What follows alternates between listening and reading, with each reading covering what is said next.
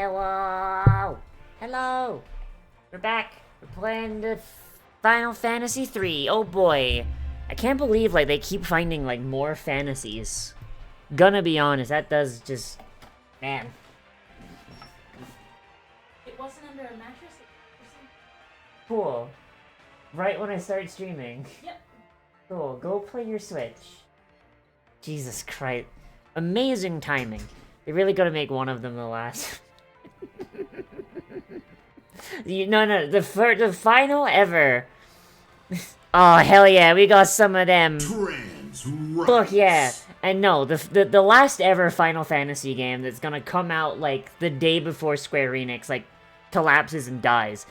They're gonna call it the first fantasy, just to leave everyone on that fucking tease, you know what I mean? Like, holy shit. She was lost alcohol. No, I just needed to delay it, because I had D&D in the morning, and I hadn't eaten, and I didn't feel great, so I just wanted to drink some water, and eat some food, and... yeah, so delayed it an hour. But we're here! Gotta fuck with the archivists, yes. Exactly. Just like all those motherfuckers that keep coming out with reboots of, like, old games, but just call them the exact same thing as the original game. So, like, oh, I love Doom. Alright, you're talking about Doom 2018, you're talking about, like, Doom from 1994. Which one? Alright, but, speaking of Final Fantasies, so we're in the, like, last part of the game. We're in the last part of the game. We have... oh, hey, Zeno has cool sunglasses. Forgot about that. So we're in the last part of the game, and right now, all we really have to do here is just get the, oh, fuck. Do I not have eye drops? Get the legendary weapons from Eureka, and then... oh, shit. We don't have any... fuck. That's annoying. Alright. Do you have a Suna? Oh, but it's a level 7 spell. Fuck. It's the part where we grind? No. No, it is not. I refuse to grind. I refuse to grind. So, something that I really like, actually, is the way that this... so we're actually playing this at, like, a really good time, because, so, the Crystal Tower... Una, Doge, and Zand, all of these fuckers exist in FF14, like it's an extended reference, and, something that's actually pretty interesting is there was a section of the game added in Stormblood called Eureka, the Forbidden Land, and it's like, ah yes, legend has it that there used to be this ancient lab beneath the Crystal Tower called Eureka, and it was there that all this fucked up shit happened. And so we've discovered this new place that looks kind of similar out here in not Japan. We're gonna call that Eureka as a reference. And now they've doubled the reference back, and it's like, aha, we've actually found that laboratory under the Crystal Tower, and it's the new Deep Dungeon, and it's called Eureka Orthos. And I don't know, I think that's just really, really fun that that literally the reference has gone on for so long in 14, that now the reference has layers.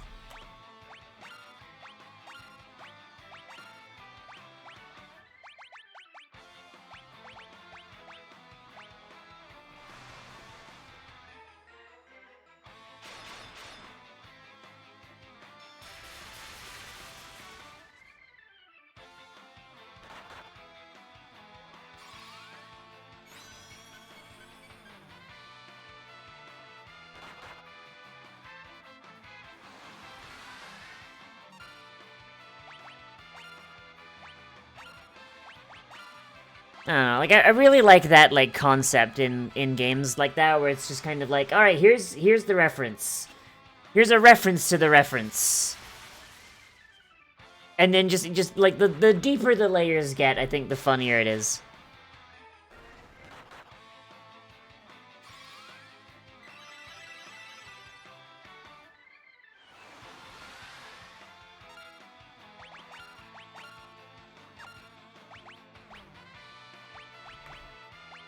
Two boosts should be enough.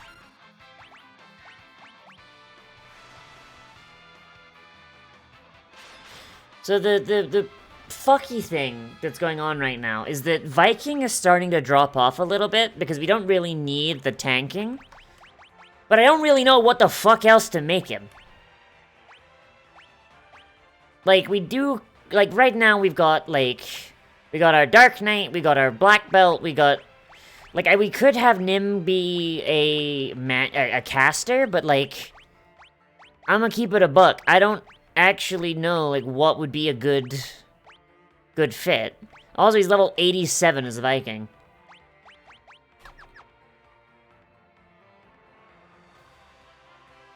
Excalibur! Oh, jeez. Alright, how many elixirs do I have? Not elixirs, high potions.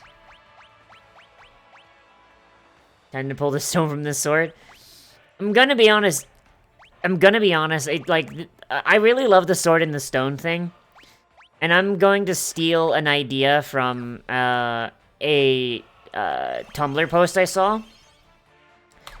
My next D&D character that's not a spellcaster she's gonna be a barbarian, and she's going to have I'll kill her list with the DM, of course, at first, but like, she's going to be a barbarian, and her whole thing is that she has a sword in a stone. And the sword and the stone cannot be destroyed. The sword can only be removed by the chosen one. This sword has been passed down through her family for generations, and they've gotten tired of waiting for the hero to show up. When am I gonna watch Puss in Boots? When I can obtain it for cheap. And I should watch Puss in Boots. Oh god. And so as a result, she is now left on a journey to find the Chosen One, with the sword and the stone on her back, which she uses as a warhammer. Because it's an unbreakable sword and an unbreakable stone.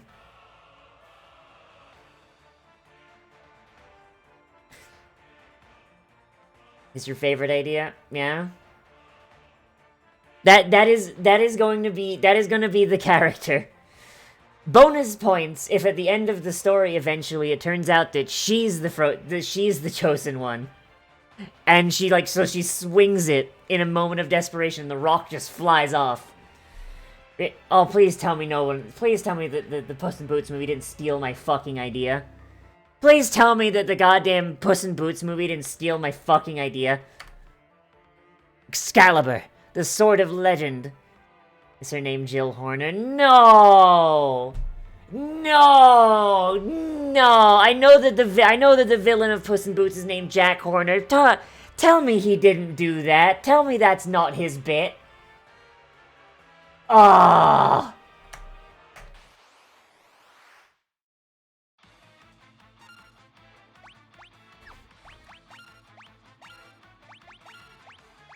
Not the entire bit? Alright, just really cool anthropomorphic. I mean, that is true. I have seen a lot of tasteful art of death in from that movie. And you know what? That does have me interested just a little bit.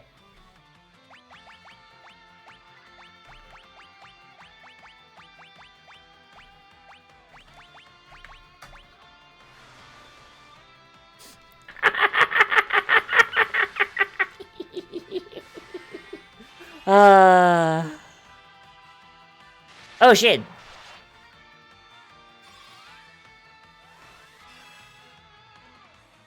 Oh, he's gonna use... Oh, no. Okay, alright. That's what he's gonna do, alright. Not judging you'd power bottom for that wolf anyway. Assuming he would let you power bottom. Asshole!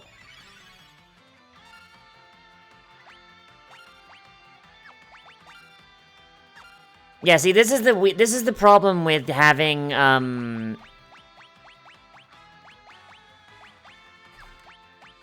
Hmm.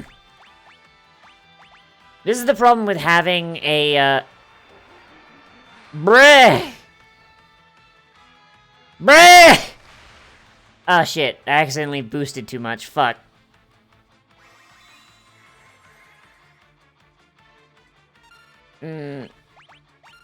Like, I really like the, I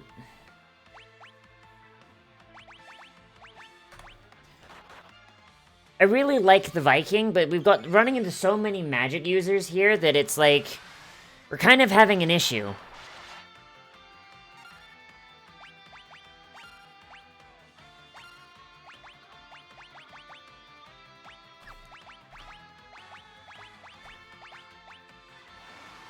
Bruh. Did the bruh not play? What the fuck? Bruh.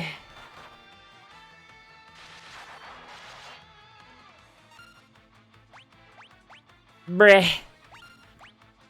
Okay, so that's 2 boosts.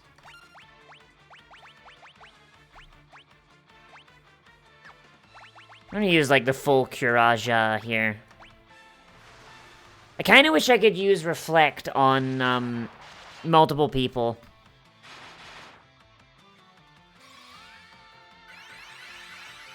Because that would be a really nice use of spell slots. Because that worked really well back in FF1.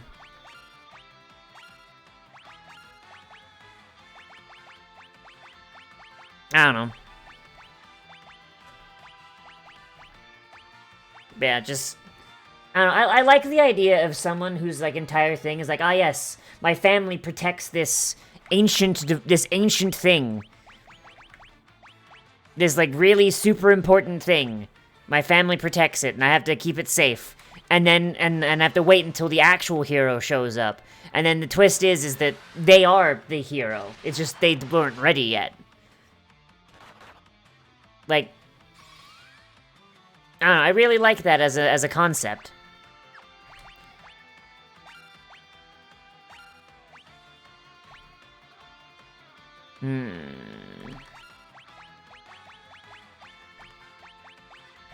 Okay. So if I give... Fuck. If I give haste to me... Love bio! Ugh. Yeah. We're running into so many... We're running into so many, magic casters. Like, I feel really bad, because, like, Nim's just falling behind. And it's literally not even his fault, it's literally just, like... The game has moved past the need for a face tank. And I really don't know what class to give him. So, like, if anyone knows, like, shit about how the balance of this game works, like, fucking hit me up, because I have no clue. This is indeed a boss fight. Most bosses at this point, it seems like they're using magic more than they are anything else. And the Viking can only resist, like, physical damage. But if the enemy does that, then I can't really do all that much.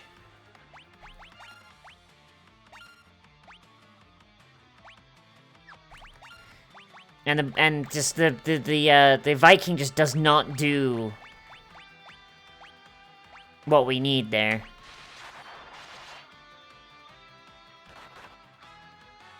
See, if he does take a hit, which if the enemy does decide to do a hit, then the Viking will take 1 damage so long as they're in red health. But then, like, compare the damage that my Dark Knight does and my Monk does to how much the Viking does, which is like 200. Like, the Dark Knight does like 2,000 damage after 1 buff.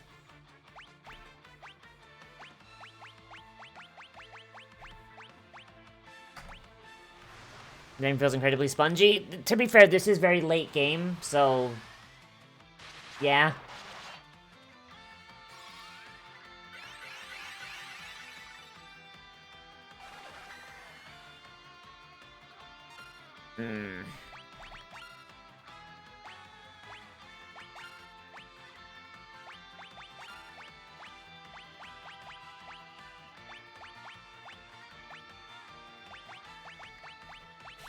I'm out of Curaga. Let's try Cura.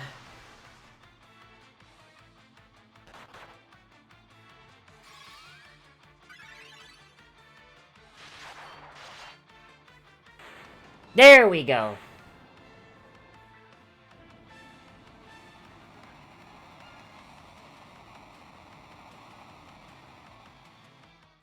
Ba ba ba ba ba ba ba boop. You obtained Excalibur. It was that easy. Like, that wasn't even really that hard of a fight, just irritating. Can anybody even equip Excalibur? Oh my god, no one here can equip Excalibur. Are you fucking kidding me? Let me guess. Let me guess who can equip Excalibur. It's the knight, isn't it? Yep, there it is! Yep, okay, we'll have Nim be a knight. Knight has a similar idea in that it will take hits for friendlies that are in low HP.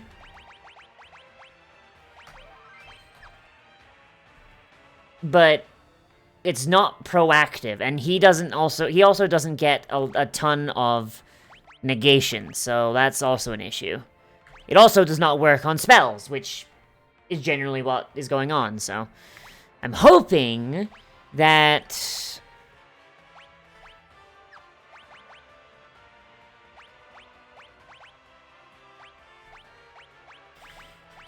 I'm gonna go with the Crystal Shield.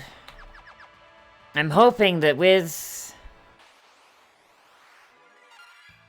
fun, alright.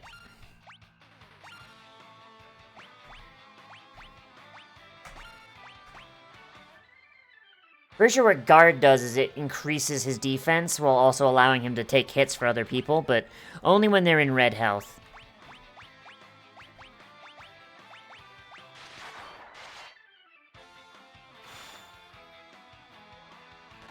Still not much in the way of damage, but I'm hoping that it's because of... I'm hoping that it's because he's not super high level. I'm hoping that once we get a little more levels on him, it'll work out. Because otherwise this is gonna be not great. He is taking very little damage. That is the good part of it, at least. Well, going anyway to get weapons until you can't use it with your current step. Yeah, I mean, to be fair, I shouldn't be using the Viking anyway. Viking is not super great, but it is what it is. Gonna use my last Curaja here. Yeah, and then you get the monk. Give him haste and 2 boosts, and they're doing damage cap.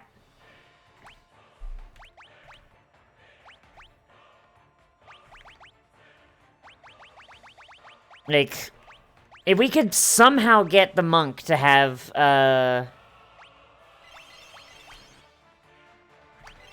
if we could somehow get the monk to just be able to do two boosts worth of power-up in 1 turn, we would be able to just nuke everything. Like, it's insane. Oh, fucking Sleipnir. Having to waste a haste on it is not optimal either.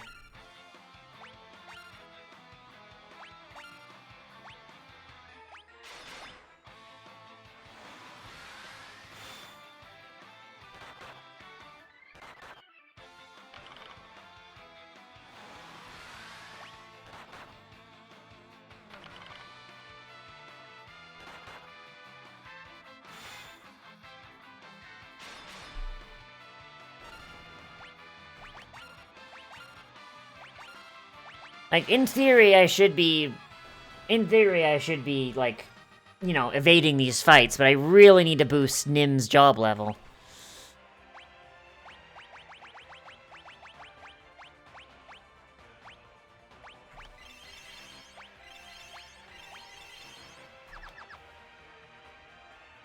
If I had an easier checkpoint in a Eureka, this would be a lot less of an annoyance.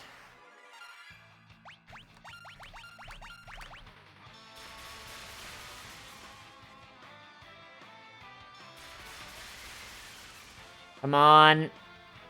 There we go. Alright, so it looks like we have a great sword and a staff.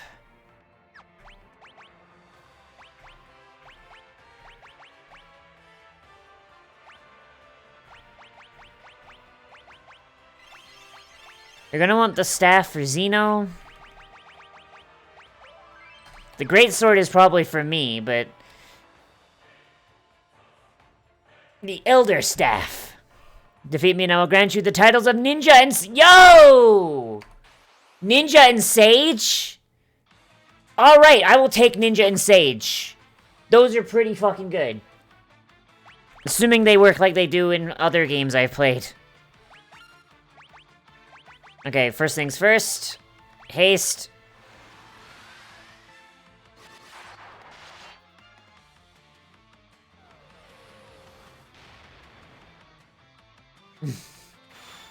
Why is it always the Elder Staff and never the new and unused staff? Because, I mean, let's be honest. A staff that's been around the block a little bit, probably gonna have like a bit more of a punch than a staff that's, you know, not been broken in yet. You know what I mean? Like.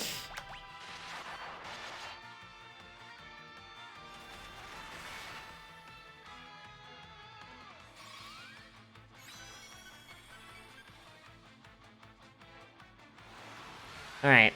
I get one more attack with both the monk and the... If this thing survives 9999 damage, I'm calling shenanigans, my guy. I'm calling fucking shenanigans. Okay, my final Curaja. Now, is it worth using? No. Let's use Cura on me, and... I want to keep me and the monk alive. Oh, damn, it has resistance. That's not great. You're still talking about magic. Oh, that's Nim dead. Ah, shit.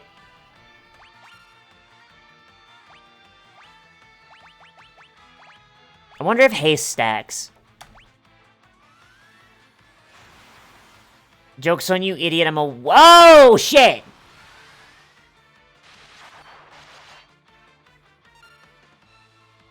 Oh, no. That's not supposed to happen.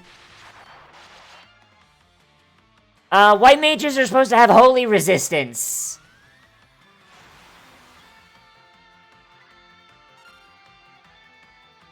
That's very not good. Okay, can we kill it?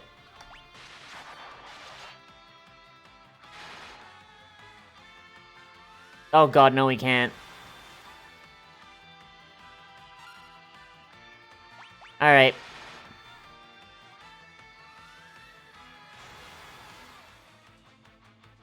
Jesus! The face when the DM refuses to read the rulebook.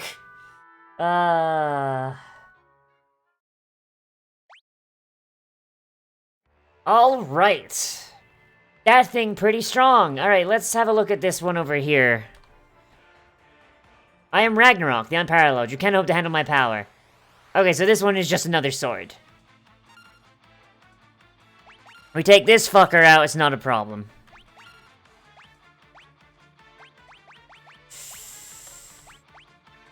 Okay, we'll go haste. Oh god, it is gold experience!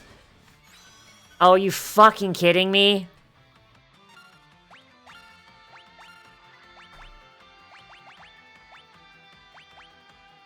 Bruh! I don't have the fucking spell slots for this shit.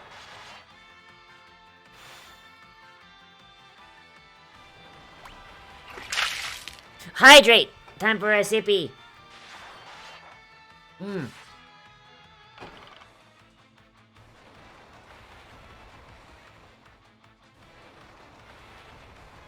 Why does he get to go twice? That's bullshit. Yeah. Alright, oh, this is an issue. Because I really want Sage and Ninja. I really want Sage and Ninja. I also want the abilities that Ragnarok has. Fuck.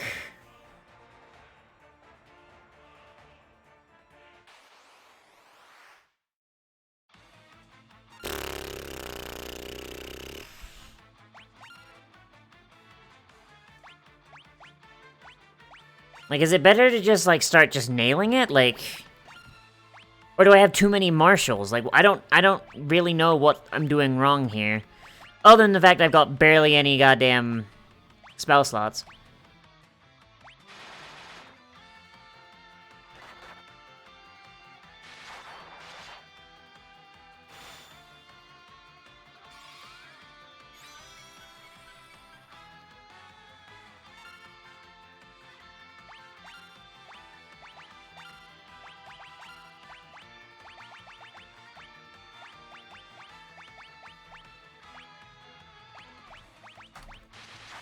If I put reflect on...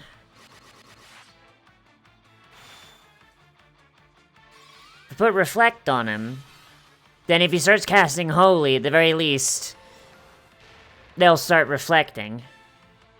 That's not great. Love that. Alright. Items. Phoenix down.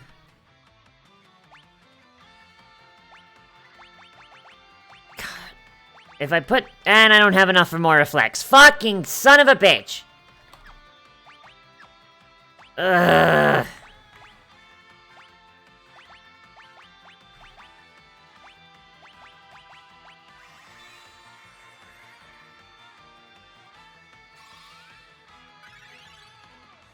I'm gonna have to use an elixir after that. Why is it suddenly why is it suddenly resisting the fucking punchies? At least we hit it with its own thing, so.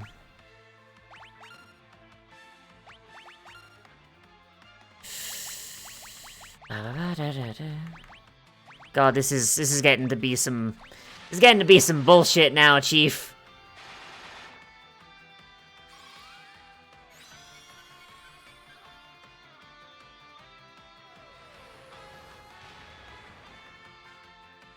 Cool, I love it. It's literally doing more damage and I have health. Actually, yeah.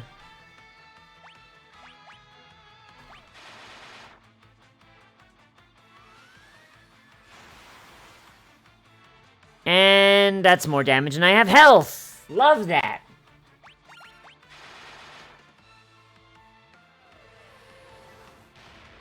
And because I am dead, that means no reflect, which means dead. Oh wait, no, reflect is one time here, right. It just healed itself for 4,000 damage.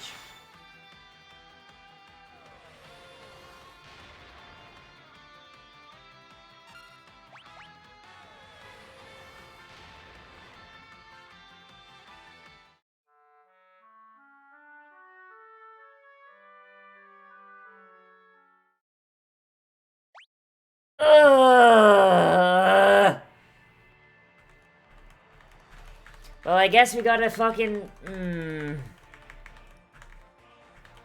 Guess we gotta grind, yay!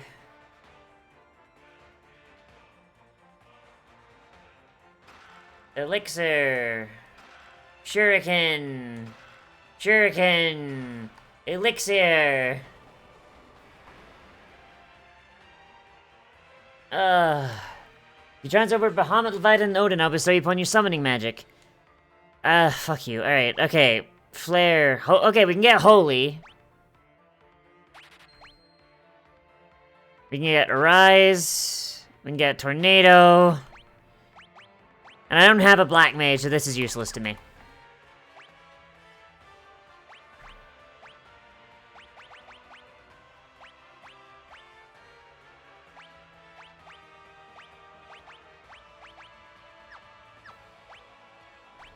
Does Xeno even have the spell slots to use these? Actually, yes. I wonder. Let's experiment. Use the boss thing counterspell your healing magic? That's true. Hang on a minute. Aha! Alright. Alright, okay. All we had to do was go through the door before we... God, imagine doing... Oh, God, imagine doing this on the NES. Holy shit, you get through and you barely scrape by, like, fighting those guys with, like, no spell slots. You go to the next room, it's like, oh yeah, like, right through this next room, this door that wasn't blocked at all. Here's a thing that just completely... Jesus.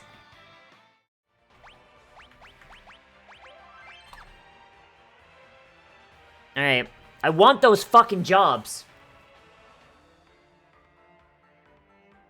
I want Sage and Ninja. God fucking damn it. Jesus can't help me here. Oh no. Alright. Attack. Attack. Magic.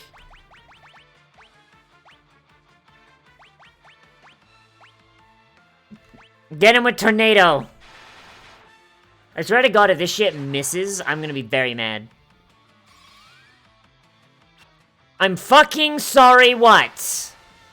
That is an 8th level spell.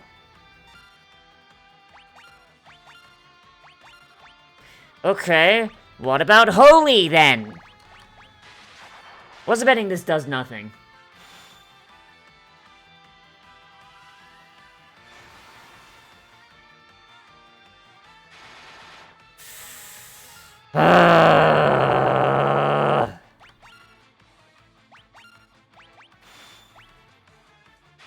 So I'm wondering if Tornado is just, like, very, very low hit chance, or if this thing is just, like, immune to high level spells. Tornado doesn't work on bosses, reduces out to 3 HP. Well, shit. Notice the hidden shop to the right? I did not notice the hidden shop to the right. At the very least, we have a spell we can use to grind, and we have a spot where we can heal up, so, I mean, hey, if it comes to grinding, then it comes to grinding.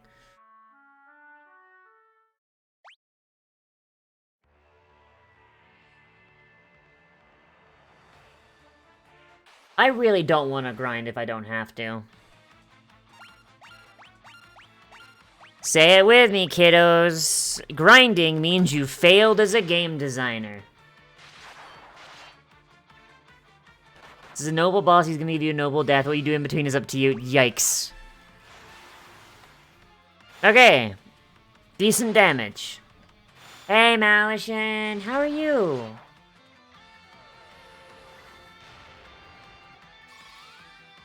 Just kill it. I want the Sage job! Give me it!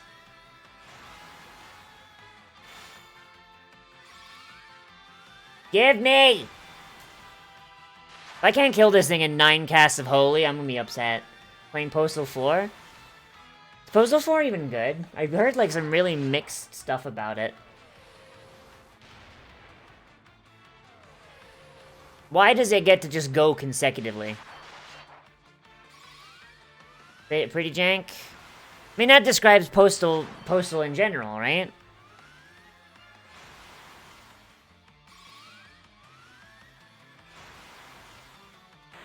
Thank you! Holy shit! Fard, even!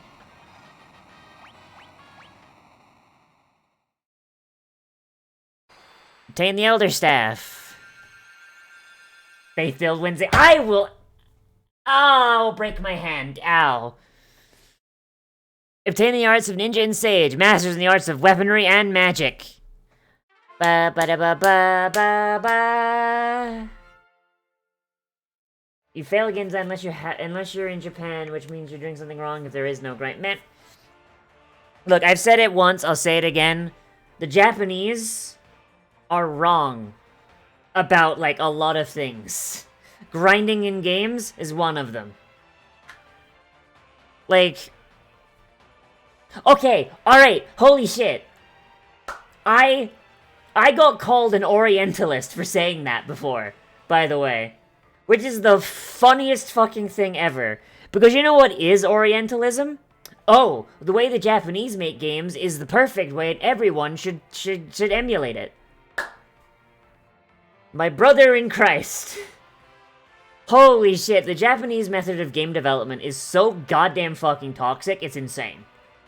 Like, yeah, they throw out some bangers. I mean, like, but like, in the West we throw out bangers too, and in the West, the Western method of developing games is bad for completely different fucking reasons. Like, in Japan, it's all about, like, wasting time. The America, well, at least recently, America is about wasting money. Ninja has, yeah, bangers like Metal Gear Solid and Nier, yeah. And here's the thing, Metal Gear Solid and Nier, They didn't come from Japanese game developers. They came from insane people that should be institutionalized. Like, have you noticed that? Every single, like, Japanese video game that is an absolute banger, it's not coming from someone who is the standard in their industry. It's coming from a fucking psychopath that should probably be visited by the funny men in white coats from the Happy Hotel.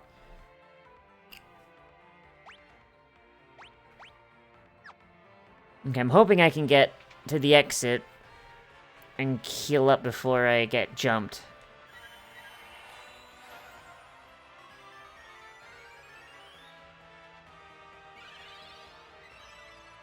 Okay, what? What, Xeno? Should I make Nim a sage? Ooh, actually, I kinda wanna be a sage, actually. That is very gender. Kidnapping people is Xeno. We're talking about insane asylums.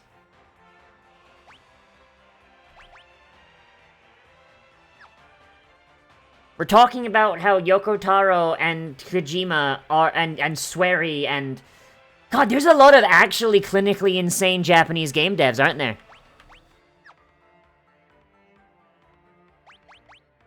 Holy shit, actually, yeah, now that I think about it, yeah, there's actually a concerning number of Japanese game devs that are, like, actually kind of concerning.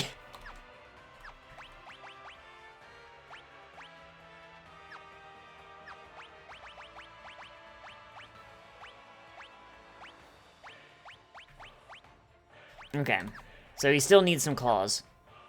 How do I define insane?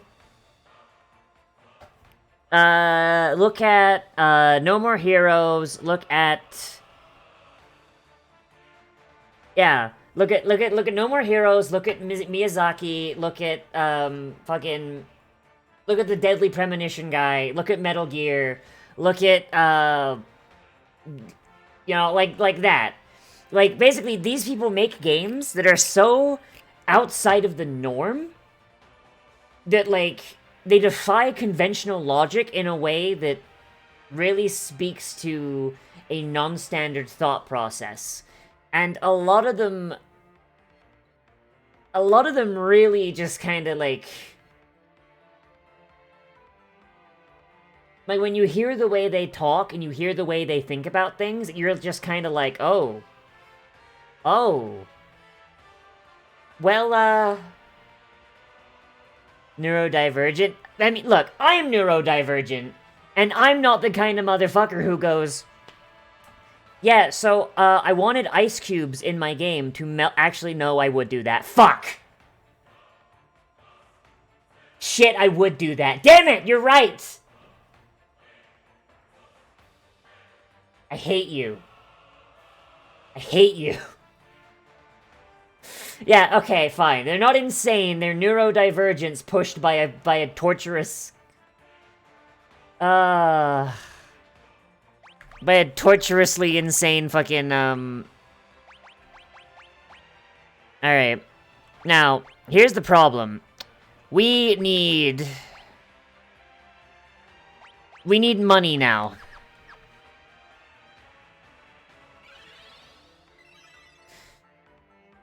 Yeah.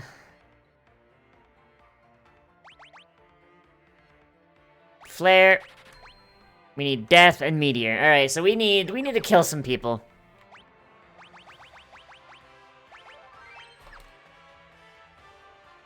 Finally, someone get the entire story near. That's what I'm talking about. Like, yeah, like the people that when you look at Japanese game design and you go like, oh man, these guys are like this is like the epitome of Stealth and a Pirate. Well, technically, Sage is, every single magic. It's... I mean, right now I have, only black magic learned, but that's because I'm dumb. So it's the Omni Mage. Like, it's the main reason when I describe my character in FF14, I don't call them a sage. Because I knew what this was. I knew this was coming. But Sage in 14 is specifically a healer that heals through the power of science. So before the new class in 14 came out, I would have described my 14 character as a Sage in, like, you know, roleplay lore bullshit. But now I can't, so I have to just use the term Omni-Mage because the term is taken. Which is annoying. Alright. I forgot to learn the spell. Fuck.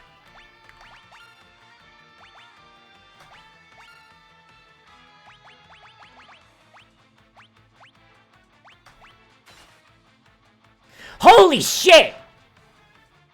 That shuriken did 7,000 damage?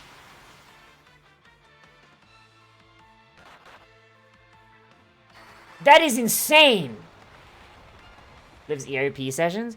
You mean you don't come up with, like, lore for your characters when you're designing them?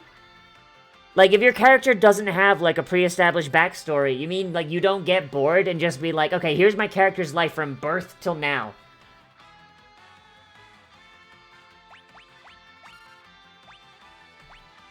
You mean you don't do that?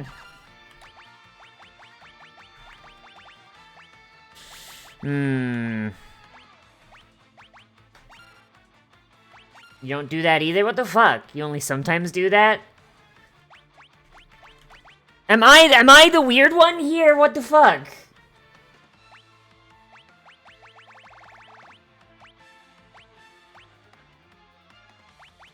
That's you going schizo mode at Amazon? Like, all of my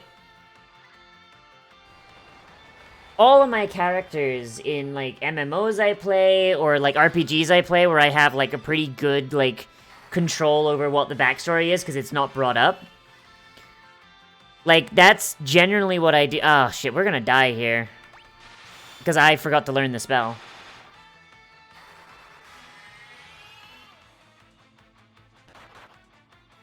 You also do that occasionally? Yeah. You're a fucking weirdo, that's how you do it? I just do it, like, I feel like I have a rough time, like, identifying with a character as I'm playing unless I do it. Like, maybe it's because I've played too many tabletop games, but, like, you give me a character, and holy shit, we're so strong that we literally killed that thing with... I wasn't even paying attention. I thought we were gonna die. I was hitting the auto-go. Because I was like, okay, we're gonna die, it's whatever. Fuck, alright. Your motivation for your characters in MMOs and games is I don't know why I'm here, all I know is I must kill. Yeah. I don't know.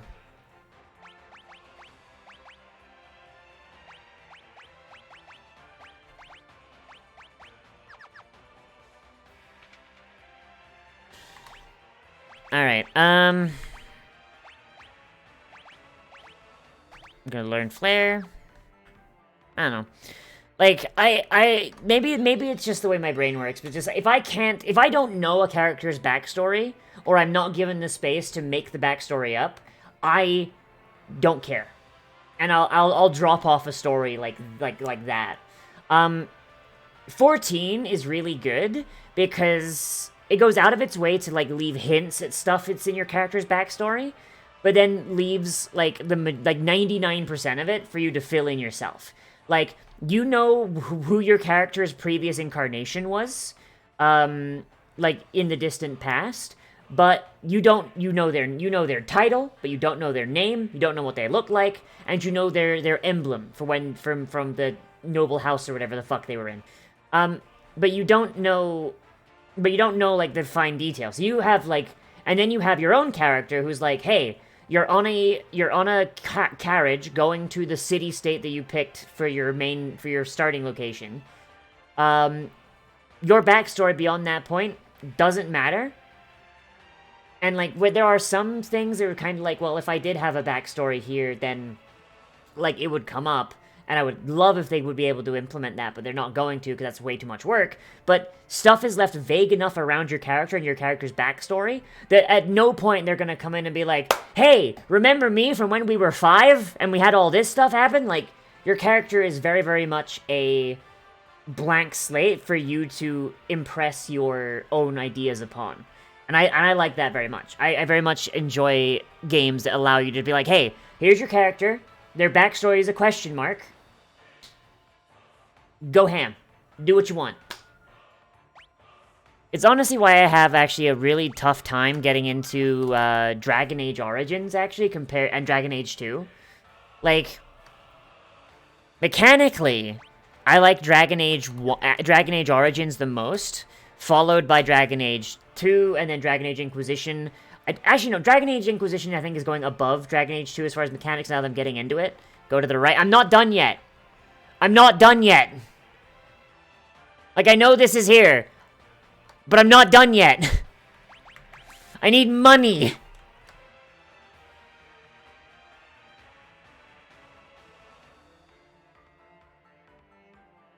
Like, I'm not going to be able to come back here for a while.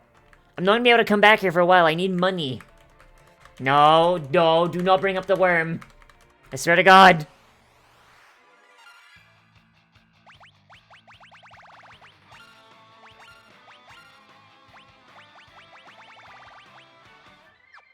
Now, let's see how, Tornado does.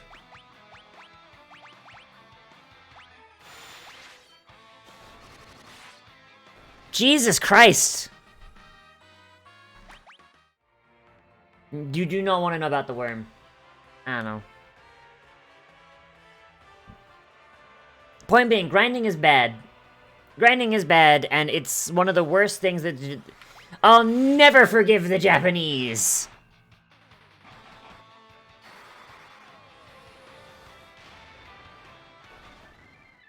Comes and can't be bothered. For me, it just happens automatically. Black belt unarmed challenge. I mean, the fucking black belt's pretty strong anyway. Like,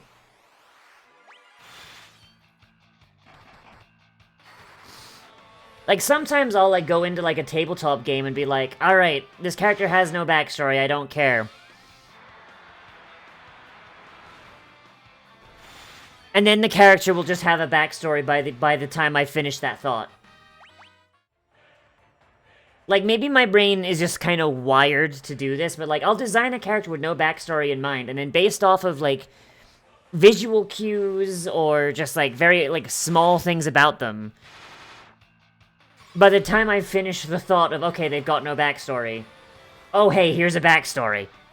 Fuck. You always make weirdo characters? I'm told I make monsters. All of my characters are precious little beans who would never do anything to hurt anybody.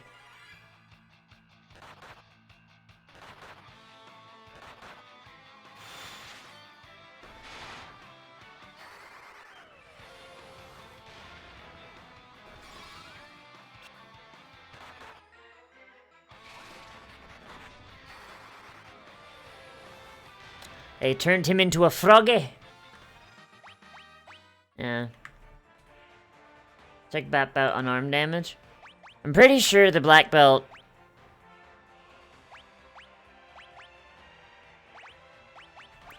Yeah, it's 183 without, 220 with.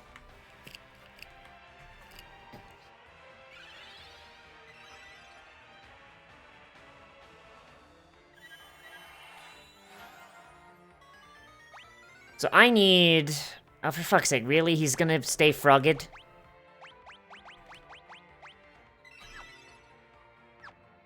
So we need another 60,000 gil. Remember that hobgoblin I tried to take a bite out of in the middle of a fight? Okay, point being, that hobgoblin was bad. That was a bad hobgoblin. He deserved it.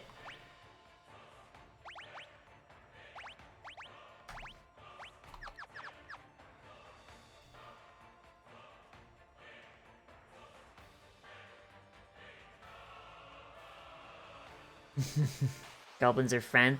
No, not hobgoblins. Goblins may be friends, but hobgoblins, nah, they're bad.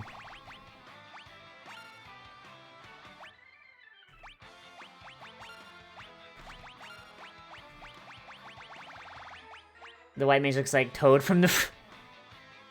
It's not a white mage, it's a sage! Also, yeah, one loving fat Kinor cat grew up in loving family sorter, doesn't go become adventurer and stab people. Ah, well, it's good, at least they're supportive. Oh, for fuck's sake.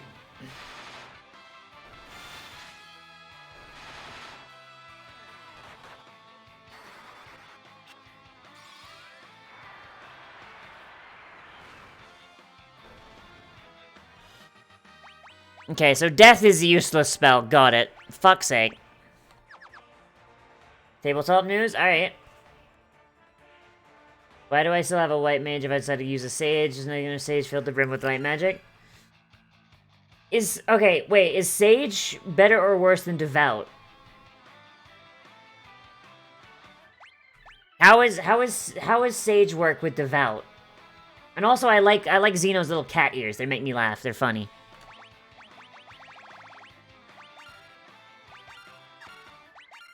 Wizard and player... Ah!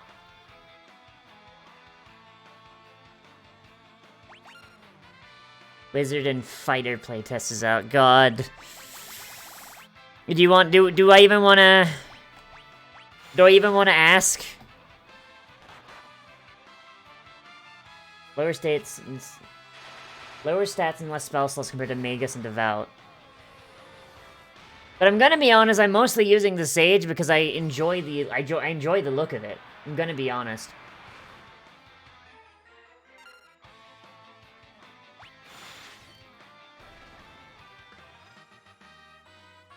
Oh, it's Cobalt Press. It's Black Flag. Okay. Hey. Oh, Hydrate. Hi, Moira. I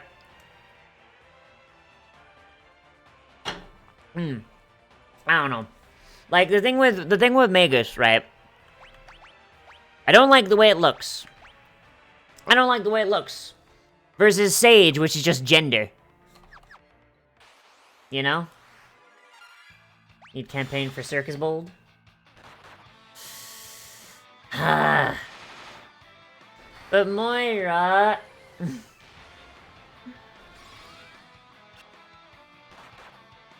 I already play too many things. Just gender? Yeah. Sage is very gender. I'm gonna be honest, if I didn't have Xeno as a white mage, I probably would have loaded the Sage up with some white magic as well. But as it stands, we need a blaster. And blasting is what I can do. So, but yeah, Moira, I would run a game where you could play your Circus Kobold, but like I got too many things I gotta do. God damn it, really? We're going for 1-1 mode 1? God damn it. Like, I have, the Pathfinder game that I want to set up, 1. I have a Cyberpunk game I want to set up for stream, 1, which is still a while out yet. I've got my... Watch Outlive. A spectator riding on an enormous spider. Ah, no! Get him out of here! Don't like him! I've got, my at-home game that I'm still writing. I've got my Sunday game. Strongest Spoder. It was a very giant Spoder. It was a very giant Spoder. It was very mean. It was a mean Spoder, specifically. Let's see. There's also a little sleep my daily schedule I can free up. That is true. Also, if I did another game, I don't know when I would even do it. Because, like, I run a game on Sunday. I plan on running another game sometime soonish, once I can get people together. Then there's the game, then, like, I play in 2 games on Thursday. I've got the morning game on Saturdays. Got the Sunday game, the one I run, and another one's run by Zeno on opposing weeks.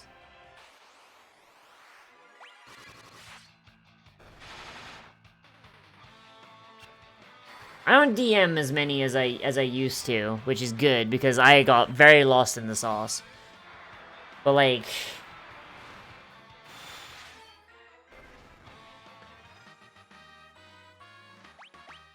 oh, DM burnout is, yeah. Right now, I actively DM one thing, and I plan on DMing another 2 things, and I think that's enough for my brain.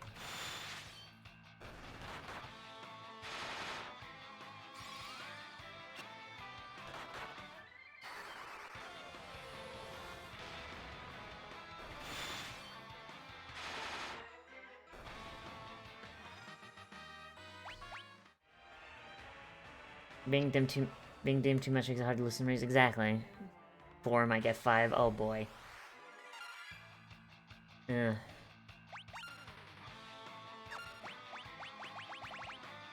Oh shit, I'm out of... Fuck.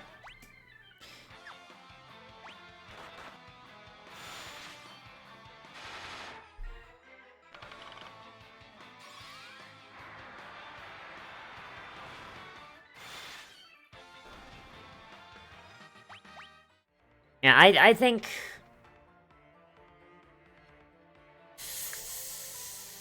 I mean, Moira, if you want to play a Circus Kobold, I do have a Kobold-related Pathfinder game that I do need to test. So I do need crash test. I do need crash test Kobolds. It's for a one-shot I plan on doing. You don't know nothing about Pathfinder? Good, neither do the people that I'm planning on running this with.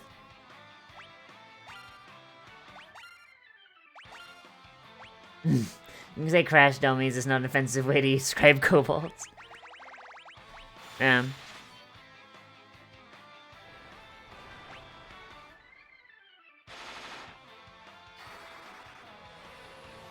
My cat is sleeping in a cardboard box to my side, and she's doing small meows in her slumber. She's just basically going. She's literally going. Like, what the fuck? Tetra.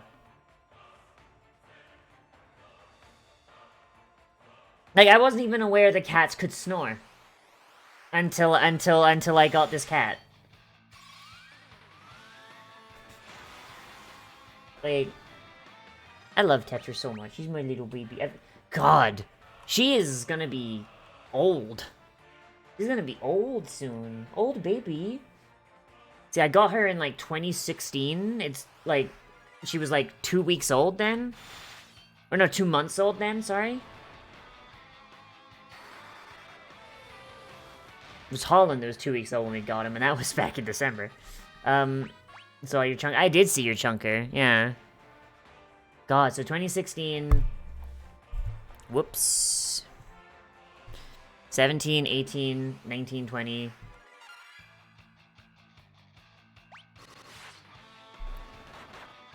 God, she's gonna be 7 this year. She's gonna be 7 this year, my god. It's hard to believe I've had this, like, this wild animal made of, like, knives and muscle living in my house and eating my food for 7 years. Jesus Christ. Most dangerous predator, yeah. Okay. Taking my happiness hostage? No. Kobolds aren't... I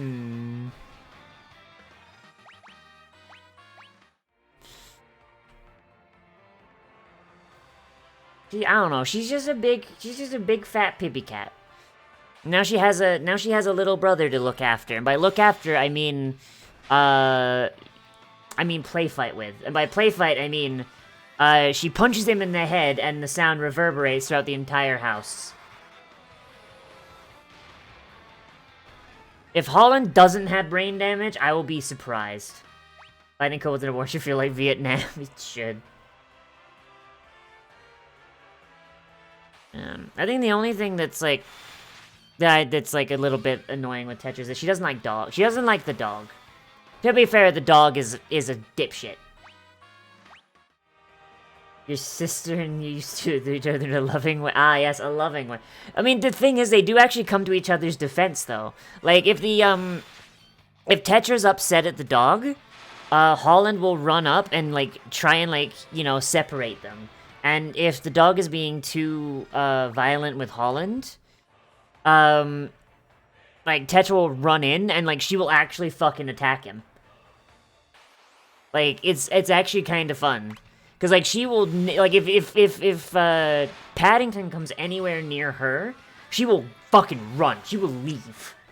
But, like, if he starts getting rough with Holland to the point where Holland doesn't like it, she will come in and she will just fucking sock him right in the mouth. Which is fucking funny, because she won't do that to defend herself.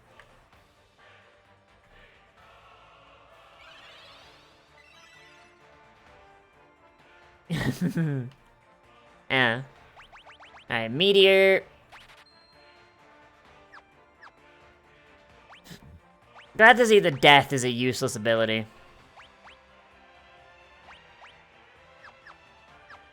I do kinda want to grab a rise and replace death with it. But that does mean we're gonna have to get more money! Alright, we're gonna remove death. And we're gonna learn a rise.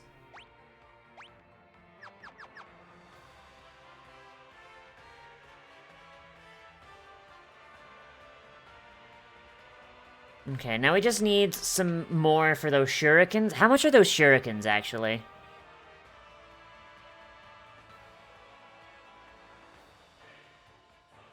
Because if we can only get this shit here... Oh my god, it's fucking 65k for one shuriken? Oh my fuck. Oh god.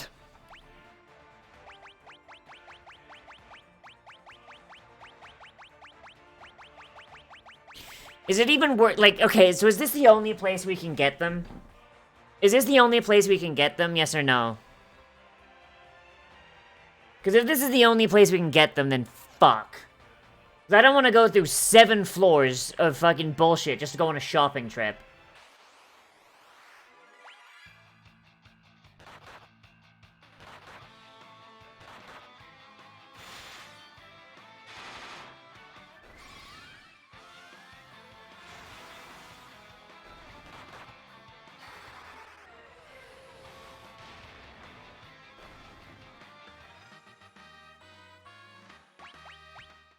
Like, at the very least, we're getting some fucking levels, but still.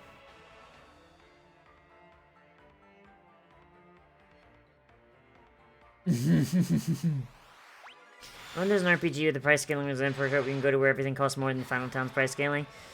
Yeah, honestly, that'd be funny. I'm honestly of the opinion... So, if I were to make this game, right, something I would do is... So, okay, so our airship... Right, our airship, the fucking... I don't even remember what it's called. The final airship. It has vending machines in it, and the vending machines have some pretty decent gear in it. Something I would do is akin to the bell bearings in Elden Ring, where anytime you go to a shop for the first time, that merchant's, like, stuff, right, is in that vending machine. And it's kind of, like, listed by town, right? So it's like, welcome to the replicator, blah, blah, blah, blah, blah. And you can just, like, select, like, a location on the vending machine. Be like, oh, yeah, show me the wares for, Secret Shop Eureka. I mean, yeah, I know you murder it. I'm said akin, not the same thing. Right? So... like, because you've seen that shop and you've been to that shop, that merchant's wares are now available in the airship, meaning that you don't have to go halfway across the fucking world. But I cheapen the mechanic of the best, but shut the fuck. What, Xeno?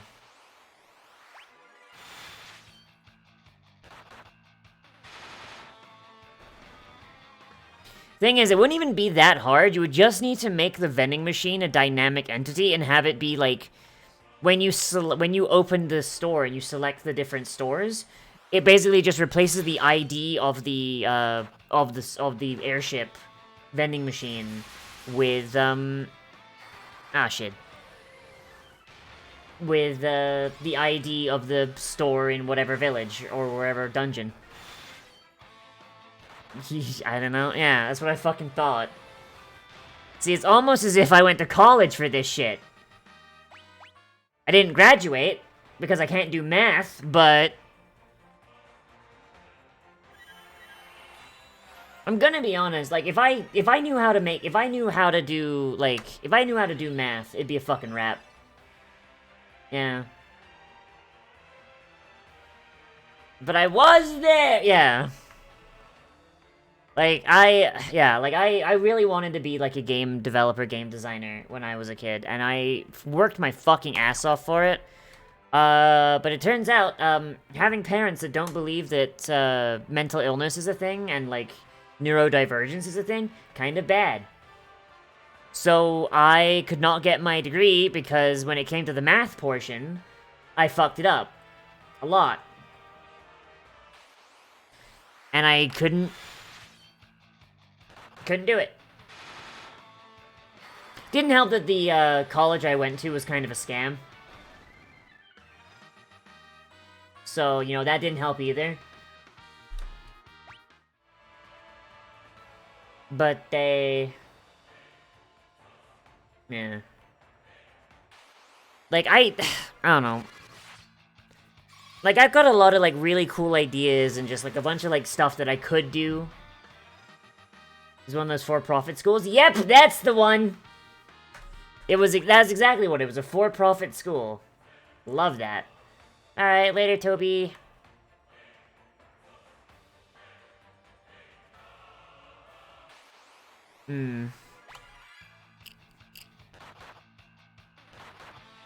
Like, there is a universe where my dyscalculia is handled and I actually went to a good school. And I'm, like, the fucking foremost fucking head of, like, some fucking auteur fucking indie dev.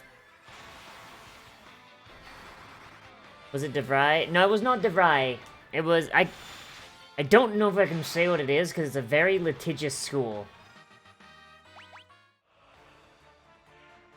I have been warned in the past by them. Like, they sent me an email saying that, hey, we need you to, remove this thing from your video because it's slanderous. Yeah.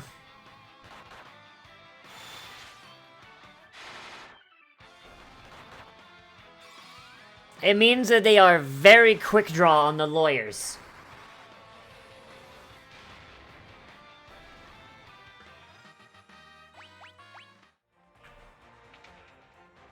Yeah. Very lawsuity. Yeah. But, the worst part about this school is that they advertise with YouTubers. They'll actually, like, contact YouTubers to do, like, fucking promotion spots for them. So, like, there's God knows how many poor fucking, like, Markiplier fucking fans who have gone to this goddamn college, because Markiplier said it was cool for money. Actually, I don't actually think Markiplier's done an ad read for them. The Completionist. Gerard the Completionist has done ad spots for them. So think about how many fucking Zoomers watching The Completionist or, like, any other member of Normal Boots has, like, gone to this college and got fucking scammed out of, like, thousands of dollars. It's insane.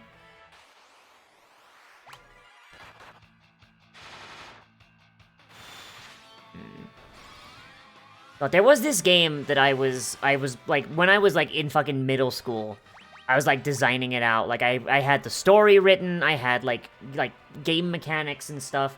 Like the ideas are all there. Like a full story, like everything. Like this massive fucking like action RPG.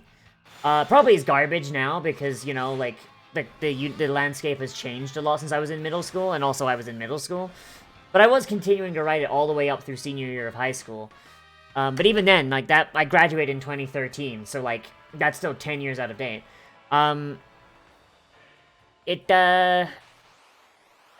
Like, literally, my only issue is I don't know how to execute it because I don't know the math, and I don't know the, I don't, At least if I knew how to 3D model, which I do want to learn, like, I could at least, you know, make the modeling and just, you know, get someone else who knows how to program.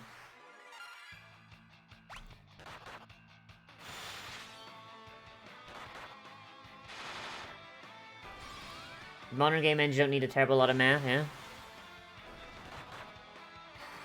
Yeah. I need to learn how to do 3D modeling. I think that's, like, my main thing holding me back right now. Like, I've been trying to get into Blender, but, like, holy shit, so many Blender tutorials are just, now draw the rest of the fucking owl. I'm like, ah! Bruh! You know what I mean? Like, there are a few I found that are pretty decent, but, like, I still, like, ugh. It's annoying. It's annoying and I don't have a lot of time.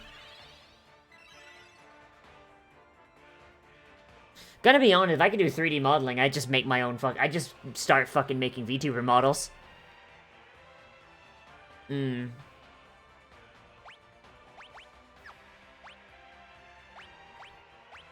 Okay. Let's grab a set of crystal mail, should we? Or should we grab...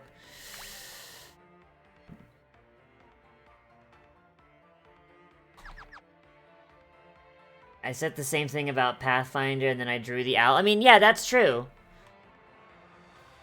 Okay, is there a way out, or am I just, like, do I have to just fucking warp out? I will learn how to draw the owl eventually. Maybe I'll even stream it. I'll just nut up one day and be like, alright, we're gonna be watching some fucking,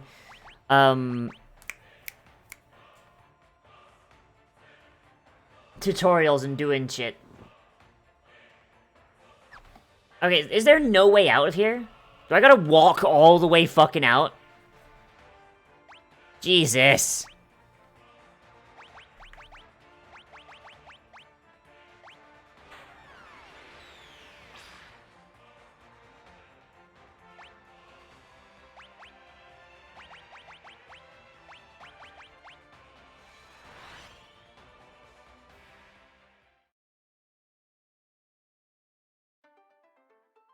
Alright, so we have all the magic weapons.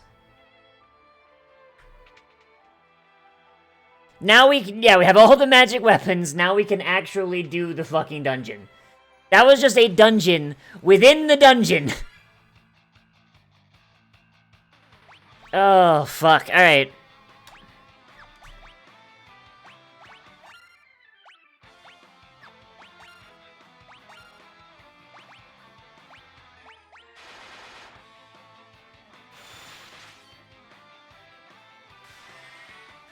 Motherfucker. Did I get my shiny boops? I did. Boop. A boopa!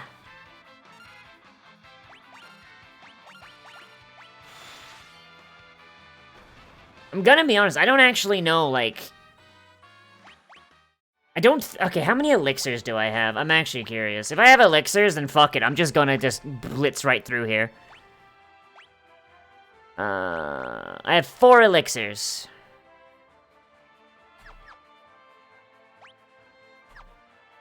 Okay, what if we just, like, you know, just walked?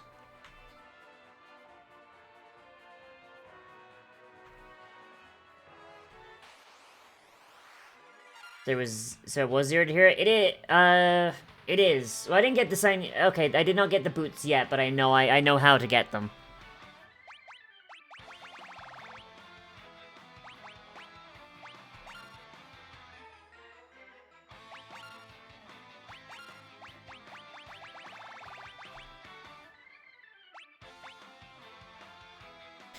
God, I'm gonna need to use Magus, aren't I?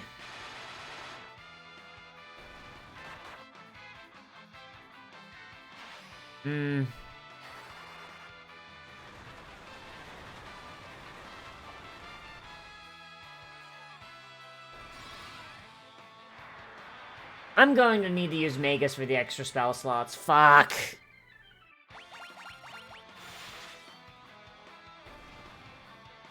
Am I gonna use the Infinite Spider build? Of course I'm gonna use the Infinite Spider build! Alright. Xeno, get us out of here. God damn it. Like, I really like the Sage's look. But I need the... But if I'm not gonna be using the... If I'm not gonna be using the fucking white magic on it... Angie... Oh, wait. I can't use the I can't use the Elder Stave. I can't use the Elder Staff. Oh, but Xeno can. Alright, well, enjoy that, Xeno. Why is there no Black Mage weapon? Angie!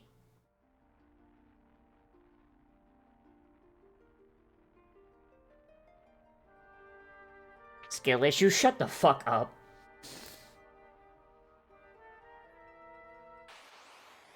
You want some French pizza? Aight, bet. Oh, wait. Oh, shit, it kept my... Gave me more spell slots.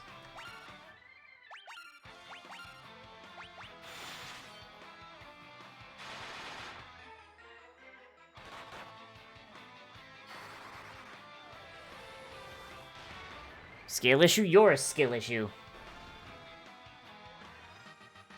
Gonna be honest, it might be worth actually just blitzing to the bottom of the...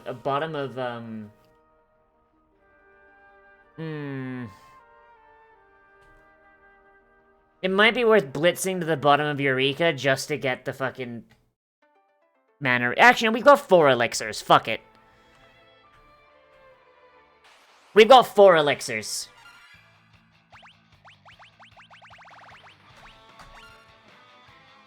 If we get to the top and there's not, like, a way to heal ourselves, fuck it.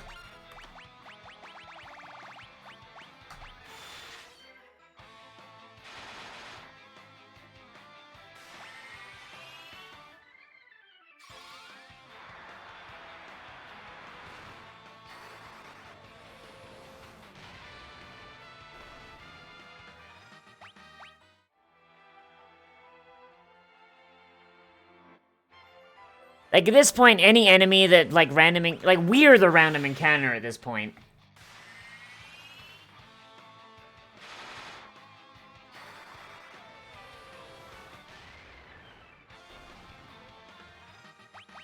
Like, at this point, like, straight up, like, we are the random encounter. Oh, geez, sure hope you enjoyed having, sure hope you enjoyed breathing, motherfucker.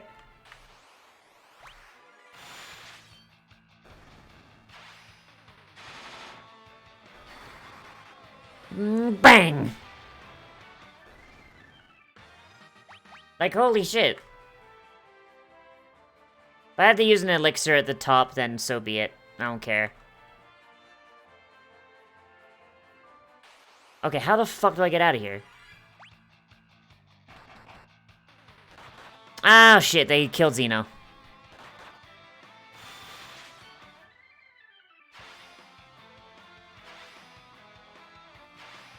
Bruh. Yeah, this is the end of the game.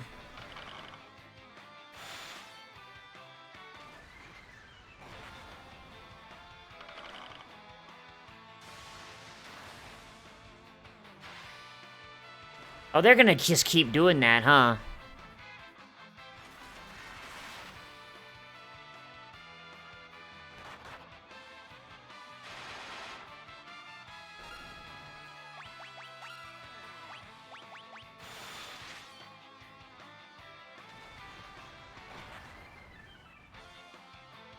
Oh well, if we die, we have the autosave, so I don't care.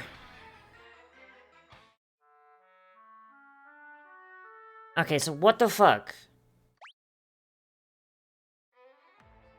Okay, I am very confused now.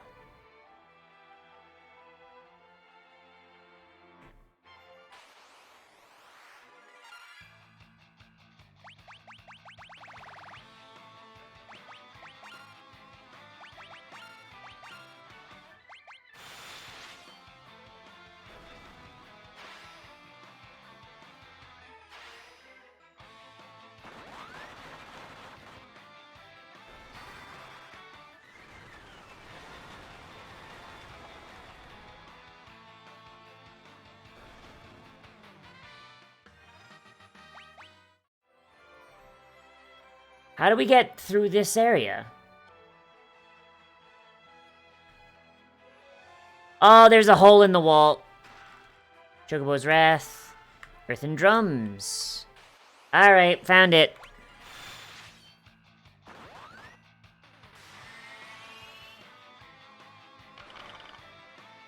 Bugs you the 9th level spells are not on screen? What? Wanna know something cursed? Yeah, sure.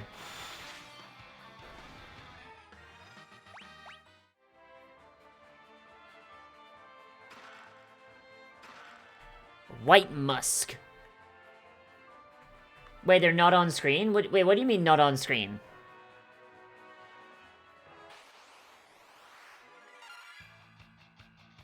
Only goes to 8th? Oh, that's true. It does only go to 8th. What the fuck? I didn't even notice that.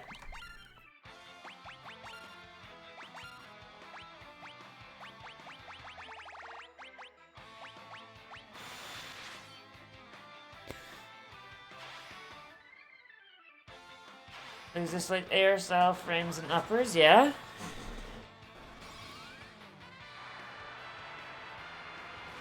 You sort of oh no. I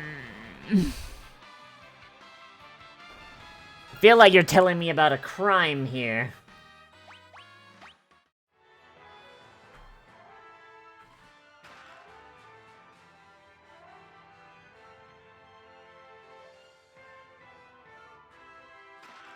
Chocobo's Wrath. Yeah, it looks like we're getting mostly scholar items here.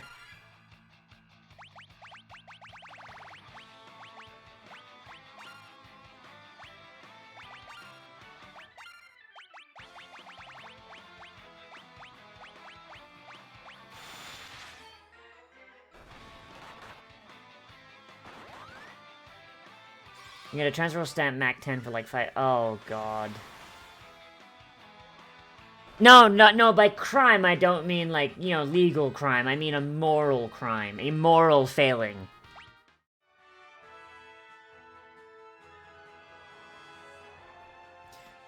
The circus key. Well, we have that.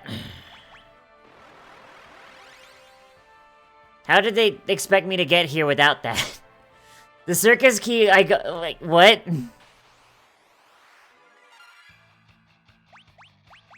Game's wacky.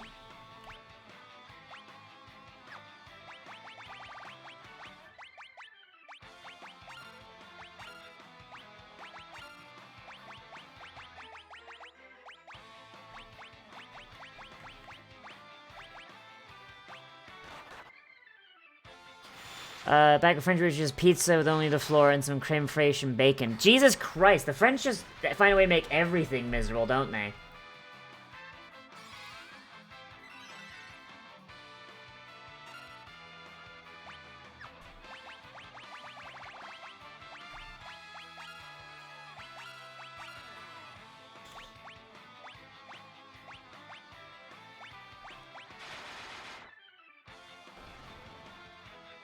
God, I could go for a pizza right now. I'm gonna be honest.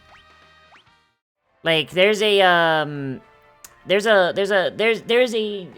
little Kaiser de Munio, like literally down the street. I've never been in there, but like, man, the fact that it's right there, and I'm like, oh, very tempted. You know what I mean? I'm just like, that'd be pretty pog right now. And I know, like, little Kaisar's is, like, maybe, you know, not the most popular pizza place, but, like, pizza's pizza, my guy. I didn't say it was good pizza, I said it hot and it ready. And also, like, anything's better than fucking Hungry Howie's. Like, can we come up with like a fucking like a tier list for pizza places? Oh shit, ninjas.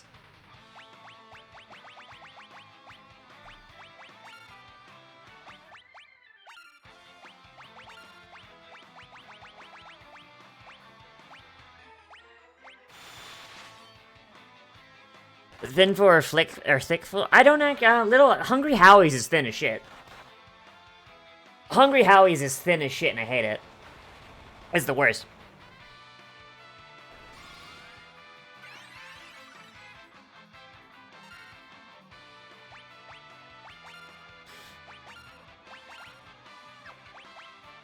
The worm! Wait, oh, wait, no. Sorry, important question based on the answer which are thick. The thicker the base of your pizza, the better. Like, if your pizza, if the bottom of your pizza is too thin, then the fucking, like, sauce and cheese and shit's got nothing to sit on. And it's gonna be, like... one of two things. It's either gonna be, like, limp and floppy and just kind of go everywhere, or it's gonna be, like, cardboard and just be, like, school pizza. Fuck you!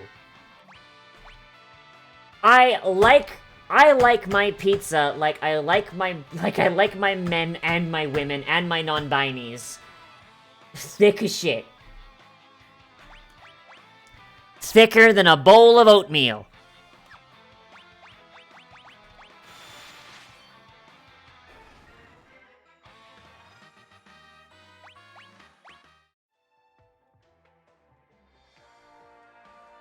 Look, if it don't got meat on its bones, I don't want it. You like little Quesar sushi pizza? Alright. Very sweet for one. Shut the fuck up. I will bully you.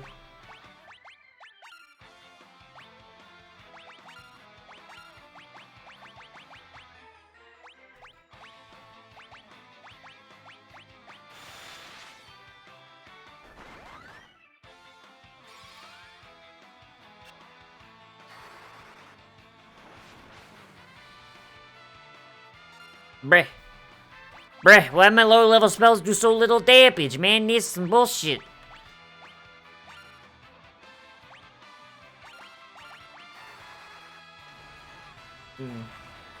But, so Malison, is Kaisa de Muño is actually decent pizza? I'm gonna be honest, like, I really like saying, like, little Kaisars in, like, fucking Latin. I don't know. For some reason, the idea of just a pizza place. Kaisa de Muño. Like, that's just some fucking cool shit. Is your preferred option? Oh, shit. Well, maybe if I have some extra money next month, I might just, like, go walk down and be like, hey, yo, pizza. Hey, yo, man. Oh, wait, this guy's probably a fire dude, right?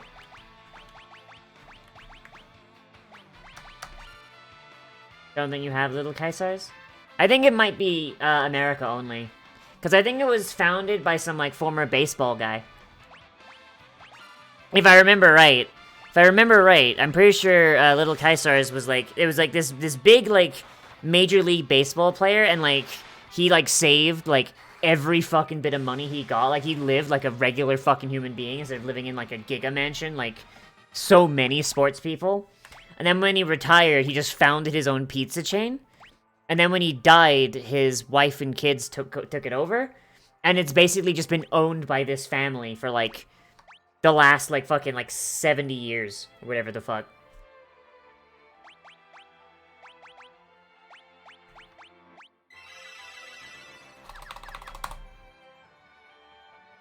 Like, my man's just literally was like, I'm gonna play baseball.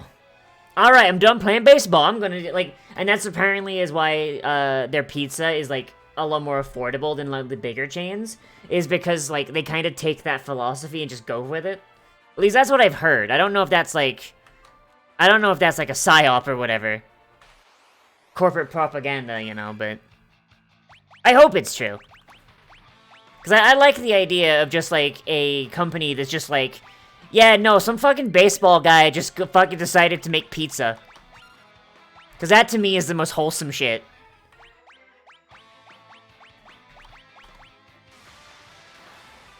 Founder Little Kaisar paid Rosa Parks rent for, like, 40 years? Holy shit. Okay, Little Kaisar's is absolutely based. Holy shit. More importantly, it's only $5 for a pizza? Holy shit. Yeah?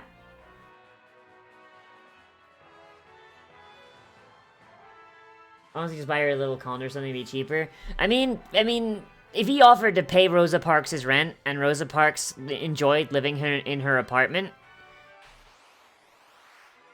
Also, remember, Rosa Parks was black. And she lived through the civil rights movement. I imagine if the owner of Little Caesars, Little Caesars, bought her a fucking bought her a condo and she moved in, she would have had that building burned down in a week. Because remember, most places where you can buy property were white neighborhoods.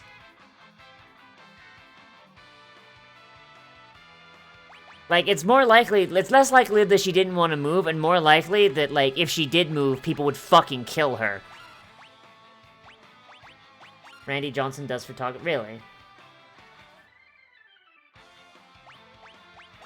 Neat. Just like in the 90s? Okay. Into the 90s.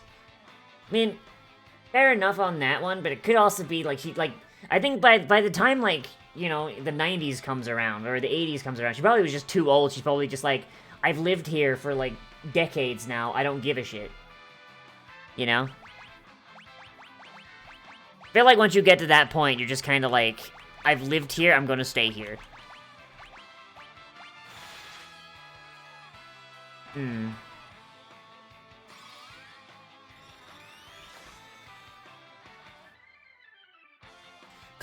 Like, what is the point of Libra at this point? Probably just asked her if he wanted to have... Yeah. Man owns one of the... Like, little Caesars is fucking everywhere, so it would not surprise me if there is just literally just... Like, the dude was just like, hey, yo, what you want? And it's just not a big deal. Randy Johnson is the guy who exploded... Yo, what?! Wait, is that the little Caesars guy? He exploded a dove with a ball? Holy shit.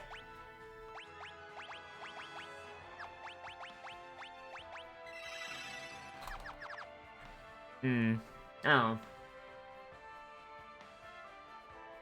God, man, I really want pizza now. God damn it. Motherfuckers.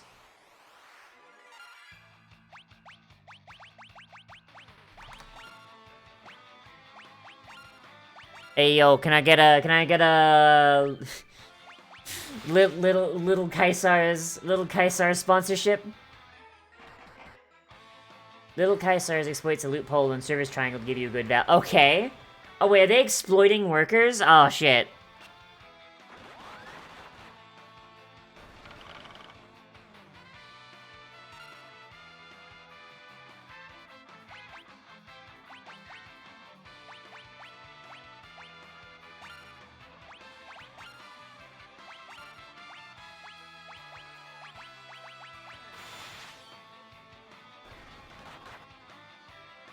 Every pizza shop exploits... I mean, yeah, but like... It's like a love.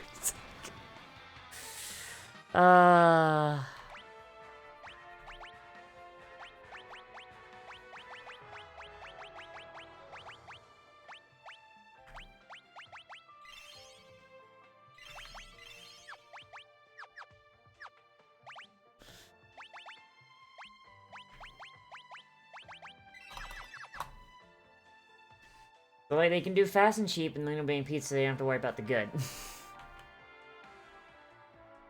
I mean, that is true. Like, it's really hard to fuck up. Another elder staff? I'm fucking sorry. We had to fucking fight. We had to fucking fight an eldritch deity to get the elder staff. A forbidden weapon. And there's just another one! Are you fucking kidding me? I'm upset. That's what you meant by exploit. You didn't mean... Okay, fair enough. Man, no weaknesses. Jeez, what's the fucking point? Bruh. Why is the sound alerts not working? Why is bruh specifically not working?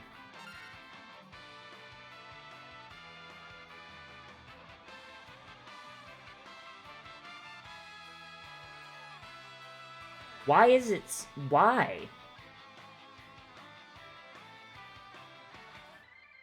Okay, that's bugging me now.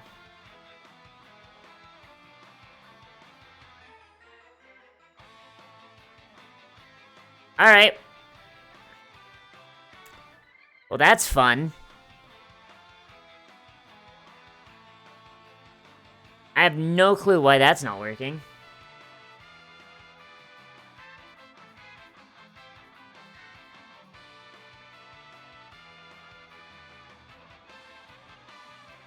Oh, the fucking terms and service updated. That's why.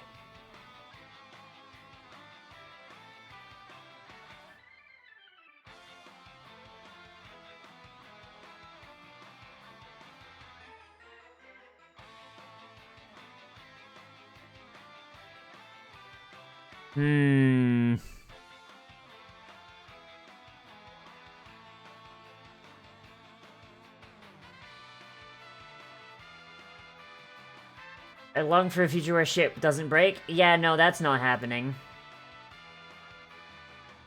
Oh, no, it's broken. Cool. You get it right away. Walk and give him $5 plus taxes around, give you hot pizza and you're at 3 minutes. Jesus. Yeah, okay, well, I guess, nobody redeems sound alerts.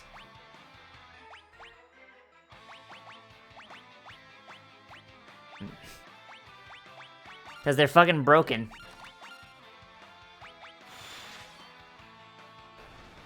Like, it says they're cute, but they're not playing. Which is, like, really annoying. A sippy? I shall take a sippy.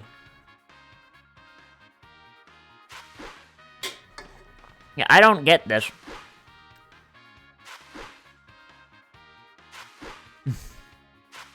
Really enjoying that, huh?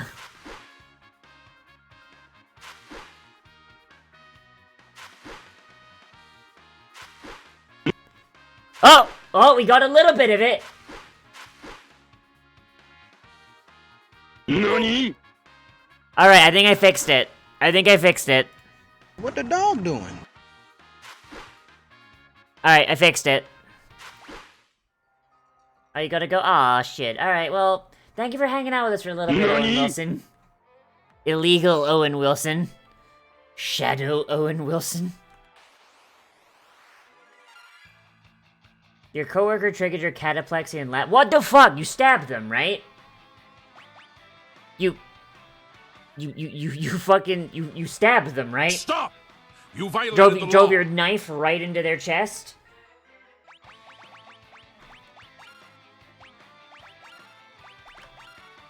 Like, holy shit. Like, I have trouble breathing, like, if I laugh too hard. I don't know if it's the same shit you got, but, like... Remember, like, fucking, like, not that long ago, like, we both fucking almost killed each other in a Discord call? Oh, no. I've never hit that point. But, like, fuck, I've come close.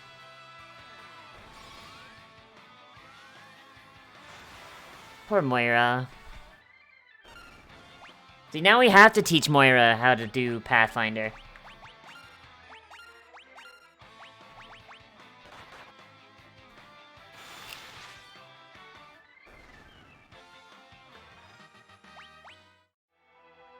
He drops it and made a huge bang. Whoa! Did he drop it on purpose? What the fuck? Drop that man into the fucking bowels of hell. Holy shit. Another Phoenix down. Bruh! Hate this dickhead.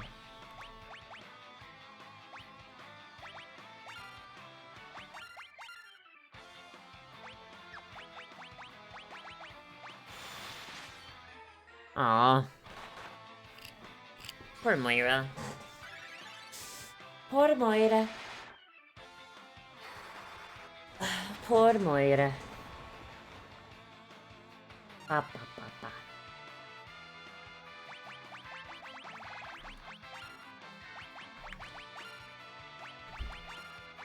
What the fuck is happening outside?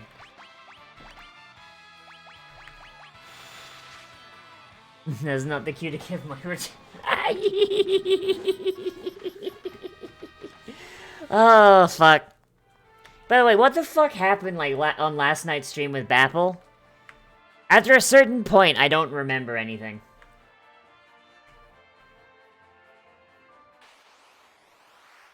Or at least, like, I don't remember specifics.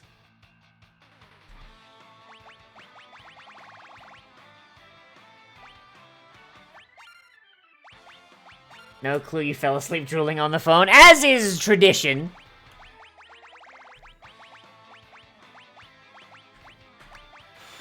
Good work, Shid. I was hoping that someone would have been. Ah, well. I'm sure if I did something embarrassing, I'll message Appleseed, like, later, and Appleseed will be like, "You are blocked." And I'm like, fuck. Shit, really? That bad? Damn.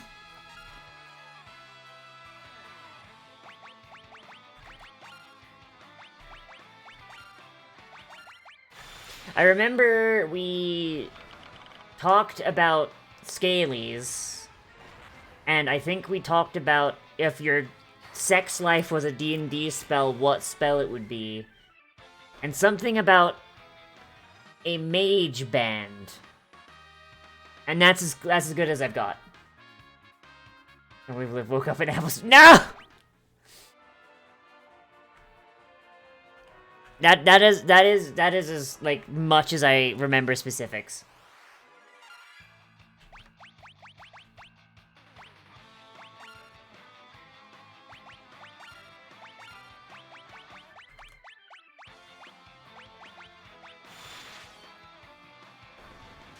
It'd be True Strike? Absolutely. Fuck.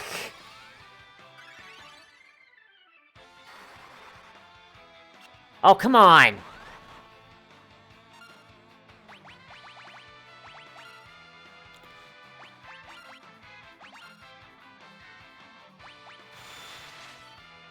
The worm, what was, will be. I do remember the worm. I do remember y'all and your fucking worm, because that was during the Wasteland stream.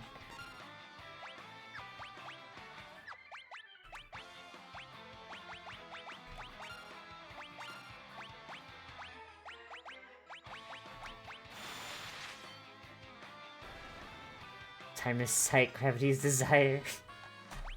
You'd be life transference? Nah. Nah, y'all weak.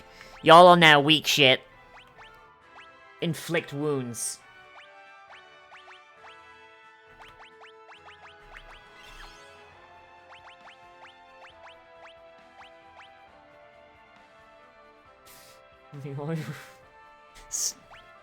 God, you and your fucking worms.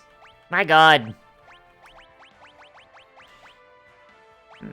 Where the fuck is the...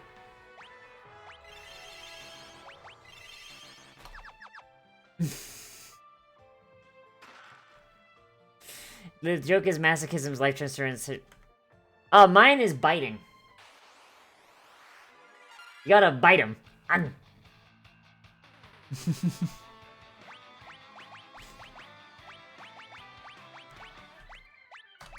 Like, if you ain't waking up in the morning with, like, things you can't explain, did you really have a good I'm talking mad shit for an asexual, aren't I?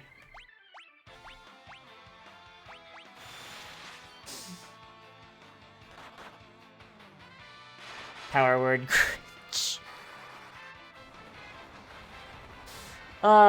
Talking mad shit for a bottom that'll just key smash the moment anyone does anything. Oh man, how'd my leg get over there? Damn. Must have been fun.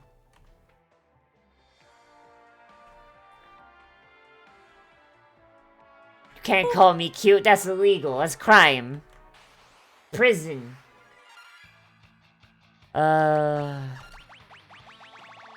I'm trying to use as little mana as I can. before I have to use a elixir here. First of all, how dare you? Release me from this cage! Aim to miss me.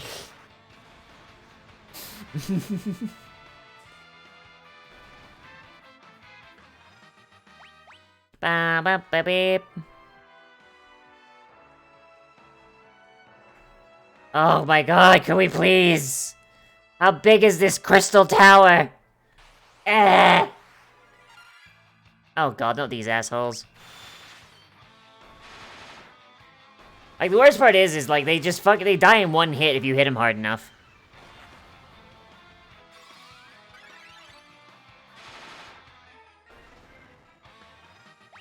You want to do Titan boxing? What? Okay, dare I ask what Titan boxing is? Dare I ask? Oh no.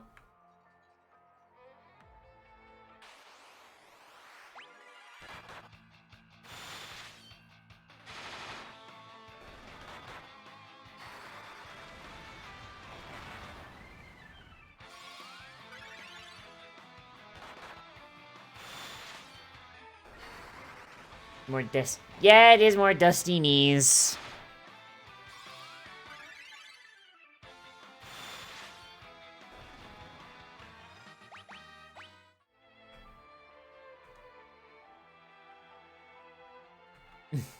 Bubble. Oh.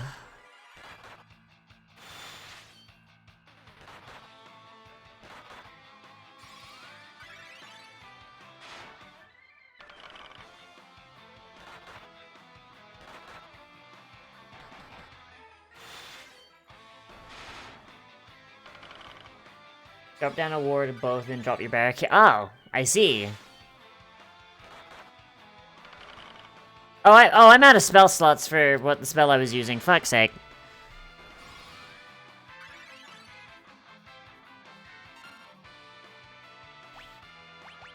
Do I have an antidote? No, no. Nope. Alright, we are down to 5th level spells. Thundaga!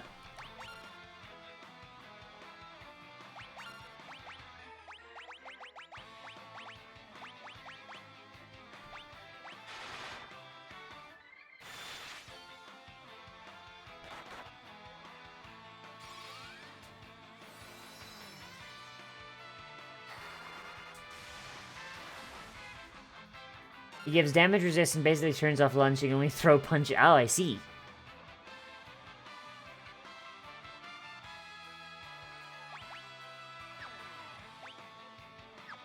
But just kill this fucking thing.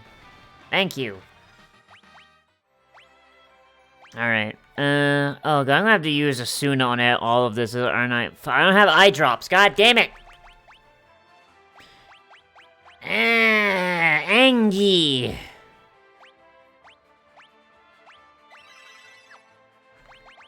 Okay, we'll use Cure and just top everyone off. I mean, like, before when we reach a boss, we're gonna just use elixirs anyway, so it's not really a big issue, but, like... God, I'm so ready for this game to be over. Not that I didn't have fun, mind you, this is definitely a lot more fun than the latter half of FF2 was, but, like... Fuck, you know what I mean? The final dungeon is always just the biggest pisser, holy shit.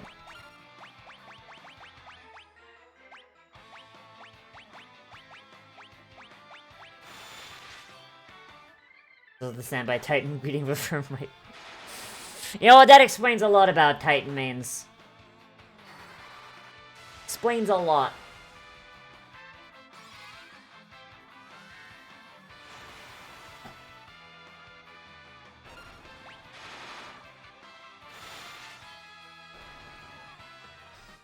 You Titans are a contentious people.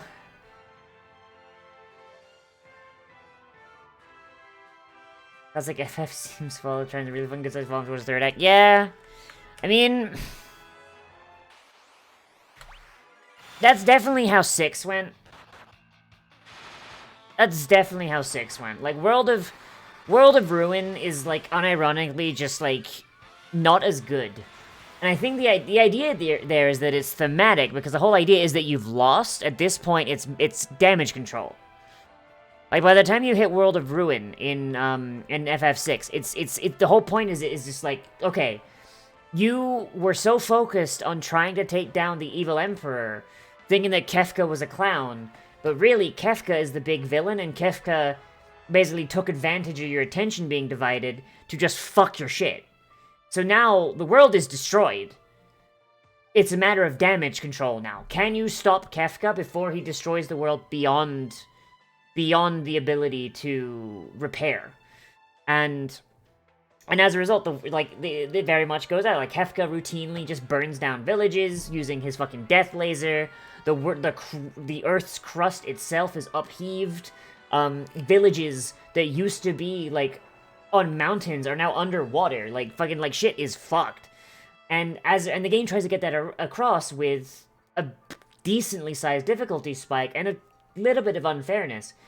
You can overcome that unfairness pretty quickly if you know what you're doing, but if you're doing it the first time through or you haven't played it in a while, it's kind of a brick fucking wall, and it sucks. Here we've got a similar thing where, like, we've been having fun just kind of going, and then it's just started just grinding to a halt. And I'm wondering if that's just, like, across the board with the older Final Fantasy games, or if it's just in situations where it's more thematic. I don't know.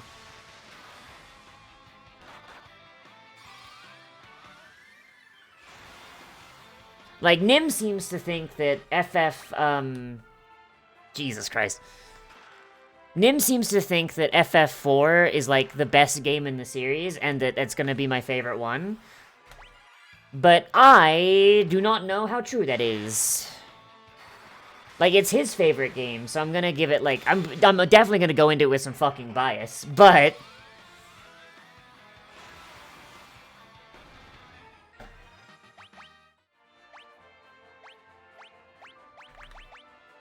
I'm definitely kind of preparing for, like, a thing of, like, you know, alright, we reached Act 3.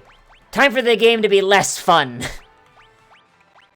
I need Phoenix down.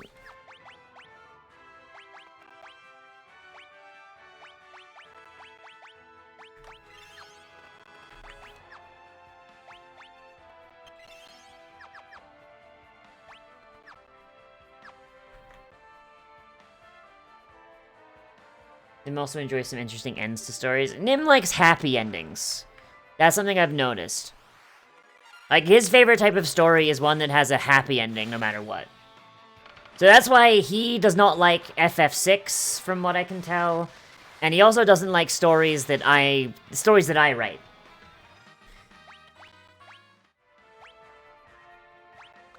Because most of the stories I write usually tend to be kind of downers. Even if there is a happy ending, it's still like a little bit of a downer to get there, you know?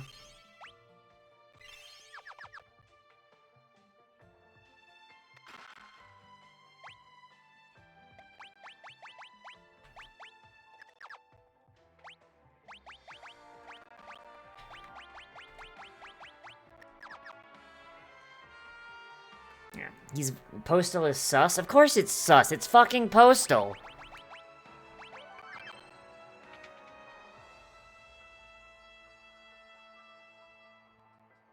Oh, this is gonna suck.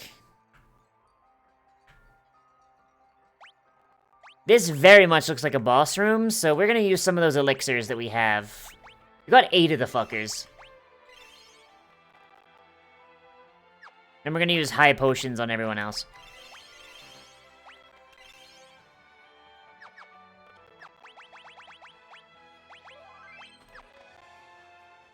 I mean, most people like being sad endings. I mean, it's not so much of a sad ending, it's more of like, it's a happy ending, but like, getting there was not the most fun, you know? Like, a character is broken down and goes through the most horrific, traumatic bullshit. Like, stuff that is, like, nasty and would break most people. And then at the end, it becomes happy, but they've still got to live with what went wrong. Haha, gullible fools! This mirror paralyzes anyone who looks into it. Now the 5 worms can feast on your soon-to-be corpses. Yeah. Downer endings require a lot of work. What downer endings require is that you know firsthand how that feels. No, you did not hear the worm! Like, downer endings require that you... So the main issue with downer endings is that some people will make them either too sad, or they'll make them too happy. You know? If the person goes through, like, horrific shit, and it's way too happy at the end, and there seems to be no consequence for the horrific shit happening, then that's when it becomes an issue. But you gotta have that balance. And generally, the people who write the best downer endings are people who had really fucked up upbringings. So, like, lives need therapy. That's what VTubing's for, Moira. Hey! We can't move. Stupid children. Have no fear. That sound like I hate the worm. I hate the worm so much. As I told you before, our souls are eternal. Listen, the only thing that can break the curse of the 5 worms is 5 hearts of pure light. You have to persevere until I can gather them. Do you want to... What? Whose fucking hearts is he grabbing? That's why I go to our weekly tabletop sessions for group therapy. Yes! And that's why you need to start inviting me again, Nicey. Fuck!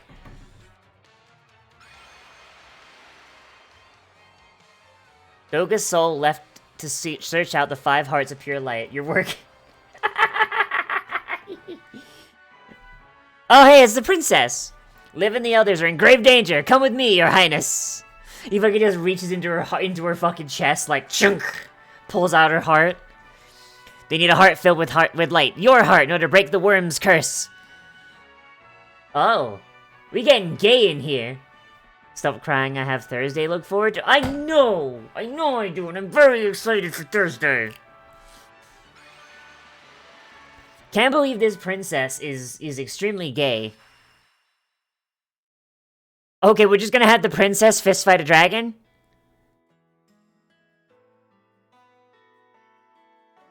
Oh my, of fucking course Sid is here. Yeah, Zeno runs a D&D game on Thursday. Sid, I need your help. I live and the others in danger, of course I'll help. Okay, how does Doga and Sid know each other? That's what I want to fucking know. Yes, bring in this old man, whose only claim to fame is wrecking airships. Desh must have perished in the furnace. Heave-ho! He's okay! Holy, he's been okay this entire time? What the fuck? This man has been in this furnace for months at this point. What the fuck? Holy shit, oh my god. Of course, don't run me off yet. Who's asking? I don't think I've seen you before, Gramps. Wherever you are, you call it a good time. I only just finished repairing the Tower of Owen. It was a close call, that's for sure. There's a well there I thought a floating continent was done for. Dash, the Warriors of Light are in trouble. Jeez, I put out one fire, another... You've been in there for weeks! Holy shit!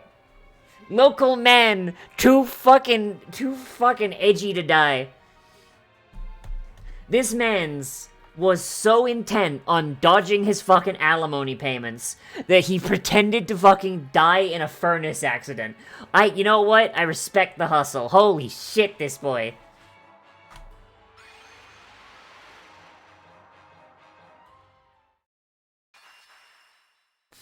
Oh, Jesus.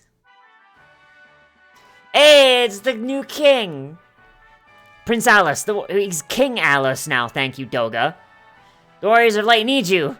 Oh no, I must go to live in the other- Everyone loves me, specifically! Me! I'm the protagonist! I'm the best one! It's me! I'm the protagonist! Jesus Christ, they really did just...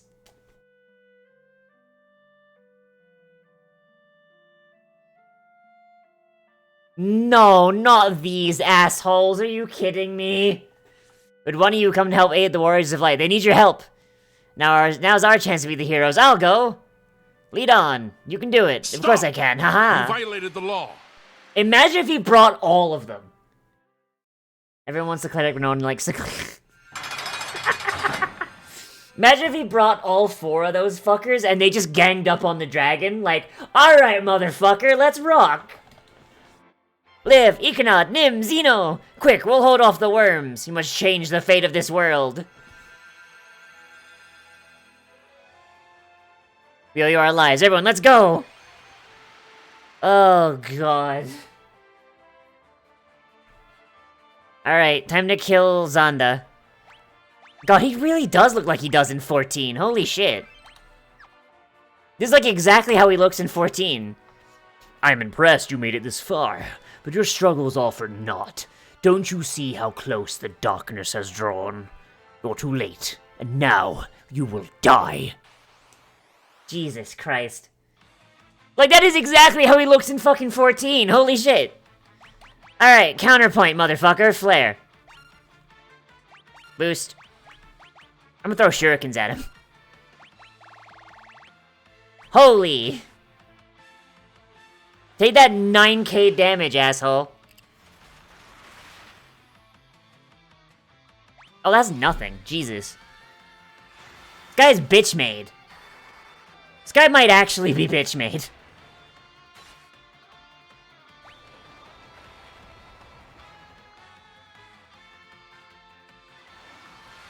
Alright, we're gonna have to heal up on this next one, but that's fine.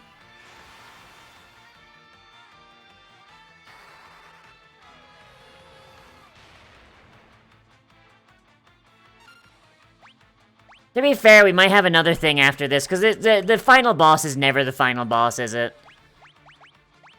Throw another shuriken. That's all 3 of our shurikens, and we'll just cast, Kuraja. No fucking way that was it!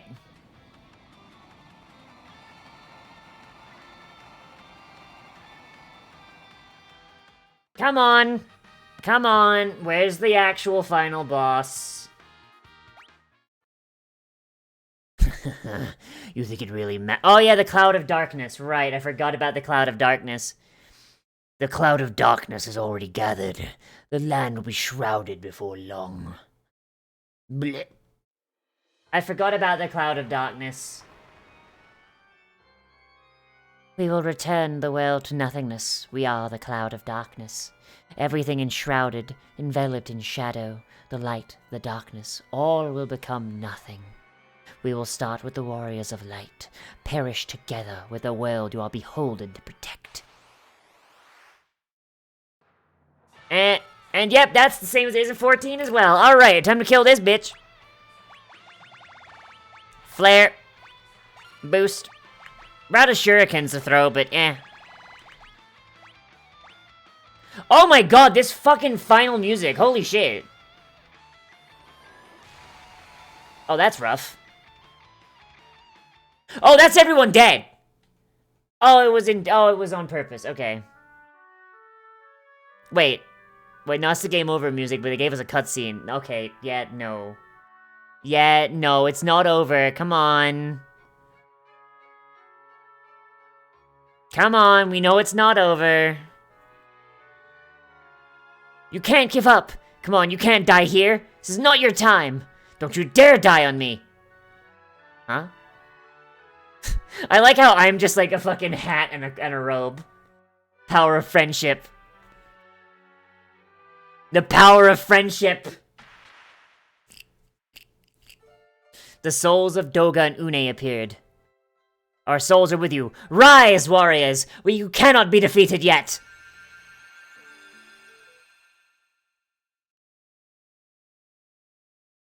Doga and Une transferred their life force to the warriors and revived them.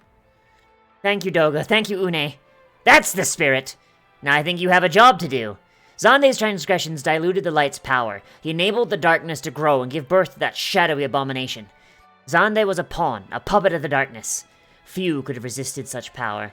Soon, our souls will ascend to the heavens and become one with all those who came before. Oh, the live stream. I think this is actually the first, like, real, like, beginnings of the live stream as an idea. That's pretty neat. We cannot stay with you as much as we would like to. You 4 are the only ones who can restore the balance between light and dark. You must go to the world of darkness now. Jesus. Who are Doga and Une? They are the ancient sages that are kind of the reason why Xanda did all this bullshit. They got given...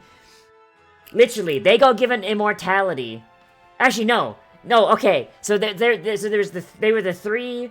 Xanda, Doga, and Une. They were the three people that were descendants of Noah, the first, like, Archmagus of the world, or whatever the fuck, the ancient one. Doga got mastery of all magic, Une got mastery over dreams, and Xanda got a mortal lifespan. The other two got badass gifts, and Xanda got, hey, you're gonna die. He got given mortality. The whole world is counting on you. Don't go let us down. With us backing up, you can lose. It ain't easy to shoulder a difficult destiny. Trust me on that, but you've got this. Yeah, like, actually fucking, like... No wonder the guy went evil. His friends got given immortality, and he's just like, alright, yeah, no, die. Alright, so we gotta... Okay, so we're almost at the end here.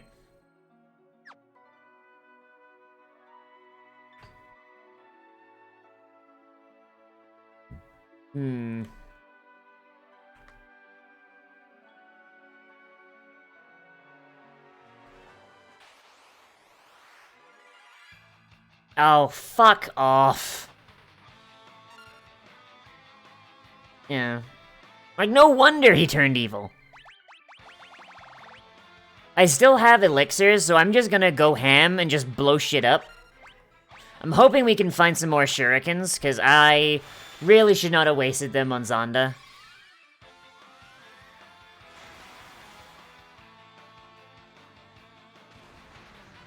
I forget that some Japanese people in their games describe the whole immortality bad. I don't understand people who go immortality bad. Immortality based. Gonna be honest, if I could be immortal, I would. There's so much in the world I'd want to see. You know?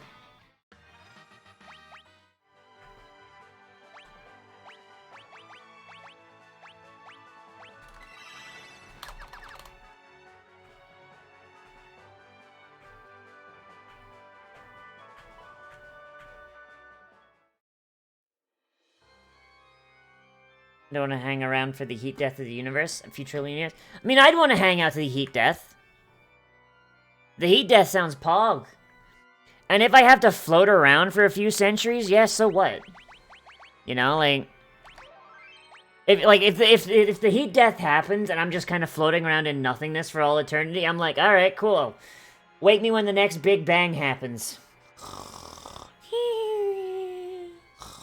And then like when, you know, the next Big Bang happens, you know, it's an alarm clock. Who cares?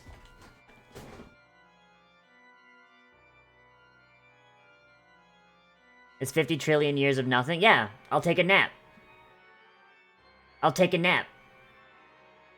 It'll be the best nap I ever fucking take. And then my alarm clock will be the next Big Bang.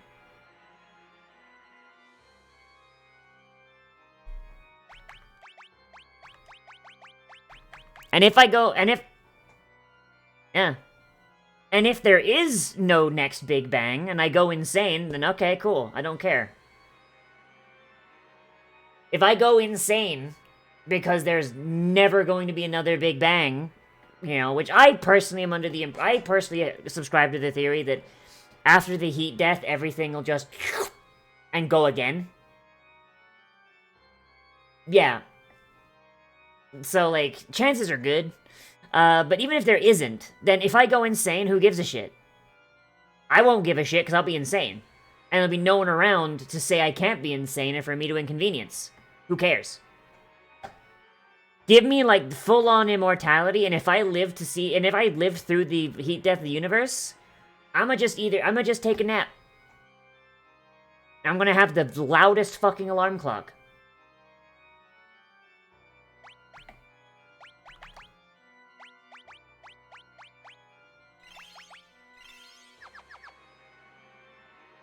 What happens to an immortal if protons have a half-life? Fun shit. We are the cloud of darkness, bringer of wrath and destroyer of light. You and your world will be sacrificed to the void. Not that we have anything to say about it. Ha! This is the world of darkness. You think your powers of light can defeat us in our own land? Oh, that's spooky. Well, she got big titty, so... Flare! Punch the bitch! Oh, I can't hit her, can I?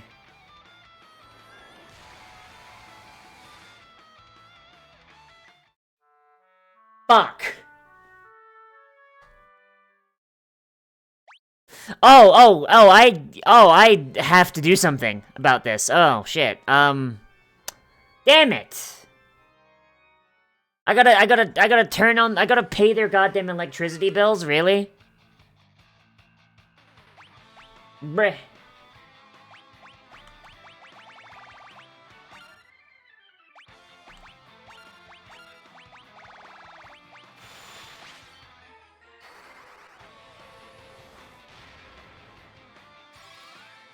Yeah. Alright, so they let me go to the... That's gonna be there at the end of all things, after the heat, death, and randomly say, let there be dole, and the big bang happens, but it's furries. Yeah. I mean, honestly, yeah, if, like, being the only immortal left at the end of the universe makes you God, then sure. Like, yeah. I'll rule out... Look, I'm gonna do... I do a better job than the previous administration. First off, there's gonna be more than one planet with life on it in each solar system. Read all tomorrows? I will consider it. Second off, furries. Third off, scalies as well. Fourth off, racism is illegal. If I catch anyone doing racism or holy wars based on race, they're getting smoted. I'm gonna use my immortal fucking omnipresence to just be up in the fucking clouds with a Barrett 50 cal. The moment I hear someone say a slur, they hear the echo of a fucking Barrett 50 cal racking. And they're like, you know what, man? I reconsider. You know what? You're cool. And then, like, a 50 BMG just impacts right next to him, and he just hears, that was a warning shot.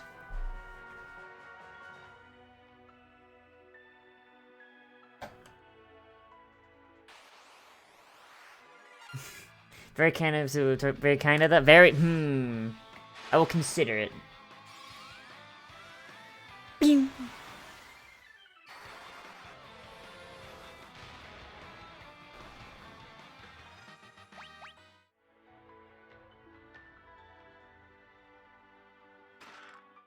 God damn it. Oh, hey, a clone of Zonde. I was wondering when that would show up. And also, Myra, how could you do worse? Like, just realistically, how could you do worse? The existing administration's already not doing very great. We're gonna die, because I'm not paying attention. Oh, well.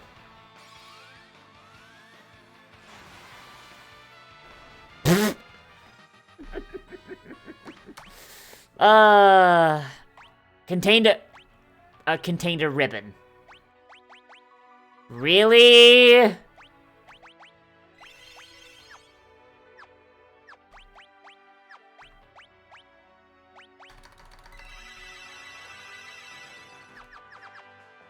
warning shot with an M32 rotary grenade. I don't think that's a warning shot at that point. I think that's just a hit, Moira. A boopa. Hi, Xandris. How are you?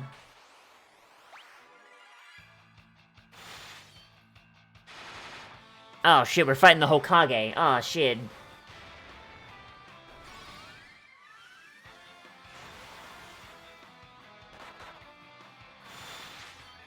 Warning shot to whom it may I guess it's a warning to everybody left afterwards.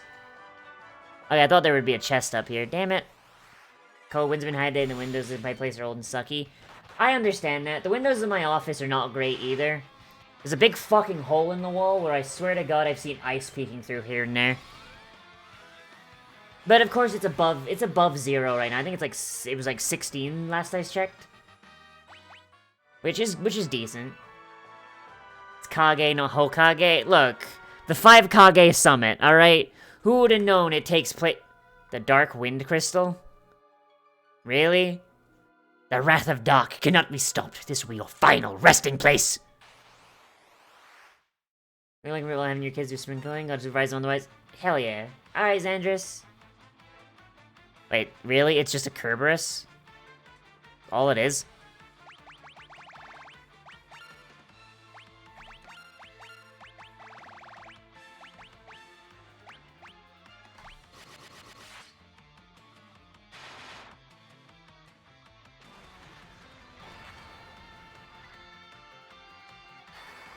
Oh, for fuck's sake.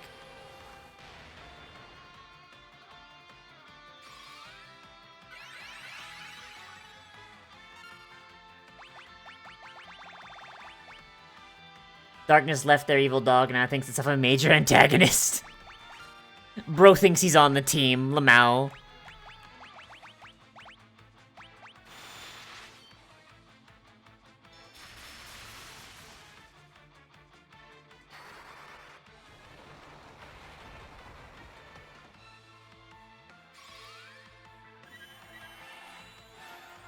Really hoping we find some elixirs before long. Like, right now we're just kind of rocking with our, oh shit. Right now we're just kind of rocking, like, we're just, like, whipping out the 9th level spells, but, like, we're gonna need some, like...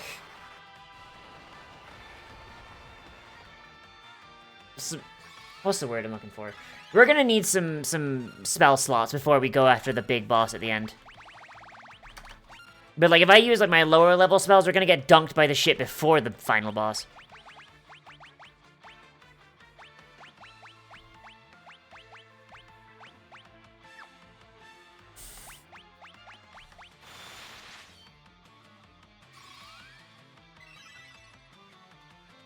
Yeah, the winds of a 30-degree weather feeling like 18? Jesus. Mount a cure blindness? Ah, the blindness cured itself. I don't have eye drops, and I have to use Asuna to do that, and Asuna is a relatively high, spell here, which is kind of annoying.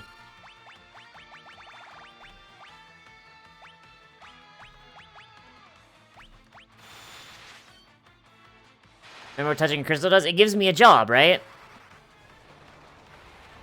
Oh god, did the dark crystals take away the jobs? I'd rather have spell slots than MP, I'm gonna be honest.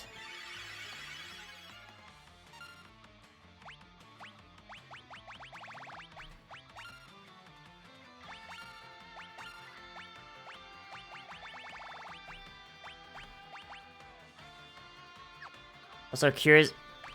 But this is dark crystals, though.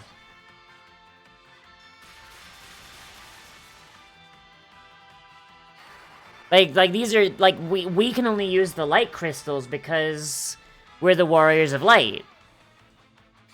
This is the bad boy crystal. It says slurs. I will say, the black belt's kind of dropping off a little bit here. We're not doing a ton of damage, which is not great. Maybe if I give it a haste boost. If anything, the ninja's really coming in clutch. Hey, who turned out the lights?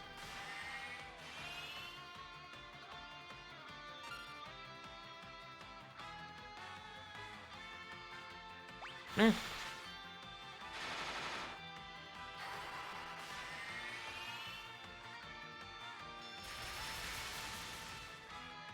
Fuck.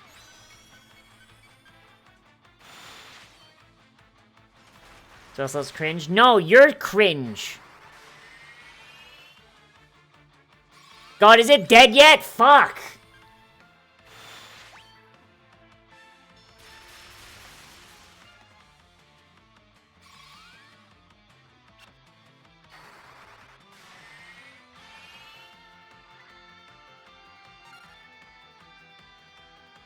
Oh my god, okay. Fucking... Phoenix down. Attack. Magic. Libra. How much health does this fucking thing have?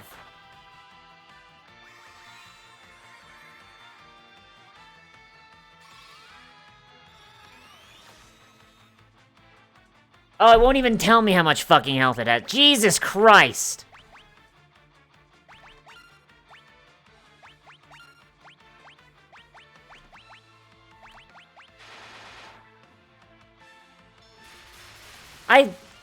I like spell slots more than MP. Fucking sue me. Hey, somebody didn't think there's only one way need a satyr sack? Oh god. Ugh.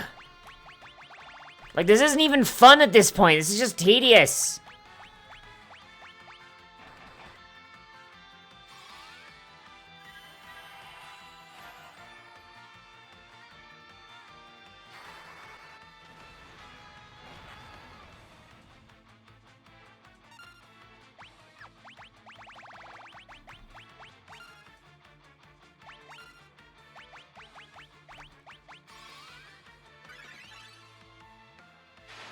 Fucking old game! Video game!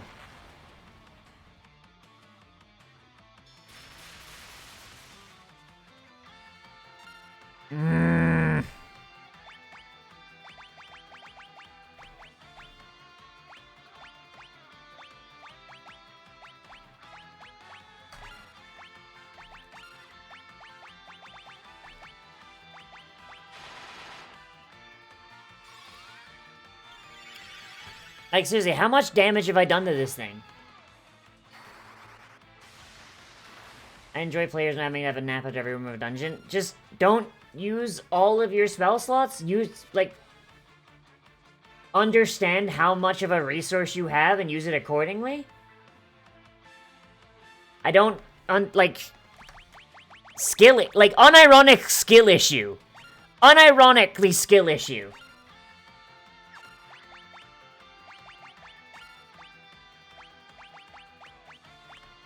I mean, the main reason it's not that it's more vulnerable to punchies.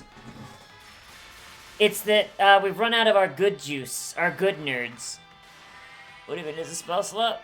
A spell slot is... Okay, so you've got like 1st, 2nd, 3rd, 4th, 5th, 6th, 7th, 8th, 9th level spells. Essentially, a spell slot is... Versus a mana pool, where it's like, okay, so you can cast spells however many times. A spell slot is... You have the ability to cast spells of a certain power level a certain number of times a day. So, casting a fireball, which is a 4th level spell, you've got enough juice in you to do that 3 times a day. Versus, say, a 2nd level spell, where you've got enough juice to do that 5 times a day.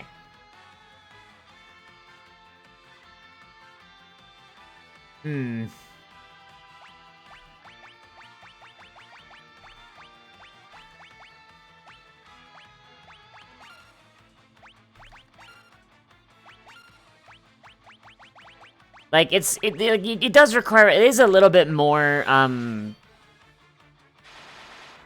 it's a little bit more abstract than, say, like, mana. Fuck! Okay, he doesn't like poison.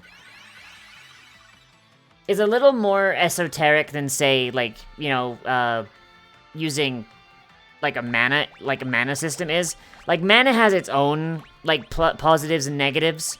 But I like spell slots as it's kind of like... You're not just going like, okay, I'm gonna cast, like, the biggest spell I have as many times as I fucking want.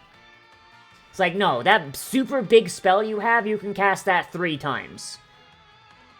Like, it basically forces you to be more tactical, which I like more.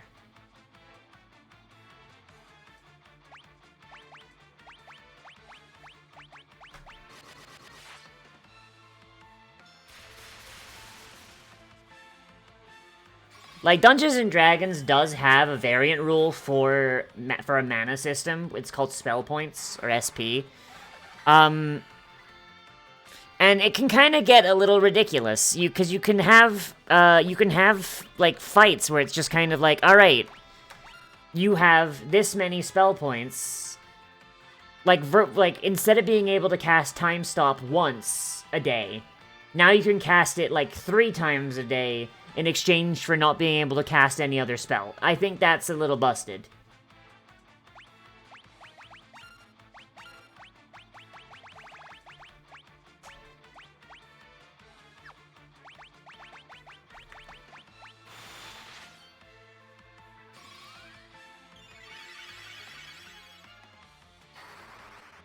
I should have used Kiraja instead of... Fucking finally! God damn!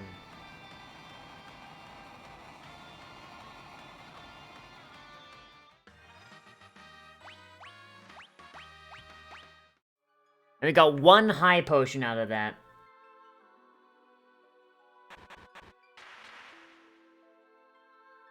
I am one of the 4 warriors of darkness. We meant to stop the wrath of light 1,000 years ago. Light and dark, our worlds depend on one another. The 2 were to converge or bring about a single word of nothingness, a void. Now the light is weakened, the darkness is spreading, the wrath of dark is upon us. The only force that can stop this and return balance is within you, the 4 warriors of light. I'm here to aid you. We can't allow the void to consume our worlds. Ah, so once all this is over, that's what the onions are gonna have to...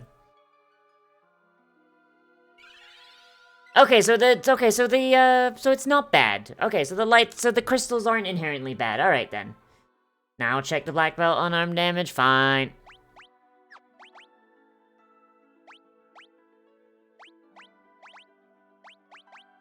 $211 versus $224. My guy, I think you might be having a bit of a memory issue there, because it really does seem like it's not. Can I not teleport? Shit. I have to walk the way back.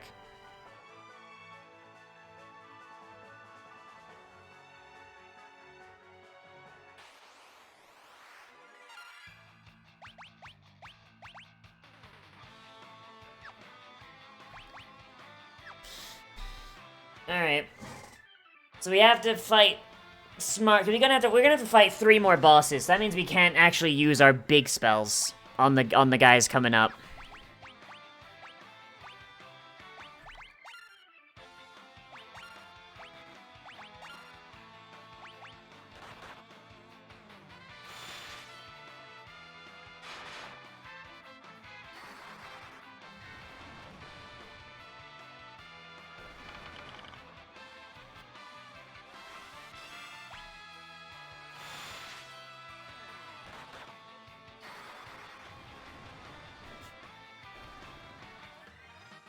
Damn. Can't believe I can't fucking just nuke people. Like, I think the only benefit that, mana, like, stands to gain over, say, a spell slot system is the idea that, like, with a spell slot system, you kind of have the issue of, unless you have some way to regain a spell slot, you have a situation like this in a dungeon crawl where it's like, okay, so I have to save my big shit for the boss. Like... Oh, god fucking damn it, he's down. But once again, that would not be an issue if this game did not have a really big issue of, okay, here's random encounters every 5 feet. Every 5 steps, there will be a random encounter.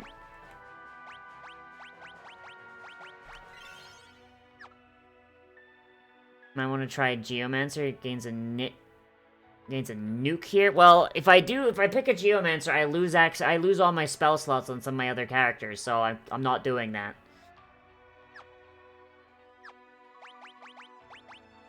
Like, if this game didn't have...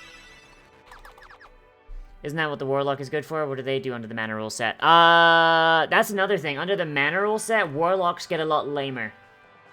Because instead, Warlocks, Instead, like, Warlocks, okay, you've got cantrips, yeah, but you've also got, like, 10 mana. Like, you know, like, Warlocks, like, under the spell point system, Warlocks kind of get fucked.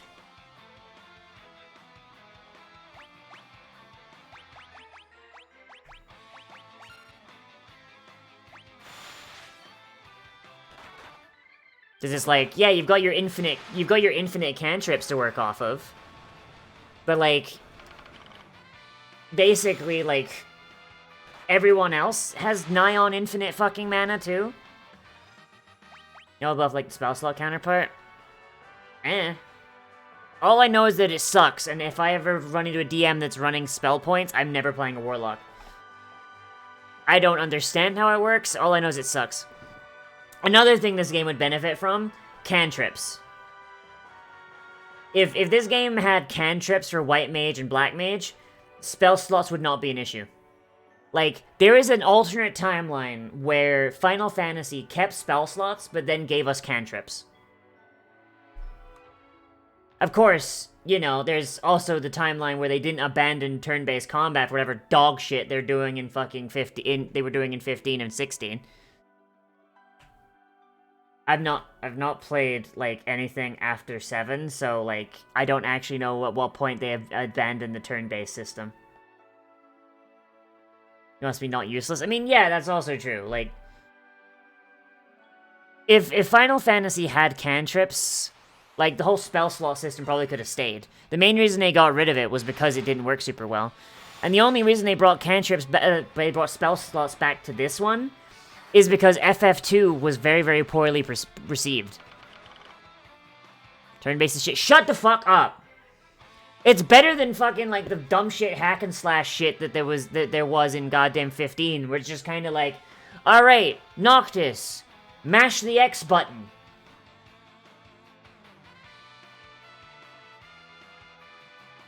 Ba-da-da-da-da-da-da-da. Well done, Noctis, you killed everyone. Such masterful display of skill.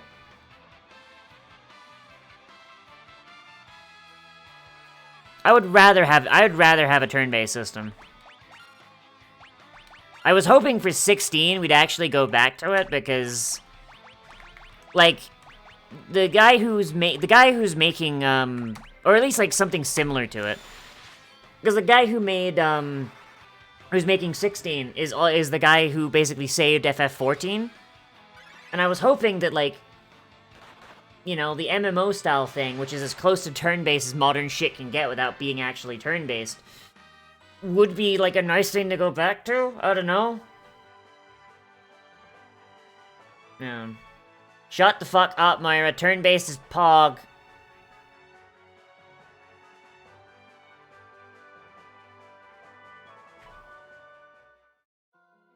Turn-based is unsuitable for the modern TikTok generation. Modern TikTok generation can suck my fucking gawk.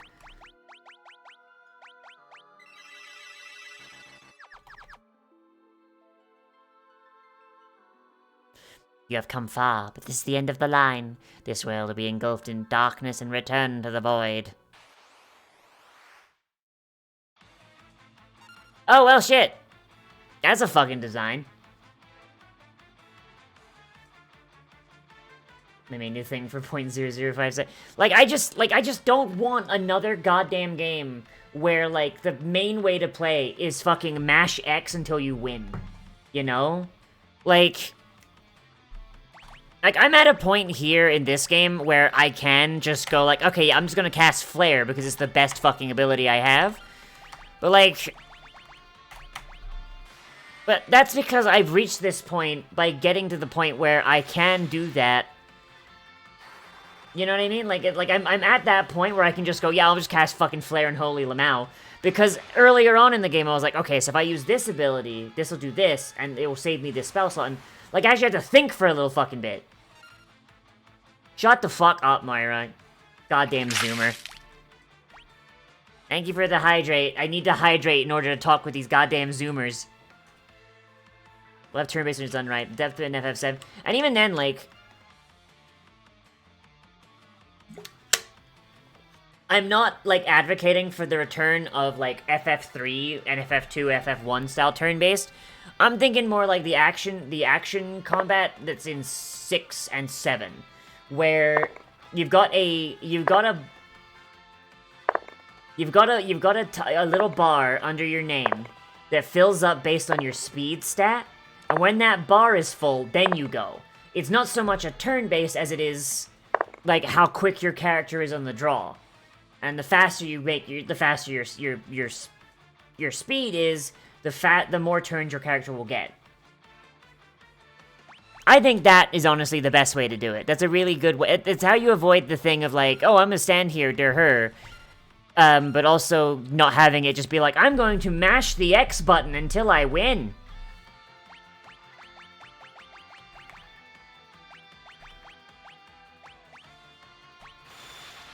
No.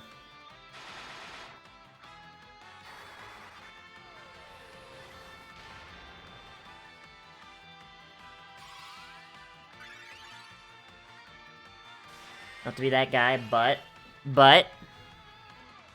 7, you can decide if you wanted to pause your ability settings to say I was on. Dark Souls avoid that. Dark Souls avoids that by being turn-based in that you have to fucking wait until the other guy swings before you can swing. I hate Dark Souls too. I like Bloodborne more, because Bloodborne's more aggressive. Persona 5 is the only way. There is no difference between Persona 5 and this! Moira, are you on crack? Moira, are you actually smoking a crack pipe right now? There is no difference between what I'm doing right now and Persona 5. Put down the crack pipe.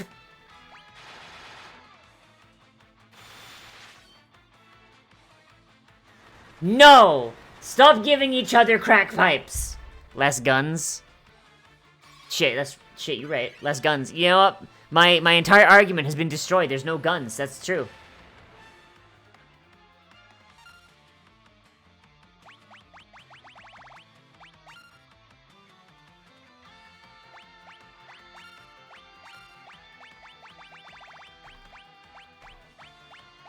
Shit, my entire argument just completely gone. I'm sorry, Moira. I don't mean to hurt your ears, but fuck, this made me so angry. Ever since Postal 2, we call it a health pipe. Oh, Jesus. Hand over the crack pipe. Give me it. You'll get it back after class.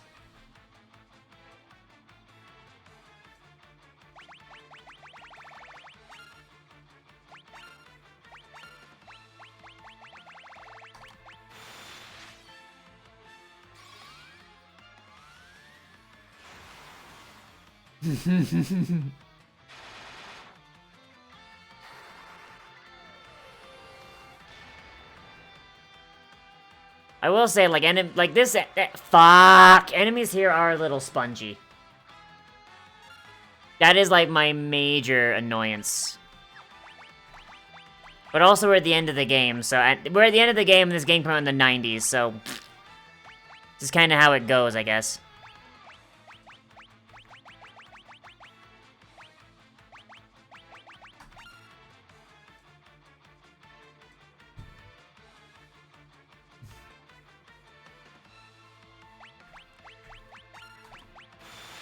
So I use ribbons. You know what? Fair. Probably should give the white mage a ribbon, that is true. I also like spell slots. Fucking your mom likes spell slots. Fuck you. Spell slots are good. Spell slots are fine. Like, fuck. Can I just say it? Fuck MP. Fuck MP. MP is cringe. Give me spell slots. Fuck you. Like, this game would benefit from having a... Fuck! It does have an optional rule for spell points. It does, and I don't like it, because it's fucking MP. And the game doesn't need it. Yeah.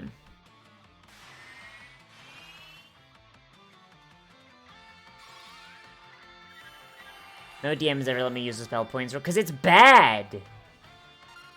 Like, if this game had, like, the elemental weakness stuff that, the Persona did, honestly, that would be pretty base. But also, this game came out in the... this game came out in the stupid ages.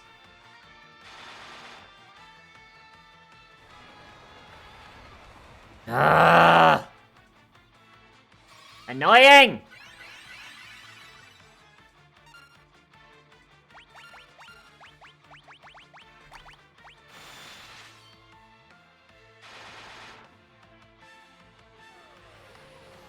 Oh, hell yeah, Shooty's here, and they brought some of them fucking... Fuck yeah.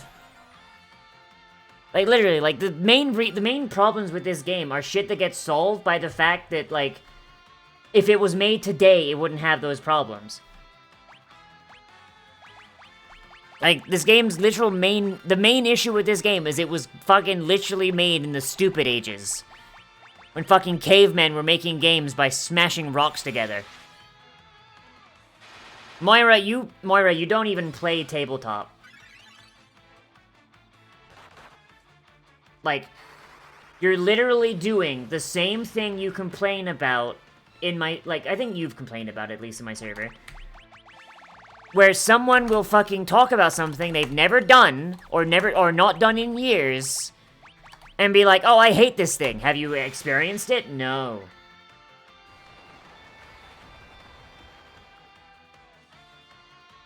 Moira, you're talking shit about a thing you've never used.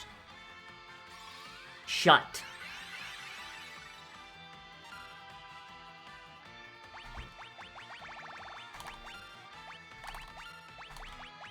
Because you're actually making me annoyed now. You don't play tabletop. You don't fucking play anything with fucking spell slots. So you're complaining about a thing that you've never experienced. Shut the fuck up.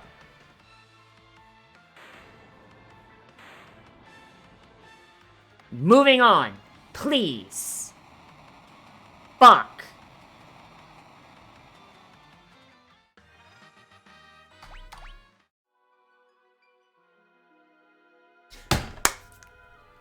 I don't like this thing, 'cause it's cringe.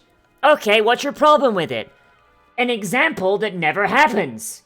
I've never run into that. When did you do it? I've not, because using it is cringe. Shut the fuck up. I am one of the warriors of dark. If the powers of light or dark become too great, the cloud of darkness is created to return world to void. Only the hope inherent to the forces of light and dark can stop it. Now go, warriors of light. I will assist you with my powers of dark. Alright, later, Artbert.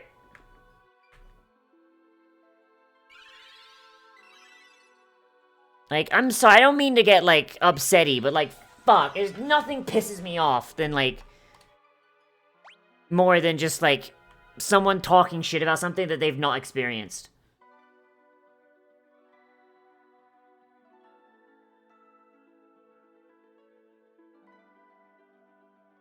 Yeah, what's in here?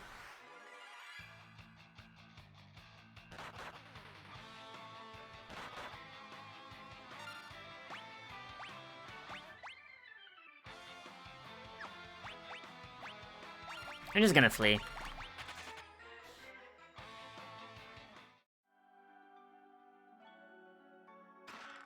Oh! What's in here? Yeah! It's another Zonda clone! Fuck! Ah, you bastard. Okay, just kill it. Just kill it dead, please. Really glad we ran into this, The Warriors of Darkness are canonically isekai? Ah, see, that's fun.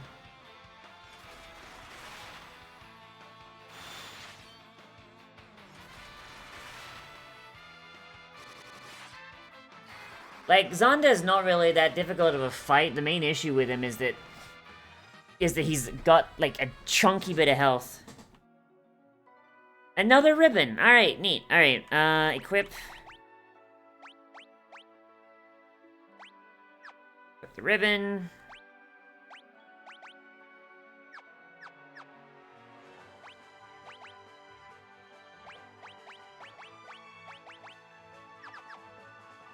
Alright. Now, everybody except Nim is immune to instant death, which is good. So what I'm gonna do, I'm going to head back into the crystal room, get a little heal up after that fight with Zonda, and then we are just gonna scooty booty to the next thing. I don't think we need any more level ups. God, I hope not. But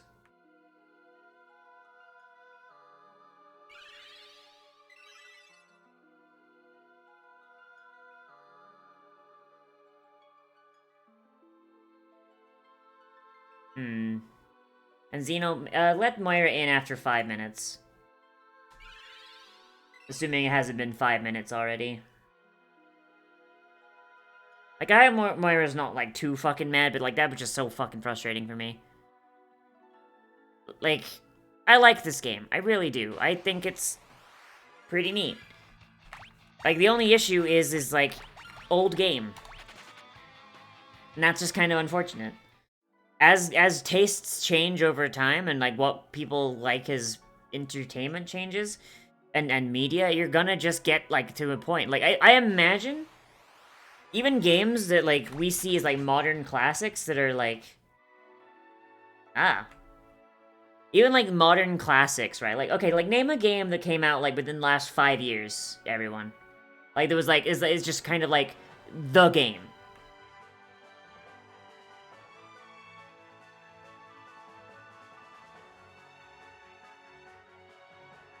Like...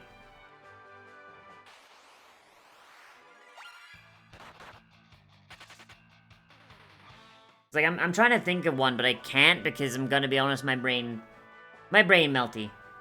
Devil May Cry 5?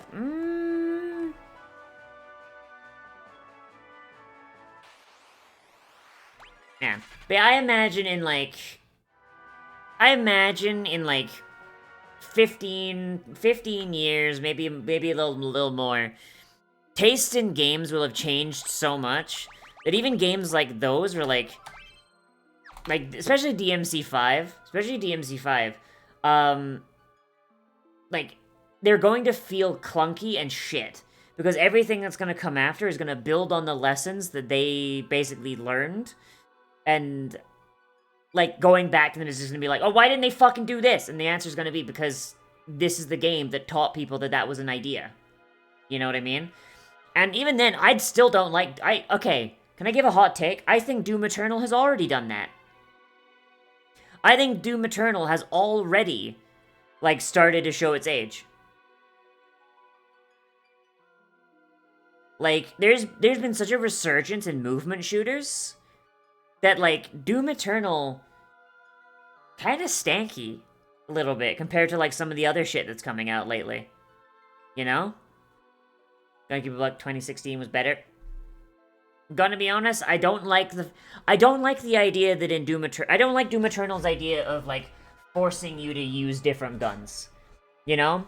Like, having a thing and be like, alright, you have to use the assault rifle for this enemy because this enemy is weak to assault rifle. And I'm just kind of like, I've already got my fucking shotgun out, my guy. The fuck? Like, it feels like it goes against the whole idea of ripping and tearing until it is done. Instead, it feels like a fucking spreadsheet. Oh, there's a cockademon. Alright, I guess I gotta use the grenade launcher. You know? Like, oh, there's a Mancubus. Okay, super shotgun. Oh, there's a Baron of Hell rocket launcher. Like, if I want to go through the entire game using the super shotgun, fucking let me.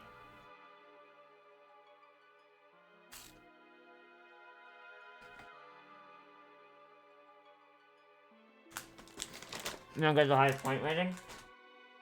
I mean, remember, you need those points to progress in a lot of ways, Hobo. Oh, not Hobo, I see. Dark Souls 1? Dark Souls 1 is fucking garbo, what are you talking about? Oh, it's the Araman!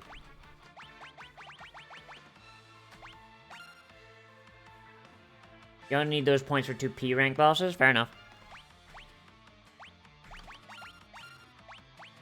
I don't know. I'm not a giant fan of limiting player choice. I'm really not. Like, if a game gives me, like, a shit zillion guns, let me use all shit zillion.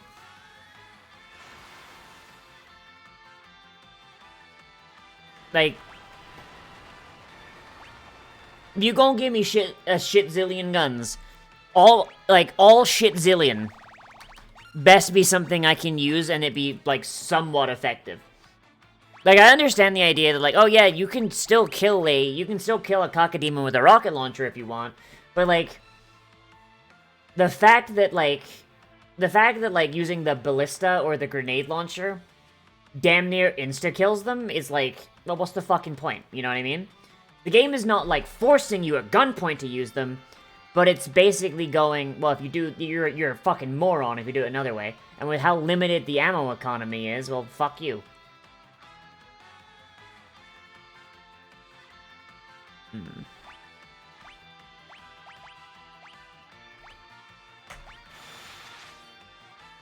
Ammo type greater than gun type, yeah. Have to get you hooked on Ultra Kill, yeah. No, I was talking about Doom. Doom's got like a shitload of guns, but Doom Eternal is very clear that you should only use certain guns on certain enemies. That's really annoying.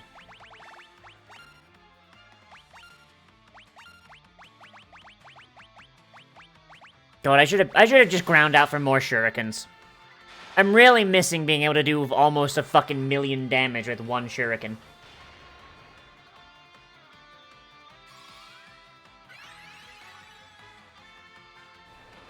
Really should stop using Kuraja as a fucking single target. That's a waste.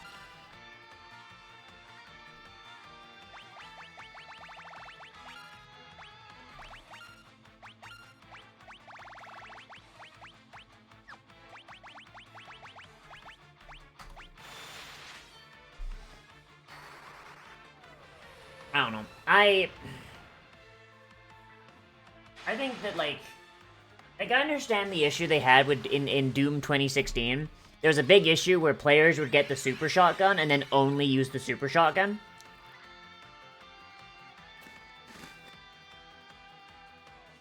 Why not boot? Because my worry is that I'm going to zone out, and I'm going to boost too much, and I'm going to self-destruct.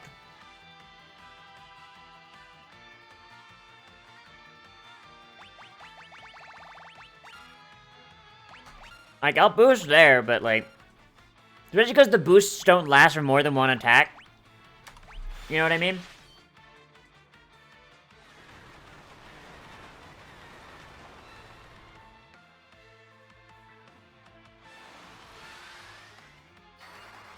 Plus, if I get... Because if the Ahriman goes first next turn, which is possible... Then, fuck me, you know what I mean? Like, if it just decides, like, okay, I'm gonna go first this turn, I'm gonna kill the monk. You know what I mean? That's when it becomes an issue.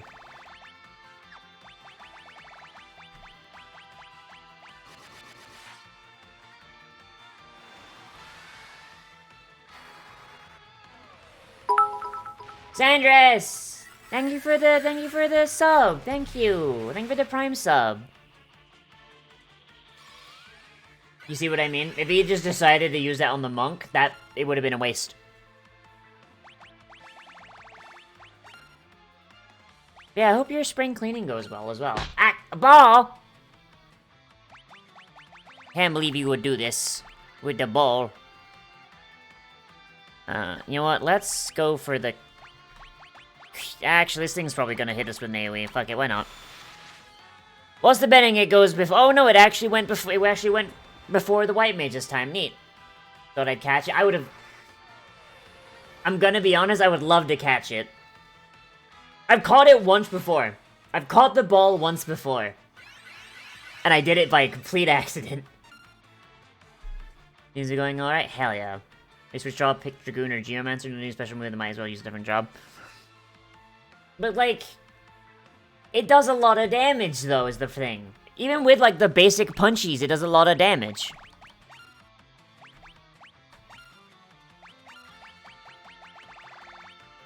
Like, I guess maybe I could make it another ninja? I don't know. I just did 7,000 damage? Yeah, but, like, but that, like, fishing for that 7,000 damage is not worth it if I'm just gonna die. Let them ensure we have a reset and watch some videos, some figure story clips. Fuck yeah, base Xandris.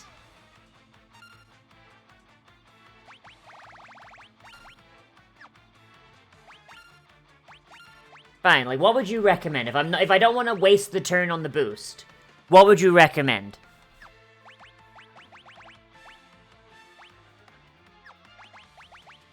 Let's go with Kira.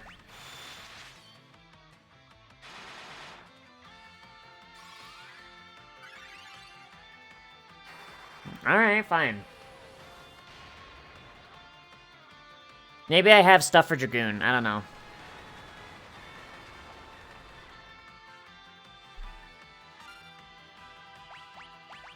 Okay, we are out of flares. Let's go for Bio.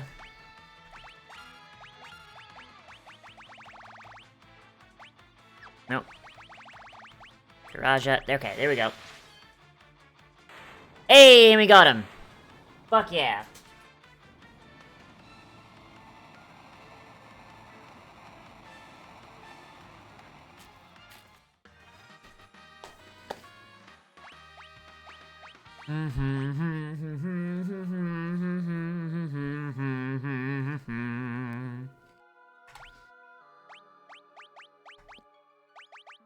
Okay, level 14, level 16, level 20. I guess we'll try a Geomancer. We don't really have the gear for it, but you already said that it's not a big deal to have weapons, so... It isn't. Did I say it was 14? Did I say it was 14?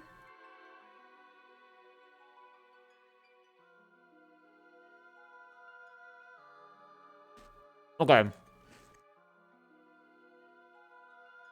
And Mystic, this is very similar to 14, because the current story arc relates to the Crystal Tower just like this. Story's about as good. Fucking, I will strangle you. In the least kinky way possible.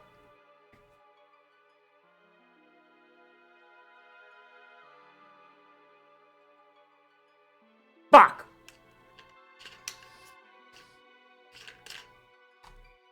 What's being talked about? 14 story is worse? No, 14 story is cool as shit.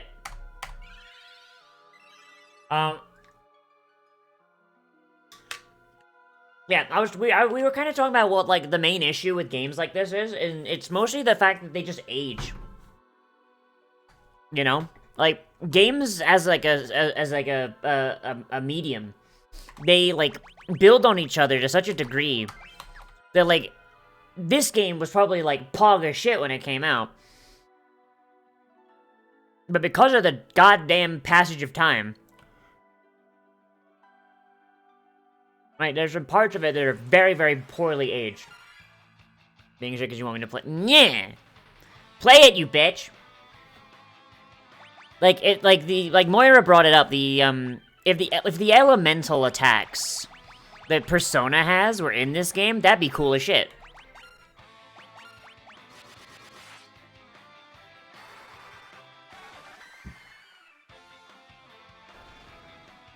But unfortunately, I imagine this game probably could not handle that. Because this shit came out on the fucking Famicom.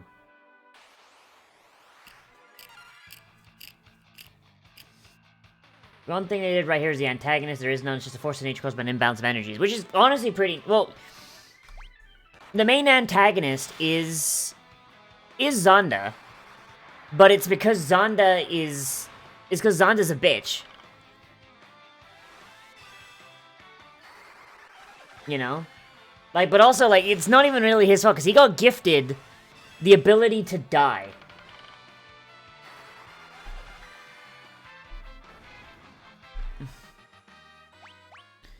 Xeno!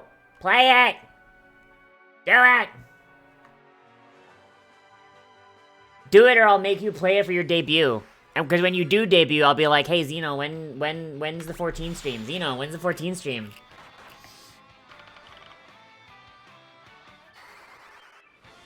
I was promised a nuke for playing Geomancer. I see no nuke. Your main antagonist is not the inevitable heat death of the Earth. Fun fact, the inevitable heat death of the universe is actually the villain in Endwalker. 14 actually has the heat death of the universe as the as the main villain in Endwalker. It's great. Xeno becoming a cat. Oh boy. Xeno's just afraid that I'll trans his gender.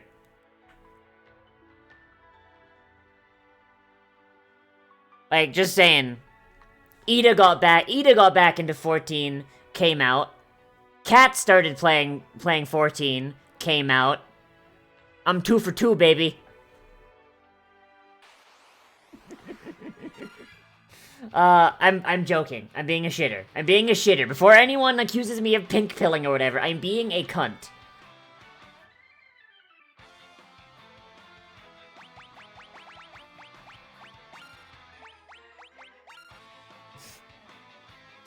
I'm sorry, Xeno. I couldn't resist.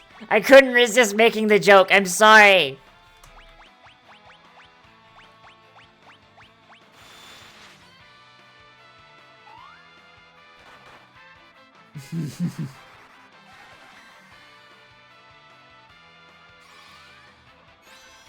Ah, shit. Watch, you egg.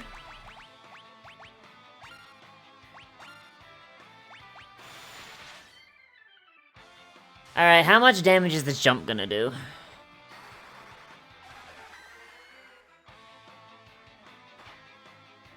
That's nothing. Holy shit. I was promised numbers!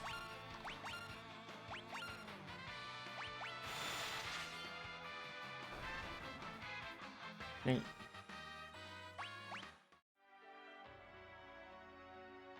What? What was that on Thursday Ida was talking about? What? I don't know what... I honestly don't know what Ida is talking about.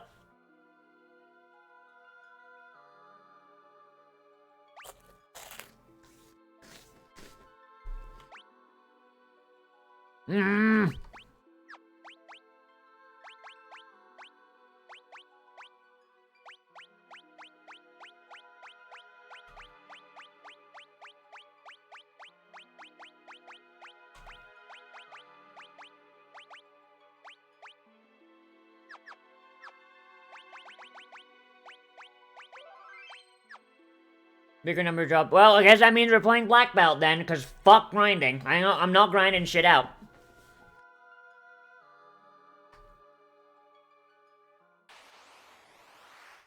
Can't believe this thing actually just went mwahaha. Like, holy shit.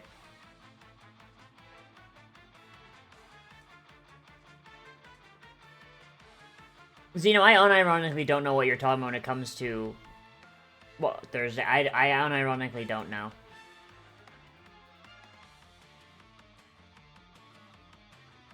I am very confused. I don't know what you're talking about.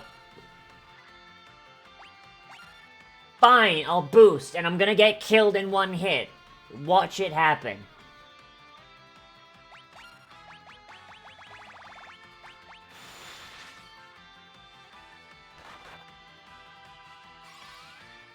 No! That's a lie and you know it!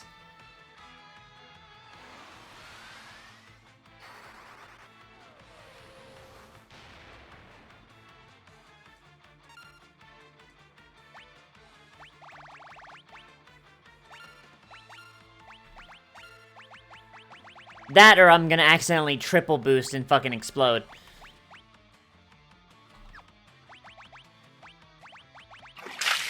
A sippy in this economy. Remember you said something about me being feminine? What? I never said that. I never said that.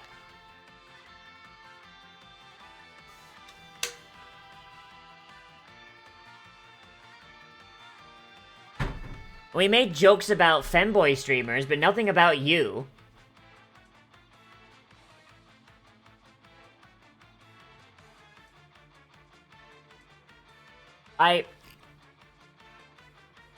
Xeno, I think you're misremembering what I said, or somewhere along the chain, something has been misinterpreted. I said to Ida, when we were joking around, that there is, like, a 0% chance you're trans because you're too much of a fucking straighty. Like, unironically, like, what I said was, and I quote, like, Xeno is probably cis because he's too much of a straightoid. And then the conversation went to you getting, like, you know, the funny feelings about Kit's character. And then we adjusted it to saying 5%. Because the straighty was straight hetero at risk. Like, that's about as far as we got, and it's two gals joking about a pal. And he just said that's what... No, he said it. Ida is also a cunt. Xeno, you forget.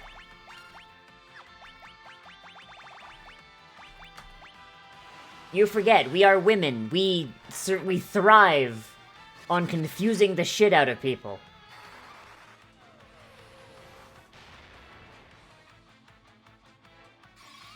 Suspicion? Shut up, you're fine. Now put on the maid outfit.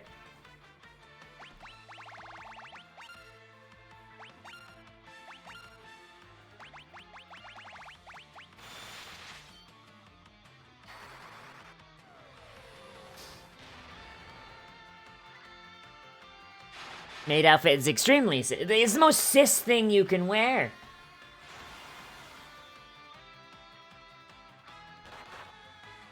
Like, really, when you think about it.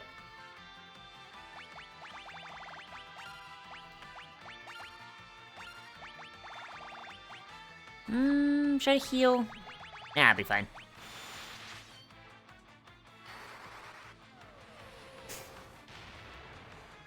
See, it's only when you put on the cat ears that, like, things get a bit sussy, you know? You put the maid outfit on, you're fine. Very cis. Put the cat ears on, we're gonna start getting a little bit concerned. Hot dogs and hash browns? Fuck yeah. Roger, roger, master. Straight-laced uniform, 100%. Exactly. It's only when you get the cat ears it becomes a little sus. Welcome back, Xandris. Hot dogs and... God, I would fucking... I still want a pizza. I still want to just, like, go to little... Kaisa de Munio. And, like, and just, like, try, like, one of their little pizzas. They're gonna be cat boys, too. Iggy doesn't have cat ears? Ah, shit. Iggy's also a lizard, so...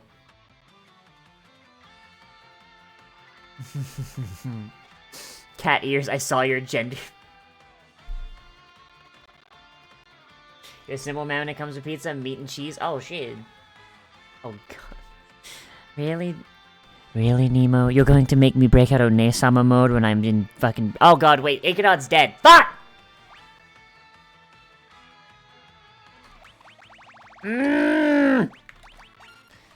See, this is what I'm talking about, because it's fucking... It's so dull.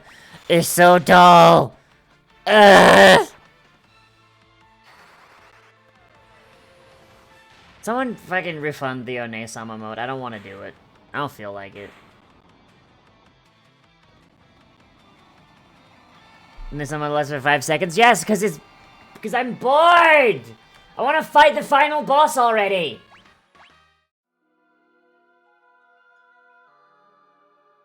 Like, fuck. Like, one of the, like we've said before, like, before you got here, Mystic, one of the, like, worst parts of older Final Fantasy games... Moira, you've been allowed to talk for 20 minutes. Like, one of the worst parts about the older Final Fantasy games is once you get to the third fucking... Once you get to, like, the third and final act, or maybe, like, the final dungeon, things just start to just slow to a fucking crawl, and it's the most annoying shit.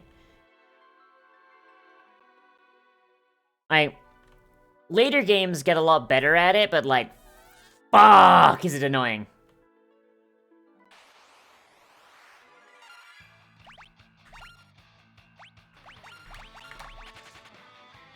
Wouldn't know you left? Fair enough. I just didn't want to have a goddamn argument about... I'm not getting into it. I'm not getting into it.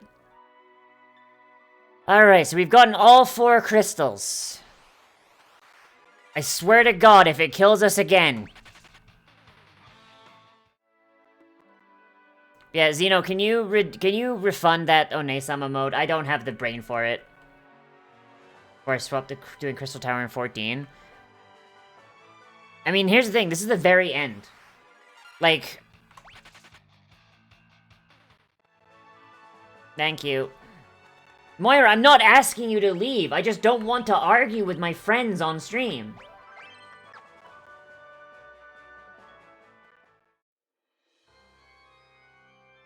And you are my friend.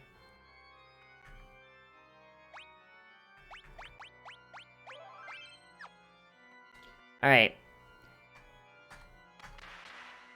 Hey! Here's the warriors. Any ideas what we're gonna do? If we beat it before, like, stream time is up, I have no fucking clue. Actually have no fucking clue.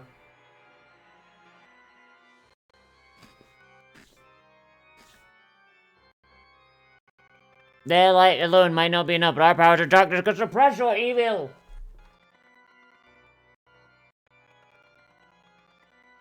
You would be willing to sacrifice your lives for the light? Fools! We will not let you reduce the world to nothing.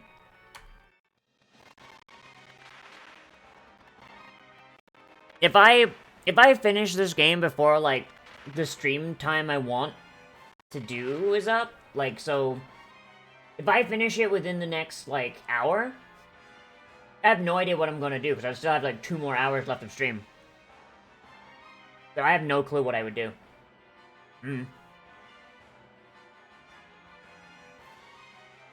The crystals of darkness may be gone. We have no need of them any longer. But defeat you and absorb the powers of light, the world will become the void. This is where you die, warriors of light! Alright. Time to kill the cloud of titties.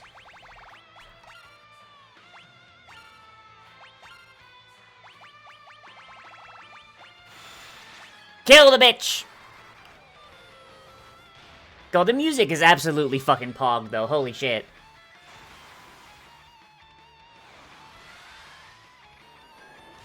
Alright, particle beam, and it didn't kill us all this time. Let's go! I should not have attacked with the white mage. Shit. Fuck, I should have healed. I should have healed. I'm gonna die. Fuck! Damn it! Ah, shit.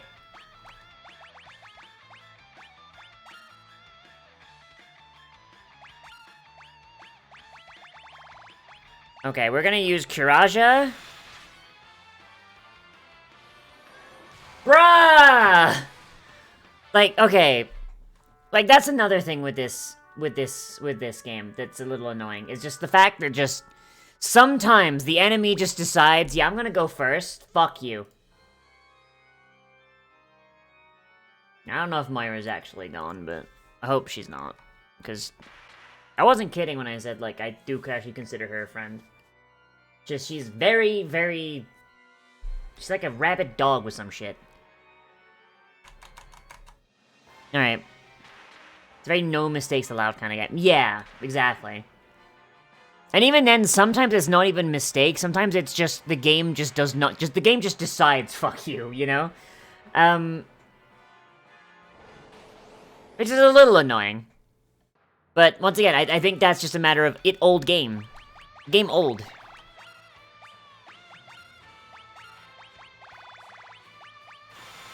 Alright. So the Eastern Black Belt seems to always die first, about self-awareness by... Shut!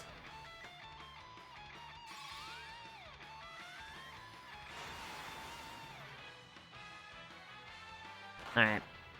Wait, why didn't she use Particle Beam that time? What? I mean, I'm gonna take it, but like, what the fuck? Okay, we're gonna just use a... Cure... Just to get me high enough to survive a particle beam if it comes out. She's a troll? Yeah. I mean, back then games were expensive, you'd like I mean, that's fair. That's fair. Inflation's a bitch. There's the particle beam. Alright. Have I done 2 boosts? See, this is what I'm talking about with Black Belt. I don't actually know if I've fucking done 2 boosts. I think I have, but I'm not sure. Okay, let's grab... Okay, so let's grab Kuraga.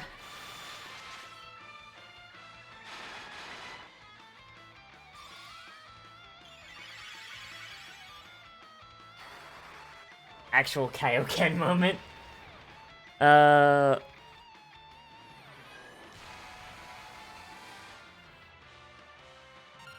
Very glad I did Kuraga when I did. Alright, so I'm really hoping that we get to attack with... Or not attack, but, like, heal first. There we go, okay. So long as the white mage always goes before this bitch, we're fine. If this bitch gets to go first, we're fucked. She's just gonna hit us and kill us. Mages have high magic resistance, you need to top off the fighters. I know they have high magic resistance, but that still would have killed me even if I had... That's why I used a level 1 cure instead of using a Kuraga or something.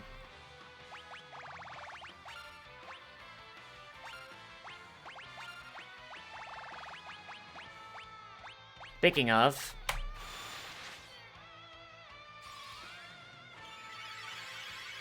We're missing out on holy damage here, but like...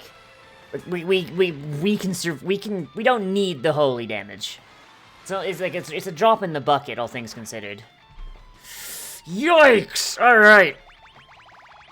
That's fun. That's great. Love that. Alright.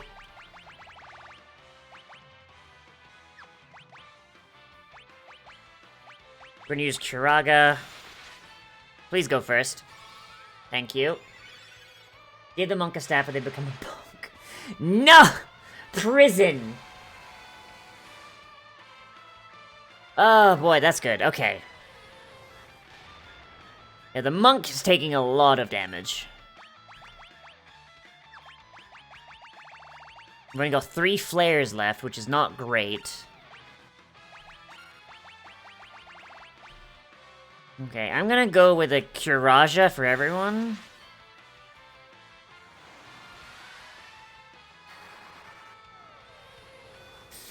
Okay, the white mage isn't going. No! No! Why did the white mage not go? Ugh! Engi!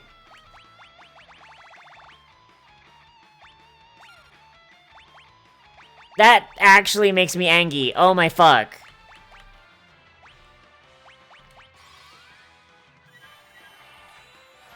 Actual rip, yeah. Like, bruh, come on! Dickhead. Are we just gonna be reliant on... Oh god, I can't actually afford to fucking res them, because if she uses Particle Beam... If she uses Particle Beam again, we're dead. Fuck.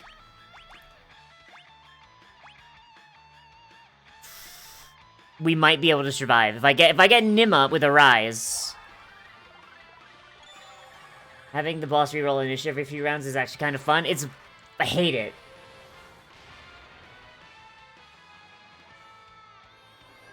Please, mages survive. Mages survive. Ugh!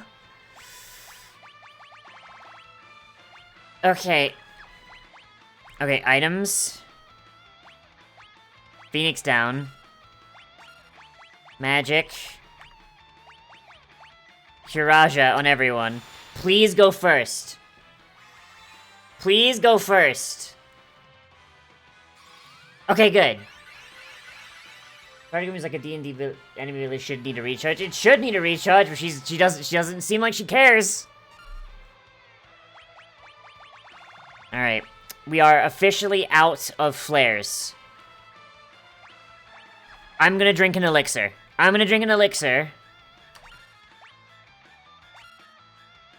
And we are going to just go back to flaring. Flare! I'm gonna be honest, I kinda want a, I don't know how I would do this. I kinda want an optional, like, variant thing of that, where it actually just casts fucking Flare from Final Fantasy. That would honestly be kinda fun. Like, I probably should have saved that elixir for when, like, more of my abilities were down. But Flare does, like, fucking 3k. See that clench experience? That's why I designed the game like that. I hate it.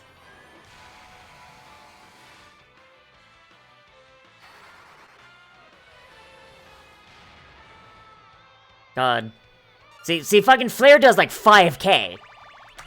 That's insane. And y'all think that FFIIE is bad about ping-ponging. Jesus. Yeah, it's not all bad design. I'm not saying it is, because if it was bad design, it wouldn't have existed to the modern day. But there's definitely some shit that's aged worse than others. I hate it, but it feels right. I mean, you're right, but still. Ugh. The moment the white mage runs out of abilities, we're boned. We have 5 Kurajas left. We could probably make do with Kuragas, but it'll be close.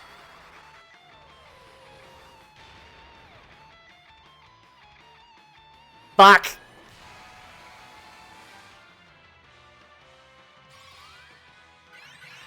Oh god, Nim survived with 90 HP! Holy shit!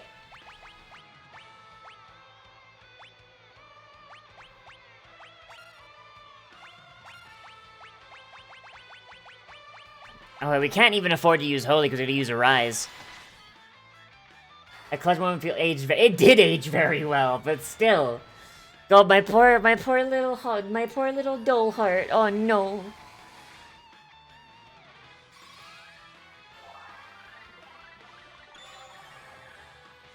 That probably could have been a raise, but I didn't want to risk. I didn't want to risk the white mage going first. Watch, now the white mage is gonna go first. On this one, I hope. I pray. Boost. That's also the issue with black belts, because I have to spend a turn boosting. You have a bit of an issue.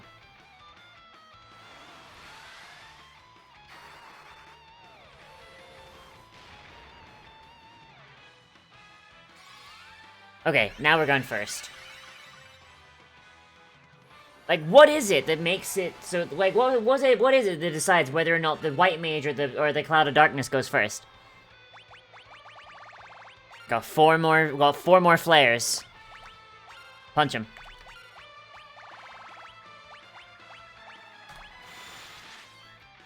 Speed stat. Oh shit. So there's a speed tie between the white mage and the cloud. Fuck.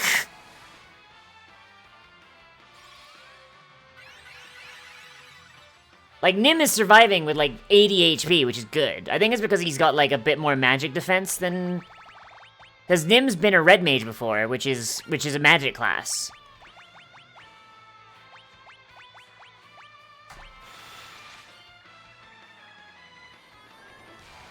Jeez, and then it goes faster than the black mage that time, for some reason.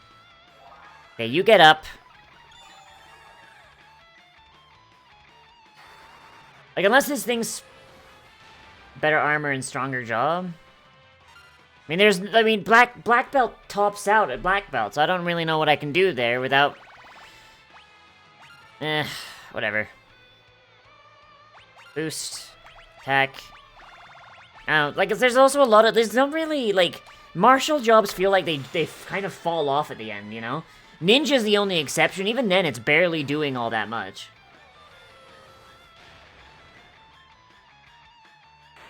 Yes! Alright, we fucking got the bitch!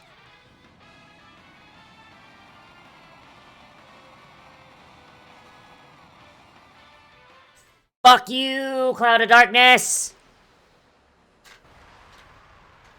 We did it, Patrick! We saved the city!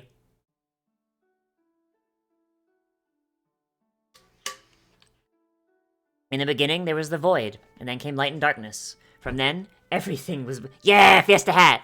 Everything was born. The heavens, skies, water, fire, life. Time inexorably brings all back to its beginnings.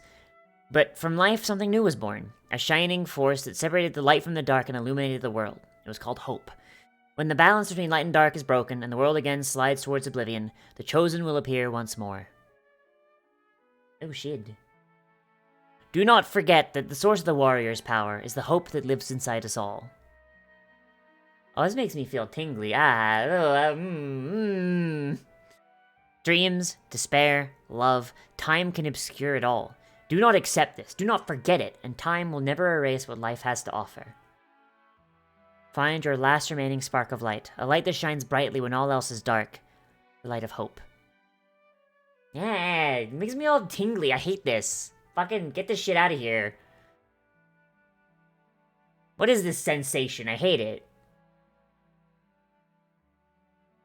Yes, I just did is the reason they made the boss so hard and the cusp annoying, but just right. Emoton. What the fuck is an emoton? Some bullshit is what it is. And out we go. You're all still here. Well, yeah, we can't leave. You're alright. Ah, shit.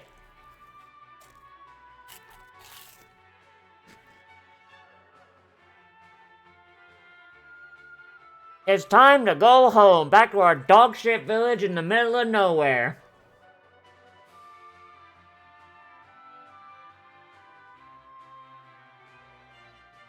God, they're still making us follow the fucking... They're still making us follow the fucking mountain path. It's been a pleasure.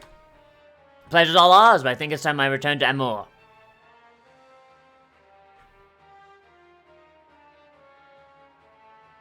We've actually got to go on a fucking walking tour of all the major cities. Are you fucking kidding me?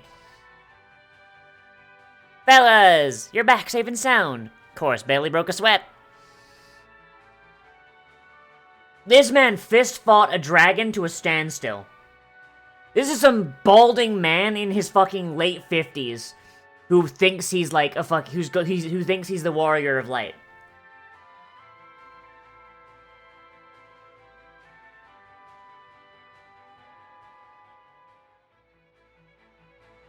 Like, my man fist-fought a dragon through the sheer belief that he was hotter shit than he was. Oh my god.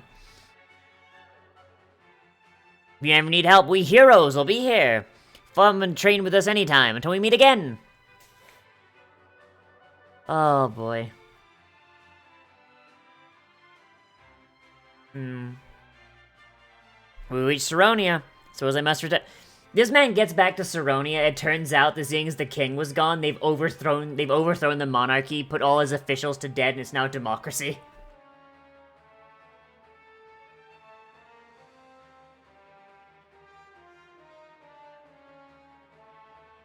Thank you everything, your highness. I mean, your majesty. It is your light that saved our world. It is I who should be thanking you, brave warriors. I can lead my kingdom within half the courage you have shown. I will be content. You have my sincere thanks. Yeah.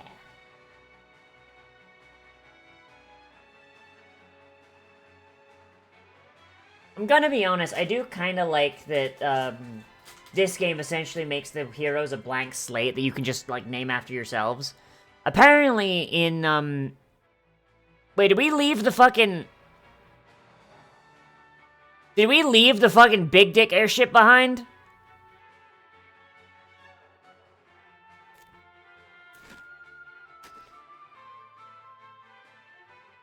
We've almost reached Canaan. Oh my god. Wait, this man is actually gonna fucking, like, go see his baby mama? Holy shit.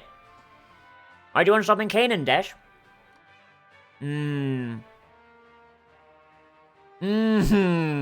Go get her, Tiger.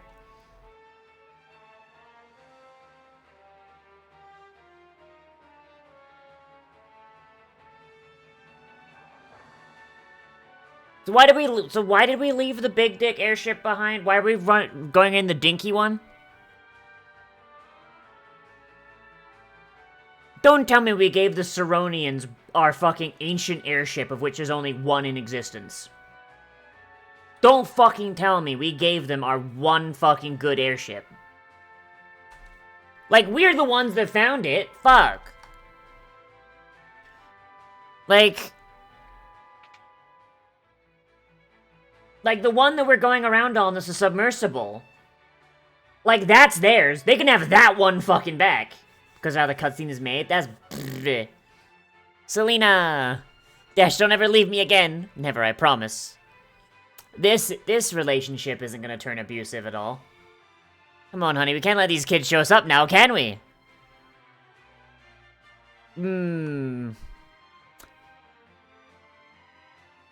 Man, if this was remade, like, outside of pixel graphics, you know they would just have, like, old man Sid just taking his dentures out and just... like, fucking actual fucking, like, schlop sounds. Like, fuck. I mean, if you go any more adventures, I could always lend a hand. Oh, no, you don't! Yeah, that man's getting chained to the radiator in her basement. Don't rub it in. You're welcome back here anytime, besides you're still gonna try my wife's cooking. And that is how the Warriors of Light died. Sid's wife's cooking. So we head back to Sasune now, Your Highness? Can I stay with you? I don't want to go home just yet. But Princess Sarah, don't you understand? I want to stay with you! Oh no! Oh no, we're gonna get killed!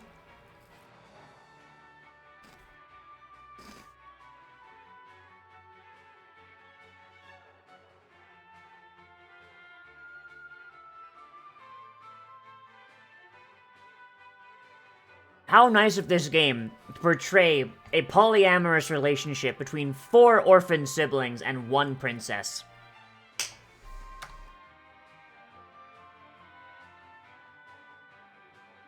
Unless it's implying that, like, she's only going for me, and then, like, all the rest of my adopted siblings are just, like, hangers-on. Welcome back! We did it, Topapa and Nina. I always knew you were destined to do great things. We're proud of you.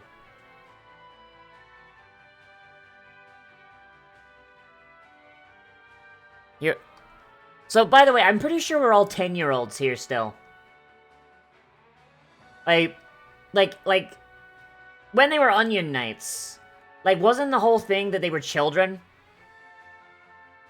And they're using the powers of the crystals to be all their jobs? Doesn't this mean we're literally just 10-year-olds playing dress-up?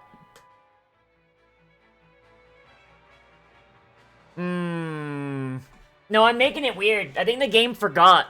I think the game forgot that the protagonists are children. The world is now safe. I'm gonna make it weird. That princess is going to prison for her crimes. The world is now safe from the darkness. All the thanks to your pure hearts. Thank you, Warriors of Light. The game's from Japan. No! Oh, look, the light! You can't fucking say that, Icy. Jesus. The crystal is back to its former brilliance. It's beautiful. The darkness is dispersed and a new dawn has come. Man, sure wish I could see it.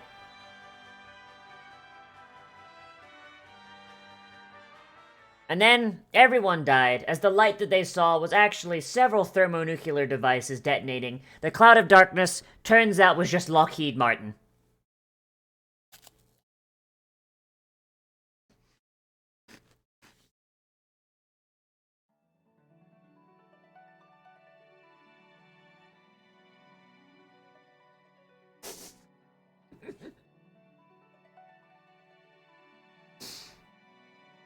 Look, up in the sky! It's a bird! It's a plane! It's Lockheed Martin.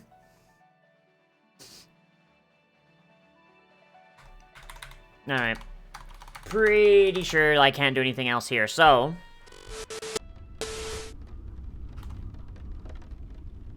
Well, that was a lot less painful than FF2, at the very least.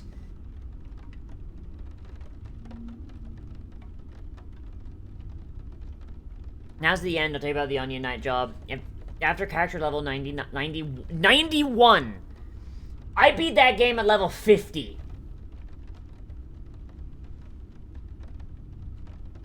Jesus Christ. I beat the game at level 50, and you're telling me if I got to level 91 as an Onion Knight? Bruh. Fuck that. Fuck that. Like, straight up. No, like, Jesus. Like, I understand maybe on the NES when it was like, okay, any death you have, and also, like there's no, like, auto battle mode. Like, Jesus. That is some fuck shit.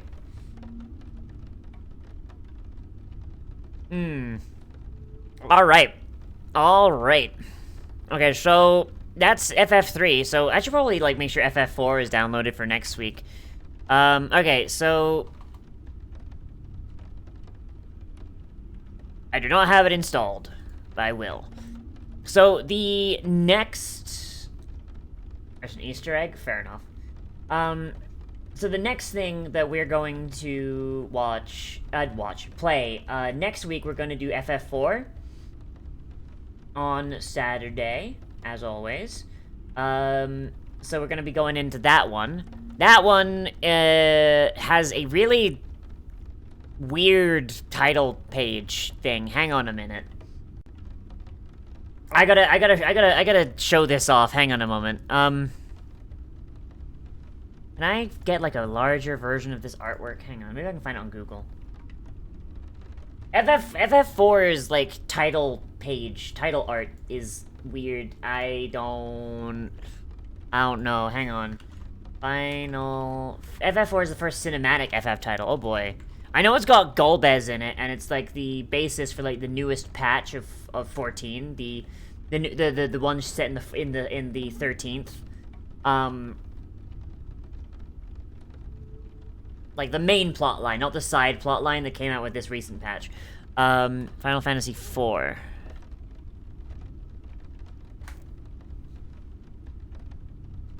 It's like a twinkified version of... Hang on. God, I'm trying to get the image open. Hang on.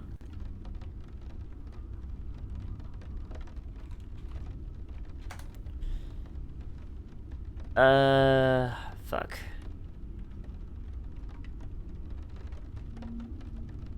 Okay, I can't find the thing that I was gonna say it's a twinkified version of, but, like... It's got the archetype of the modern Dragoon. I know, like, Estinian and all that, but, like... Okay, here. Looky, looky. Look at this. This is like... Okay, so at the end of the, trailer for Heavensward... Like, the Warrior of Light in their Dragoon fit is, like, kind of doing this pose on top of a weather vane. And they look, like, buff and strong, and they're looking at, like, incoming dragons. They're like, yeah, come at me, you fucking scaly bitches. But here, this is just a twink. This is just a twink. That's all this is. Like, it's like someone, like, looked at Estinian and went, Estinian! He's the Azure twink. Like, Jesus Christ. Is the origin of that pose? God damn. I mean, Estinian is basically just Dragoon the character. Like, that is his whole fucking thing. He's only recently started becoming his own character outside of just being the Dragoon. So... And this isn't even the Azure Dragoon. This one is, like, kind of like a purpley. So, like, fuck this guy. Isn't Estinian a twink? Estinian is not a twink. Estinian is a twunk, thank you very much. A twunk with no concept of money, and therefore will spend 1,000,000 gil on, like, nothing, because he's an idiot. And I love him. I'm going to lock him up in my basement. Fuck, I literally don't know what the fuck you do now. I was expecting this to take longer. I'll understand when I play FF4. Alright, okay, fair enough.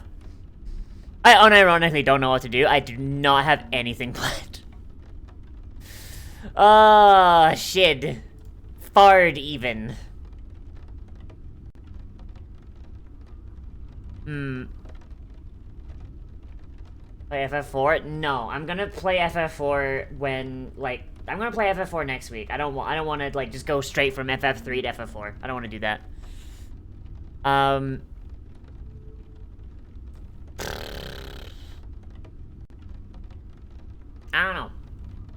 don't know. Like, I don't really want to play 14. My head's still a little hurty from last night. Fuck. Watch something? I don't... Made a suggestion? Where? Look at the black... Oh, shit! Right, that's a fair point. The Black Flag Black Flag play test. We'll look at that for a little bit.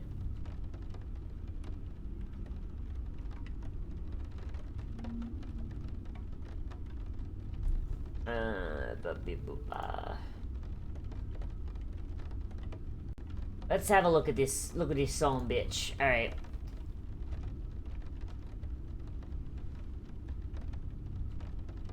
And that'll probably we'll spend like 30 minutes looking at that, and then we'll probably like end the stream. I did want to go for like 5 hours, but I mean honestly, the thing I wanted to do didn't take quite as long, and my brain's still hurty a little bit from the funny juice. So to be your first look into Black Flag, fuck yeah! All right, let's have a lookie.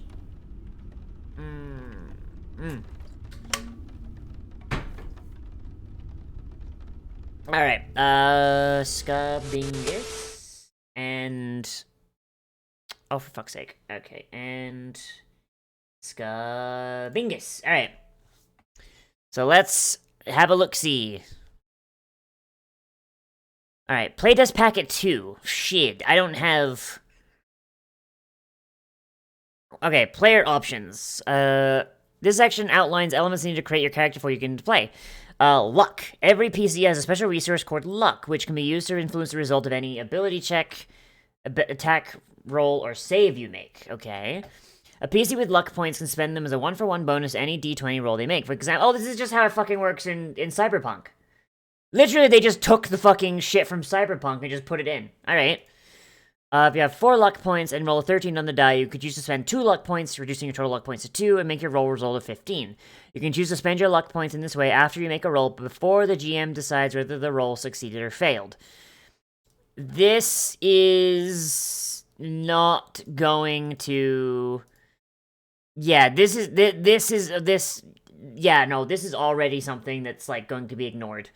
Like, especially if people are playing on VTTs, like, because it's fucking automated. Because it's fucking automated on VTTs, this part of the rule is gonna be ignored. It's gonna be like, ah, shit, the DC was 15 and I rolled a 13. Fuck, I put 2 luck points in. Because that's what it's gonna be. Because nobody, like, accounting for latency and the automation of VTTs, yeah, like, honestly, like, they should just remove... They should just remove this part. Because nobody's gonna fucking do it that way. Because you're, like, and even in person, you're gonna get DMs that you say, like, oh shit, I got a 13, and the DM is gonna immediately go, aha, you fucking failed, before the player gets any chance to say, I want to use my luck points. This feels like, like, I know that, like, FFIII is guilty of this as well, and Pathfinder can be as well, but, like, this feels like something that they really should have caught. You know? Like, a lot of DMs jump the gun and don't give players the chance to do it.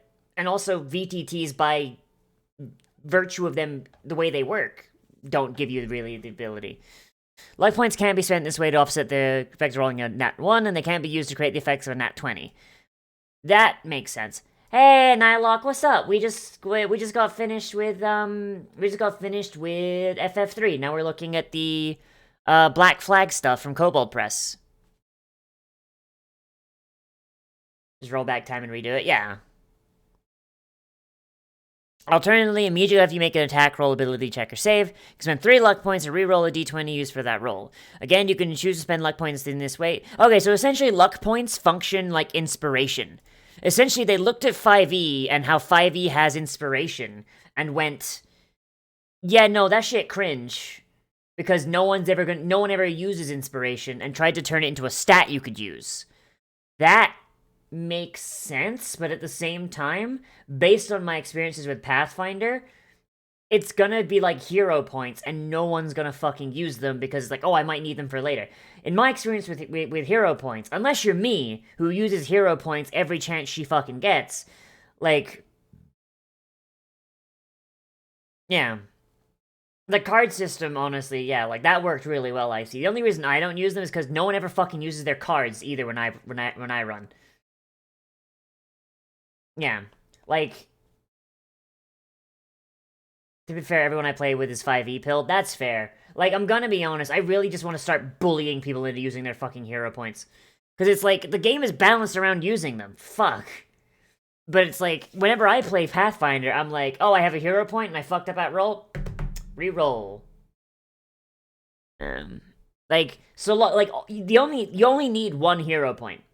You only need one. And you only need that one if you die and you don't feel comfortable rolling death saves. That's all you need. And you reroll and you roll in that one. Yeah, that happened. Yeah, that happened. I'm really glad that didn't happen on a gunshot, though, like when I was playing Jory. Holy shit. Gaining luck points. When you first create a character, you start with 0 luck points. Over the course of your adventures, you gain luck points in the following ways. Once per turn, when you fail an attack or save, you gain 1 luck. Oh, it's like fucking... Okay, so it does work like inspiration then, okay. The GM can choose to award 1 luck point to a character, typically as a reward for coming up with a clever idea, demonstrating excellent role-playing, or pursuing an interesting rather than optimal choice. Okay, alright, so once again, that's just inspiration. And this is a you got fucked mechanic. You got fucked by a bunch of failed rolls, and so here's some luck points to make up for it. Okay, so it's like a consolation prize. That's fine. Luck points can be awarded with the party by surviving difficult encounters and achieving story goals set by the GM. So, hero points. Okay, so it's a combination of get fucked points, inspiration, and hero points. That is interesting, but I feel like this is a not so great implementation of it, but I will have to wait until I see it in action.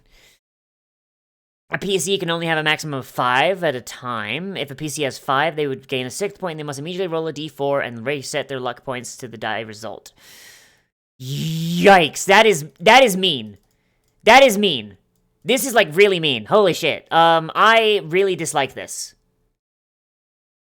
I really dislike this. Just make them not be able to get a luck point. Just literally just make it so they can't have a luck point. Like, I feel like the idea of being told, like, hey, you haven't been using your luck points, so you're going to lose at least 1. That's fucky, especially if someone's just having, like, a really, really good tear, and it's like, alright, I don't need to re-roll, because I'm rolling, like, 20s, 15s, 16s, 17s, 18s. I'm rolling super fucking high. I'm rolling super fucking good. So I don't need to re-roll. Like, okay, so if that person manages to get 5 luck points without needing to use any, why are you punishing them? Pathfinder also says at the end of your session, hero points go to 0. Yeah, but to be fair, hero points are also supposed to be throwing them out however the fuck you want. And also, you get, like, 1 hero point at the start of every round anyway, at the start of every session anyway. Yeah, the BS with the guys that did D&D. By blow over, you mean that, like, they're not fucking with 5e anymore? Yes. 5e is being left the way it is, but the next one, D&D 1, is turning out to be a massive dumpster fire that's basically everything they wanted to put in 5e anyway that was bad, and just making it its own, putting it in its own system. It has the side effect, however, of basically ensuring that 5e is never going to get any more official support, which is a problem, because third parties can, like, keep 5e alive for a really long time, but without official support, it's gonna get harder and harder, which is an issue. So that's kind of why you've got, like, people who would generally be doing third-party stuff, like Kobold Press, coming out with shit like this. The cap on luck points is meant to encourage players to regularly spend their luck instead of hoarding it, and make sure you use it often so you don't risk using it. You must take risks regularly to make your own luck. Oh, shit, I didn't mean to do that. Remove. Okay. Yeah, I understand, like, having the cap, but having it so that it, like, it removes at least 1 luck point if you go over cap, that's bad. That's bad. If possible, make sure to actually give the system a try at your game table before providing playtest feedback. We have several internal playtesters who thought the system looked too clunky and difficult to manage on paper, but blah, blah, blah, blah. I mean, okay. Like, fair enough, I haven't played it. I haven't played it, so I don't know how this goes out, but I feel like punishing players for playing well is bad. Just spend your luck points? But what if you don't need to? Like, what if you don't need to is the problem? Like, what if, like, Icy? I know it's, like, it's unlikely, but it is statistically possible that a player will continually roll successes and will not roll a failure. You and me have both experienced, like, sessions where you've done nothing but roll successes. I'm not talking nat 20s either. I'm talking, like fucking, like, solid, like, 16s and above. You know?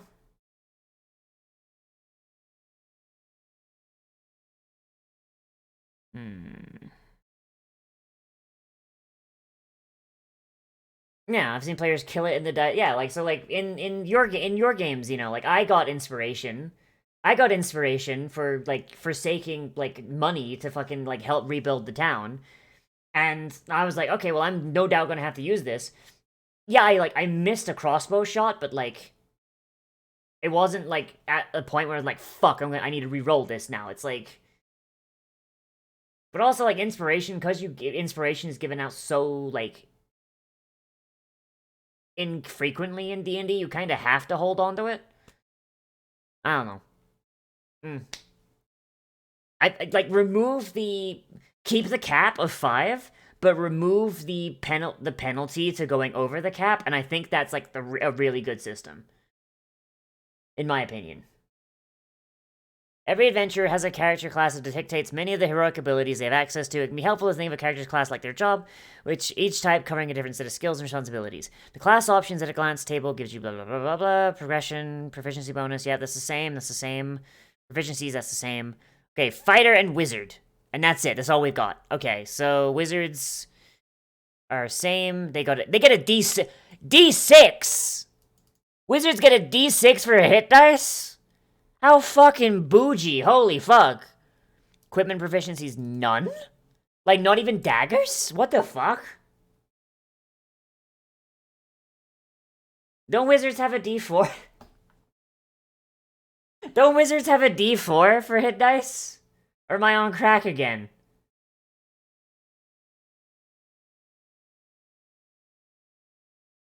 I might be on crack again. Oh no.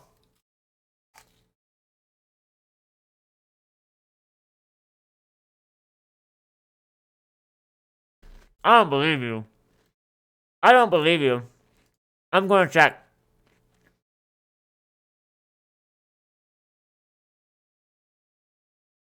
Holy shit, it is a D6. Fuck. Am I okay? No, I'm not. I'm very much not. My head hurt.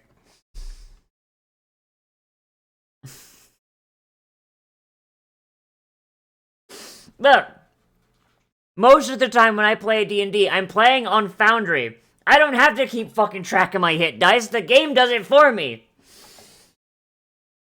I have dyscalculia, you fuck. It doesn't feel like a D6. It certainly feels like a D4. It makes you feel like Spider-Man. Yeah, like wizards get no equipment proficiencies, like that's kind of insane. Like, even in 5e, wizards get access to, like, daggers, darts, slings, quarterstaves, light crossbows. Like, they don't get access to, like, any armor, but, like, they at least have, like, a fucking crossbow or a staff to work with. Okay, fighter. Okay, let's see. They get Last Stand, 1 per long rest, Martial Action, Action Surge, Discipline Improvement, Multi-Attack Improvement, Discipline Feature, and Improvement. And they only go up to level 8, it seems.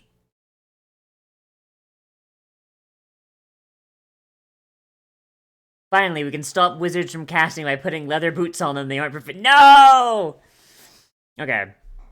Fighters. So fighters start with 1d10 hit dice. They get 10 plus their con mod at first level. That's fine. 1d10 plus con mod after first. Alright. They get light, medium, and heavy armor and shields. Simple weapons and martial weapons. They get no tools. That's good. No tools. Con of your choice of strength or dex. Holy shit, you actually get to choose your fucking, like, saves here? Holy shit, that's insane. Like, because, like, I'm pretty sure that, like, 5e, even if you're playing a dex fighter, you still, like, you still, your save is a strength. Stop. Yeah, for now, Malician. That's why everybody is jumping ship. It's why I will never play 5e on the channel, like, on my channel. If I get invited to someone else's game of 5e, that's fine. I'll play on that. That's fine. That's not my problem. But, like, on my channel, I'm gonna play... If I play tabletops, I'm gonna be playing, like, Pathfinder or Cyberpunk or something. Because the last thing I want is wizards knocking on the door and going, like... Hey, so on this stream, you got, like 100 biddies? We're gonna need 75 of those biddies. Okay, starting equipment. They get chainmail, leather armor, longbow, and 20 arrows. Okay. Oh, wait, no, it's chainmail or the leather armor and 20 arrows. Oh, shit. That's, Okay, alright. Do you want AC, or do you want the ability to shoot from range? A martial weapon and a shield, or 2 martial weapons. Okay, at least they're really leaning into the whole, like, dex fighter thing. Dex fighter being supported from first level is pretty neat. No, because it's A or B. Zeno. The comma is irrelevant here. You either get chainmail, or you get leather armor and a longbow with 20 arrows. No, because then this would be on its own dot. Zeno. If this was not contained within this B, then it would be its own bullet point.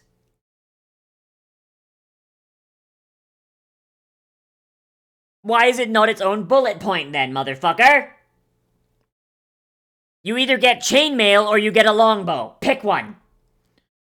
Let's see, a martial weapon and a shield or 2 martial weapons. That's like yeah, but yeah, like the whole dex fighter thing is pretty neat here. They need to be more clear as we think which way ever they may. Yeah, like I mean, because like if you just go like just down the line of like B. Yeah, longbow, 20 arrows, leather armor, 2 martial weapons, 2 hand axes, and explorer's pack. Like, if you just go B, B, B, B, B, that is like a dex fighter set up right off the bat. Like, dex fighter, right there, you've got your longbow, you got your 20 arrows, you've got your 2 martial weapons, so you can have, like, 2, like, dex-based, like, fucking martial weapons. You've got your 2 hand axes for throwing. And you've got your Explorer's Pack, which has got, like, shit that benefits a dex person a lot more. Versus going, like, if you go A, it's like, okay, you've got your chainmail, you've got your shield, you've got a longsword, you've got a light crossbow with 20 bolts in case something is at a distance and you need to shoot him. And you got the Dungeoneer's Pack, which has a lot more shit that benefits strength. Assuming the Dungeoneer's Pack holds the same shit that it does in 5e. What's Last Stand? When you take damage, it would reduce your HP to an amount less than half your maximum hit points. You can use your reaction to expend 1 or more hit dice up to a number equal to your PB. Immediately roll any expended hit dice. You regain HP. Oh my god, this is just worse. This is just worse Second Wind. Holy shit. This is just shitty Second Wind. Jesus Christ. So you have to use it on the turn that you take damage. That's the worst. That's bad. The reaction part kind of balances. I mean, I guess, you can't get, like, double tapped on one turn. But, like, it also means that you've got no out-of-combat healing as a fighter. Like, this is a nerf. Second Wind's strength is not that it's a bonus action, it's that you can just decide out of combat. Like, no, that didn't hurt.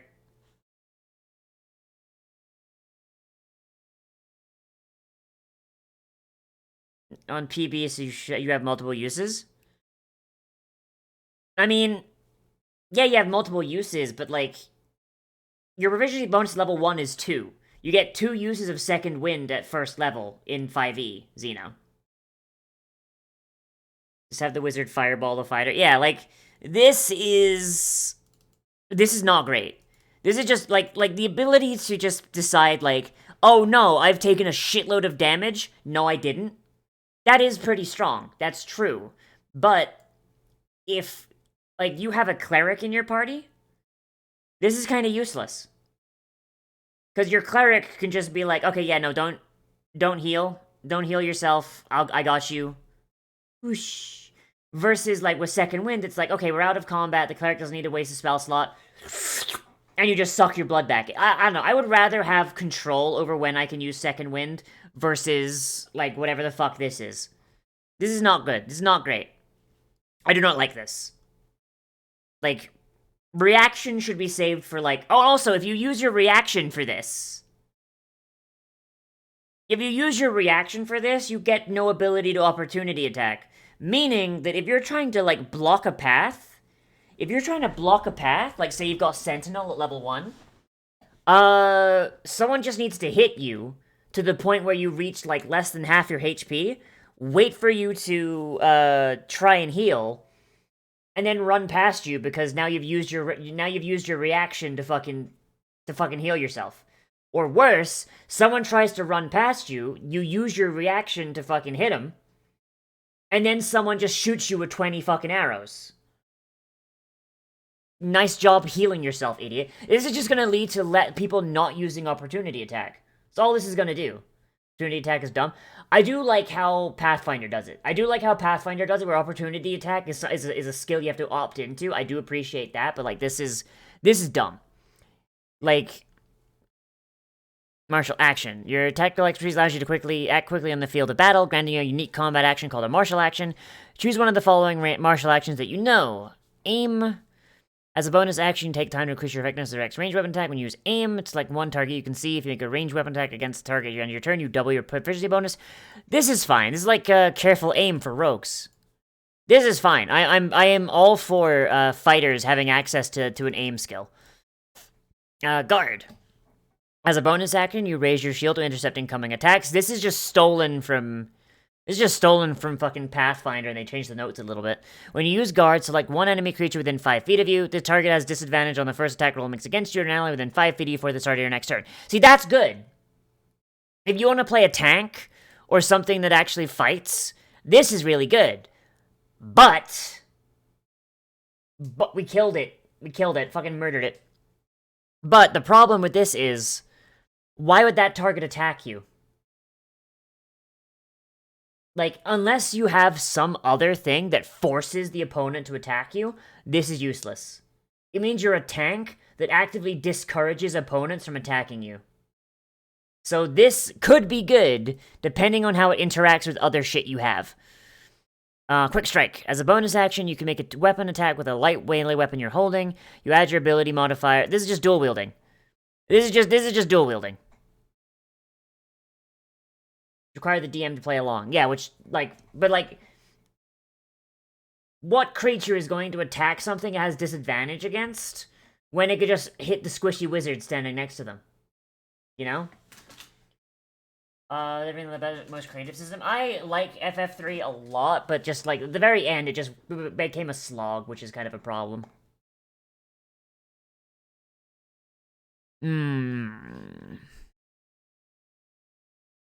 Yeah.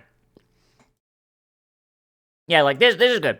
This bit here. In 5e, a two-weapon fighter is required to use their attack action before they can use their bonus action strike with their offhand weapon. The intention of Quick Strike features to remove this dependency, allowing a fighter wielding two weapons to use their action as they please and still get a bonus attack with their offhand weapon. I like that. I think that is cool. So, as far as this also gives disadvantage to allies next to the fighter, does it? Oh shit! I did not see this part. I am very sorry. That I completely just zoinked on that one. That does require that all your friends be kind of scooted up close to you. I would argue that instead of it being an ally within 5 feet of you, you should have the ability to choose allies within 30 feet of you, up to a number up to your proficiency mod, and it counts for them too. 5 feet is 1 tile, assuming this is using the same movement speeds as 5e. So, yeah, I would argue that would be better, because at level 1, you can only cover 2 people. At level 1, you could only cover 2 people, which would be fine. Like, you cover the wizard over there, who has, like, fucking 5 hit points at most, and you cover the cleric, who's there to heal the wizard. Like, the way this is now, at most, you're covering the rogue, assuming the rogue doesn't scoot behind an enemy and then becomes 10 feet away, or you're covering your cleric, which is standing next to you with the bonkin stick, or the barbarian, or the paladin, or people that don't really need to be covered at level 1. Like, this is encouraging the wizard to scoot up. Or, worse, it's being useless because the things that need that fucking protection, they're not gonna want to be standing on the front line with the fighter. I really think this should be, instead of 5 feet, it should be like, choose a number of characters, a number of things equal to your proficiency modifier. That's what I would do, just off the top of my head. But, whatever. Alright, wind up. As a bonus action, you take the time to increase the effectiveness of your next weapon attack. When you use the wind up, select one target you can see within 5 feet of you. If you make a melee weapon attack against that target for the end of your turn, you double your PB. See, this is basically just taking aim, but for melee, which is fine. Like, is there another one? Okay, action. So, I would say out of all of these, martial action, I think, overall, is actually pretty good. Aim is really good, quick strike is really good, wind up is really good. The only one out of all of these is kind of shite is fucking guard. Guard, like, the creatures that are going to be within 5 feet of you on your team are going to be ones that don't really need that disadvantage. Like, they don't really need, like, most of them are going to be fellow frontliners, and they're going to be able to take a hit a lot more than the people who actually need that fucking help. But, oh well. Action surge. When the need is great, you can push your body to... Okay, this is the exact same. So that's fine. Action surge is fine. Your basic capabilities as a warrior have reached your peak, and it's time to choose a discipline to focus your training. Choose one of the disciplines from the options. Okay, this is just a subclass. Your fighting disciplines grant a new feature when you reach the 3rd and 7th level of the fighter class. Alright. Improvement. Alright, this is just ASI. Multi-attack, that's the same. Spellblade. Okay, Spellblade. Fighters of the Spellblade discipline do not view fighting with... Oh, this is just Eldritch Knight. When you reach 3rd level, you enhance your martial prowess with the ability to cast spells. You learn 2 cantrips. You cast Arcane Circle spells as first. Arcane Circle spells? What the fuck? Cast one of these spells, you must expand the slot of spells ring or high. Oh, no. Oh, no. How does spells work here? This sounds sussy.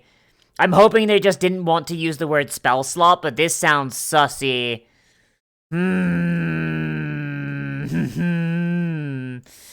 Okay, it is just spell slots. They didn't want to just say spell level. They just didn't want to say spell level because that'd be too close. Alright, fair enough. That made me really concerned. Holy shit. If you know the first ring spell shield and have a first ring and second ring spell available, you can cast shield using either slot. Alright. When you choose this subclass at 3rd level, you know 3 first ring arcane spells of your choice, 2 of which must be from the Abjuration or Evocation schools. The spells known column of the Spellblade progression table shows when you learn more arcane circle spells of first ring or higher. Okay. That makes sense. That's fine. Int is... Okay, this is all the same. Pathfinder cast Litigious Evasion. I mean, this is Black Flag. This is Kobold Press's, not D&D. So far, it seems very, very similar to D&D, and the few changes they've made are, like, a kind of a toss-up. Like, there's some that are good, and some that I'm kind of like,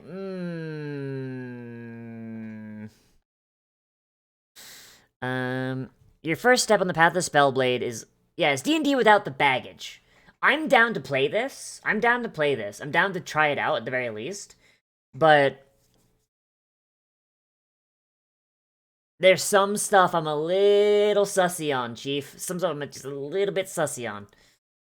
Your first step on the path of Spellblade is learning how to imbue weapons with your magical power. If you spend 1 hour of uninterrupted focus or in contact with a weapon... I don't know a ton about 5e Fighter, by the way. I've only ever played a fighter once, and that's on my Thursday game. So... if I don't know a lot about Spellblade or our Eldritch Knight. I'm sorry. Is that enchantment lasts till you choose to end it, you use this feature to enchant a different weapon. While you hold it, the enchanted weapon functions as a magic weapon that grants +1. Okay, so you just get a free +1 weapon. Okay. Neat. Whenever you get a new talent, you can select that talent from the martial or magic talent list. What the fuck is this? What the fuck is a talent list? Spell multi-attack. When you use your multi-attack class feature, take multiple attacks to attack, you can replace one of those attacks by casting a cantrip. Okay. That's fine. Alright. Okay, and then we've just got Battle Master. Alright, so this is all looking more or less the same. I don't know a ton about Fighter, so I'm just going to say that for the most part it looks good. I don't know how much it differs, though, so... yeah... Sounds fun, but also there's some stuff I'm kind of sussy about. Alright, let's see Wizard. Wizards of Adventures... 1d6. Yep. No armor, no armor and no weapons! Fuck. That's not good. Like... I know generally as a wizard, you like, you know, you have your crossbow, you've got your staff, you've got your shit, and you don't use them, but like, at least give them proficiency with staves, for fuck's sake, you know what I mean? Like, even if the idea isn't that they bonk with it, like, at least give the wizard the stave for the fantasy, fuck! I'm not a big fan of this change. Like, at the very least in 5e, if you run out of spell slots, it's like, alright, I'm bonking with my stick, or I'm bonking with this fucking crossbow I found. Like, at the very least, wizards had something to fall back on if they ran out of spell slots and didn't have cantrips that... This feels like it... Okay. In 5e, if you make a wizard and you don't want to take offensive cantrips, which is valid because there's a lot of utility cantrips wizards can get, wait, what the fuck? You start with the following equipment, in addition to their equipment, quarterstaff and a dagger. Wait, what? What?! In 5 you make the mistake of making a wizard. Shut the fuck up. You know what I mean. I like playing wizard. Wizards are fun. So when you start with a quarterstaff, you can't use a weapon you're not proficient with, or at the very least, you can't use it well. Is the idea here that wizards just don't add their proficiency bonus to their weapon attacks because it's the last-ditch thing? That's kind of sussy. I'm not a giant fan of that. Yeah, it's either a typo or they intend for wizards down to their, like, last spell slot to just bonk without proficiency bonus, at which point, like, what's the point? Like, this is either a typo or someone did a fucky. I don't know. Like, even Gandalf. Maybe they have viable cantrips? Maybe. Or maybe, like, you get, like, at least one attacking cantrip for free, maybe? Or maybe they just have no utility cantrips. One of my fears is that the people that do this, they look at utility cantrips and go, oh, that shit gay. Like, you know what I mean? Like, that's my fear. Because, like, one of the strongest things about wizards is that they have, like, access to the widest breadths of cantrips. And there's some cantrips that are literally just like, hey, here's how you make your DM sad by just getting around a thing in a way that they didn't expect. Like, Mage Hand can open doors. If a door is locked from one side, you can just summon Mage Hand on the other side, and Mage Hand can just open the door. Prestidigitation. Yeah, exactly. And even then, Gandalf had a fucking sword. Like, fucking, like, that's one thing that's always kind of bugged me about wizards. Like, the idea of wizards, like, not being able to use weapons. Like, even fucking Gandalf had fucking Glamdring, for fuck's sake. Like, you know?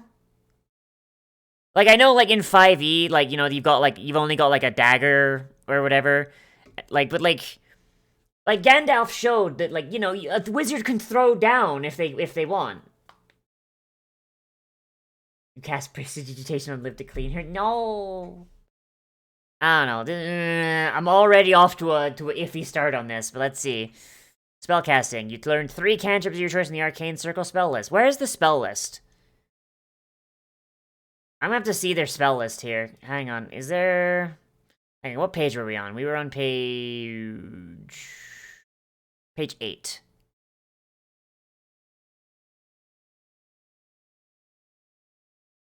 Okay, so the circles are just...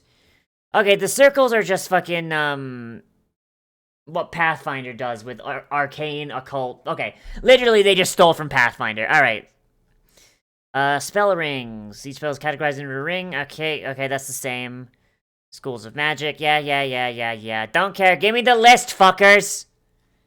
Give me the lists, asshole! Okay, it looks like most of this is the same, just skimming through, so... Cantrips. Acid Splash. Chill Touch. Dancing Lights. Firebolt. Light. Mage Hand. Poopa! Alright, later, Zand. Mage Hand. Mending. Message. Minor Illusion. Poison Spray. Prestidigitation.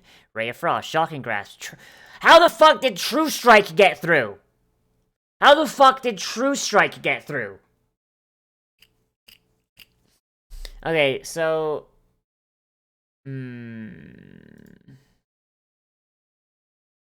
So we've got the light cantrips, we've got Mage Hand, we've got Mending, we've got Message.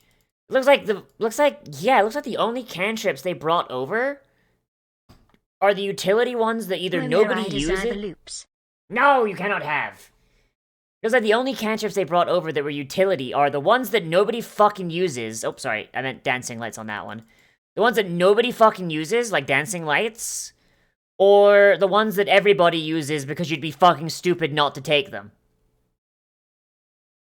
Hell yeah, we got some of them. Trans rights. Fuck yeah. You know what, like, fuck. Like, yes, everybody takes Light, everyone takes Mage Hand, everyone takes Mending, everyone takes fucking Prestidigitation. But they also brought over the utility ones that nobody fucking cares about.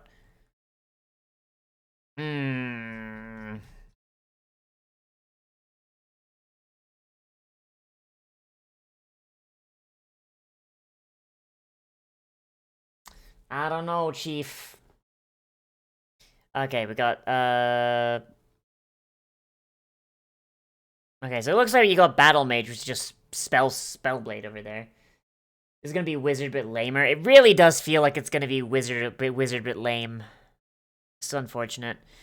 So you learn 3 cantrips. Yeah, so if I take 3 utility cantrips, if I take Mage, Prestidigitation, and Mending, that's my 3 cantrips. I've got no ability to do damage once I'm out of spell slots, and if I'm the only caster in my party, and we need those 3, because you need somebody with those 3 in, like, minimum in most group parties. Otherwise, you're gonna run into a situation where, like, okay, you need to clean something. Oh, you need to do something without touching it. Like, fuck. Spellbook, preparing and casting spells in modify. Okay, looks like this is all the same. Yeah, that's the same. Yep, that's the same. Spellbook, yep, that's the same. Okay, so you can still copy shit into your spellbook, which is fine. Staff proficiency might be a house rule that everyone uses, yeah. Staff rule should, like, if you're gonna give wizards nothing, give them stave proficiency at the very least. You have learned to regain some of your magical energy by studying your spellbook. Once per day when you finish a short rest, you can choose the expanded spell slots to recover. That's the same as before. That's fine. Magic Sense. Your growing field experience allows you to perceive nearby magical workings. As an action, you can open up your awareness to detect magical forces. Till the end of your next turn, you know the location of any creatures with the ability to cast spells, ongoing spell effects, or magic items in 30 feet. This is just detect magic. Holy shit, it's just detect magic as a fucking action. Holy shit. Ritual casting isn't? What?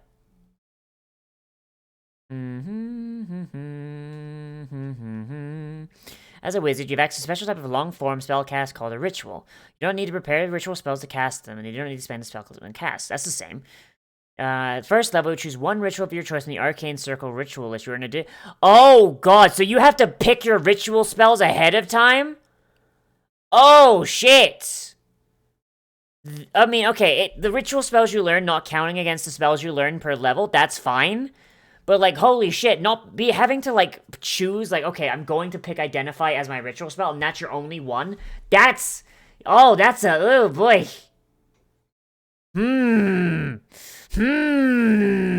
That could be sussy. I'm not gonna say this is bad, I'm saying that this is something that could be sussy.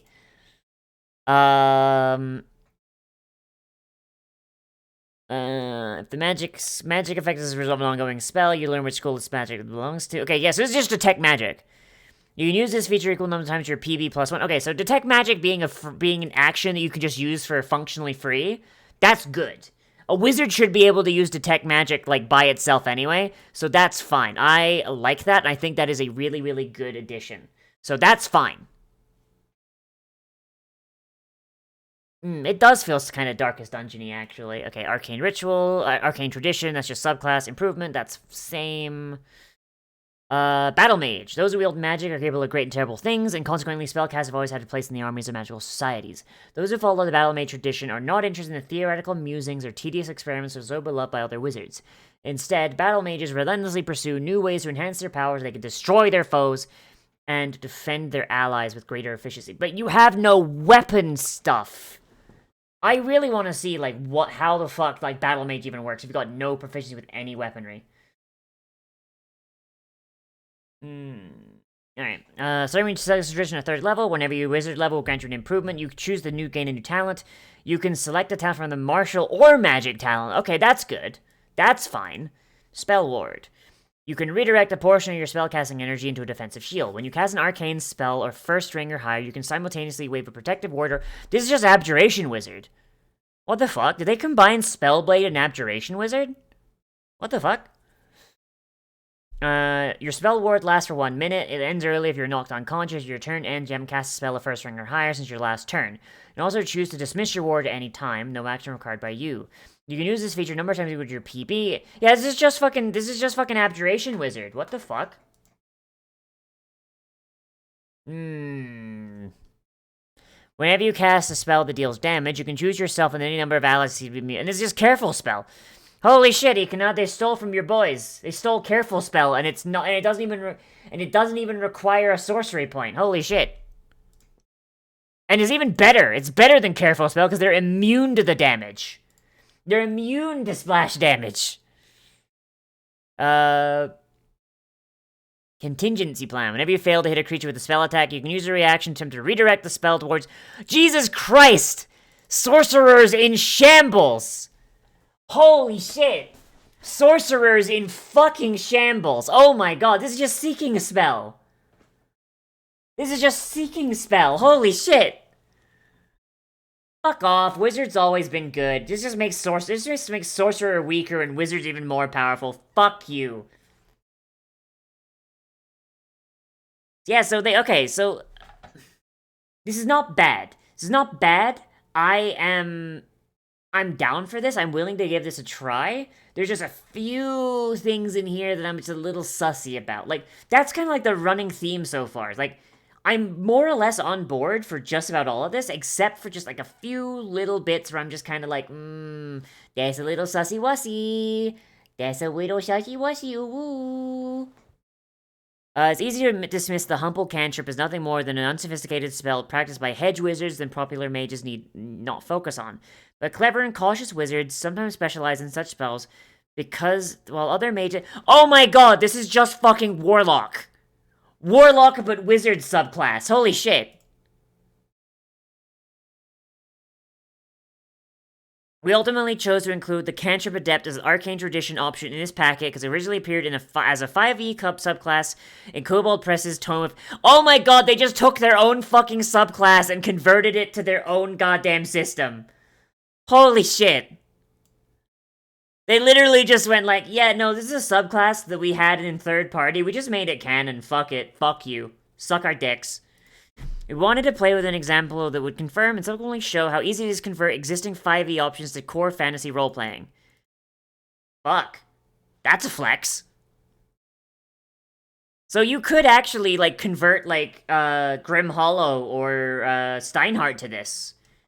If this turns out to be pretty, if this turns out to be good, if this turns out to be like a really good fucking thing, I'd be super down to play this with some Steinhardt shit. Whenever you cast an arcane cantrip as a cast number 1 action, I don't actually know what the original subclass was, so I'm not going to say anything. I do want to see what this talent shit is.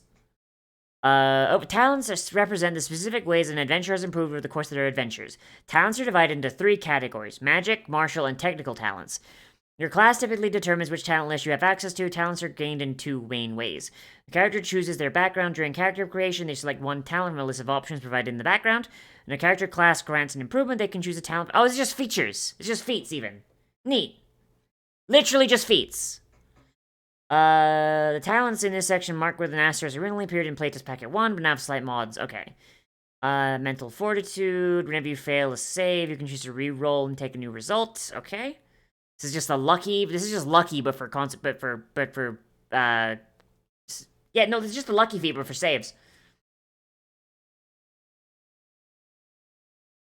Yeah, this is why I banned centaurs in my game. They get 4 feats by default.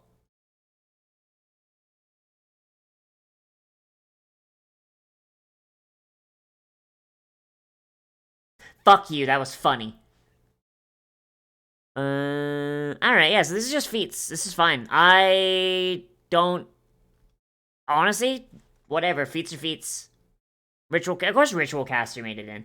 Yeah, I got nothing bad to say about this. A lot of these, like, seem like they're just kind of, like, reflavors of existing feats in 5e, just kind of mildly tweaked to be a little more balanced. And I don't see an issue with that. And then you got all the different circles. Yeah, that's fine. That's fine. I trust them not to fuck up spellcasting. Oh, ow. My soul. Yeah, I trust them not to fuck up feats and spellcasting. That's fine. I trust them on that. But yeah, I mostly just wanted to look at the classes, if I'm gonna be honest. Yeah, scrungle stretch. I love it. I love when my spine scrungs. I love it. But yeah, I don't really see anything wrong here. I am a little anxious about the fighter, but I also don't know a lot about fighters in general. I played a fighter twice, but the first fighter I ever played started at, like, level 10. So, like, I never really got a chance to kind of see it kind of grow. I was kind of already at the point where I'm like, okay, well, like, the game just plays itself now.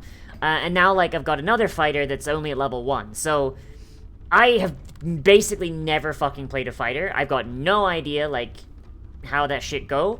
But it seems fine. There's just, like, a couple things where I'm like, I don't know how that work. Like, the whole guard thing, I feel like that was just kind of, like, a little sussy. I'm not sure about that one. Wizard seems like it's generally a buff for the most part, but the lack of weapon proficiencies does concern me, because essentially it pigeonholes you into picking at least 1 cantrip that's damaging, and even if you run into an enemy that resists that damage type, go fuck yourself. Like, I feel like if you're playing a wizard, you should at least have proficiency with staves and a crossbow. At the very least, like, you know? Like, I don't like the idea of a wizard using a crossbow, but if you go entirely utility wizard, you still need a way to do damage. Like, you can't just say to the wizard, alright, you have to take firebolt. Fuck you. Like, that's not really something you could really do. You have to anticipate the idea that a wizard might decide, oh, I'm going to be helpful, I'm going to take Mage Hand, Presty, Mending, and... Oh, you only get 3 cantrips, is whatever. Yeah,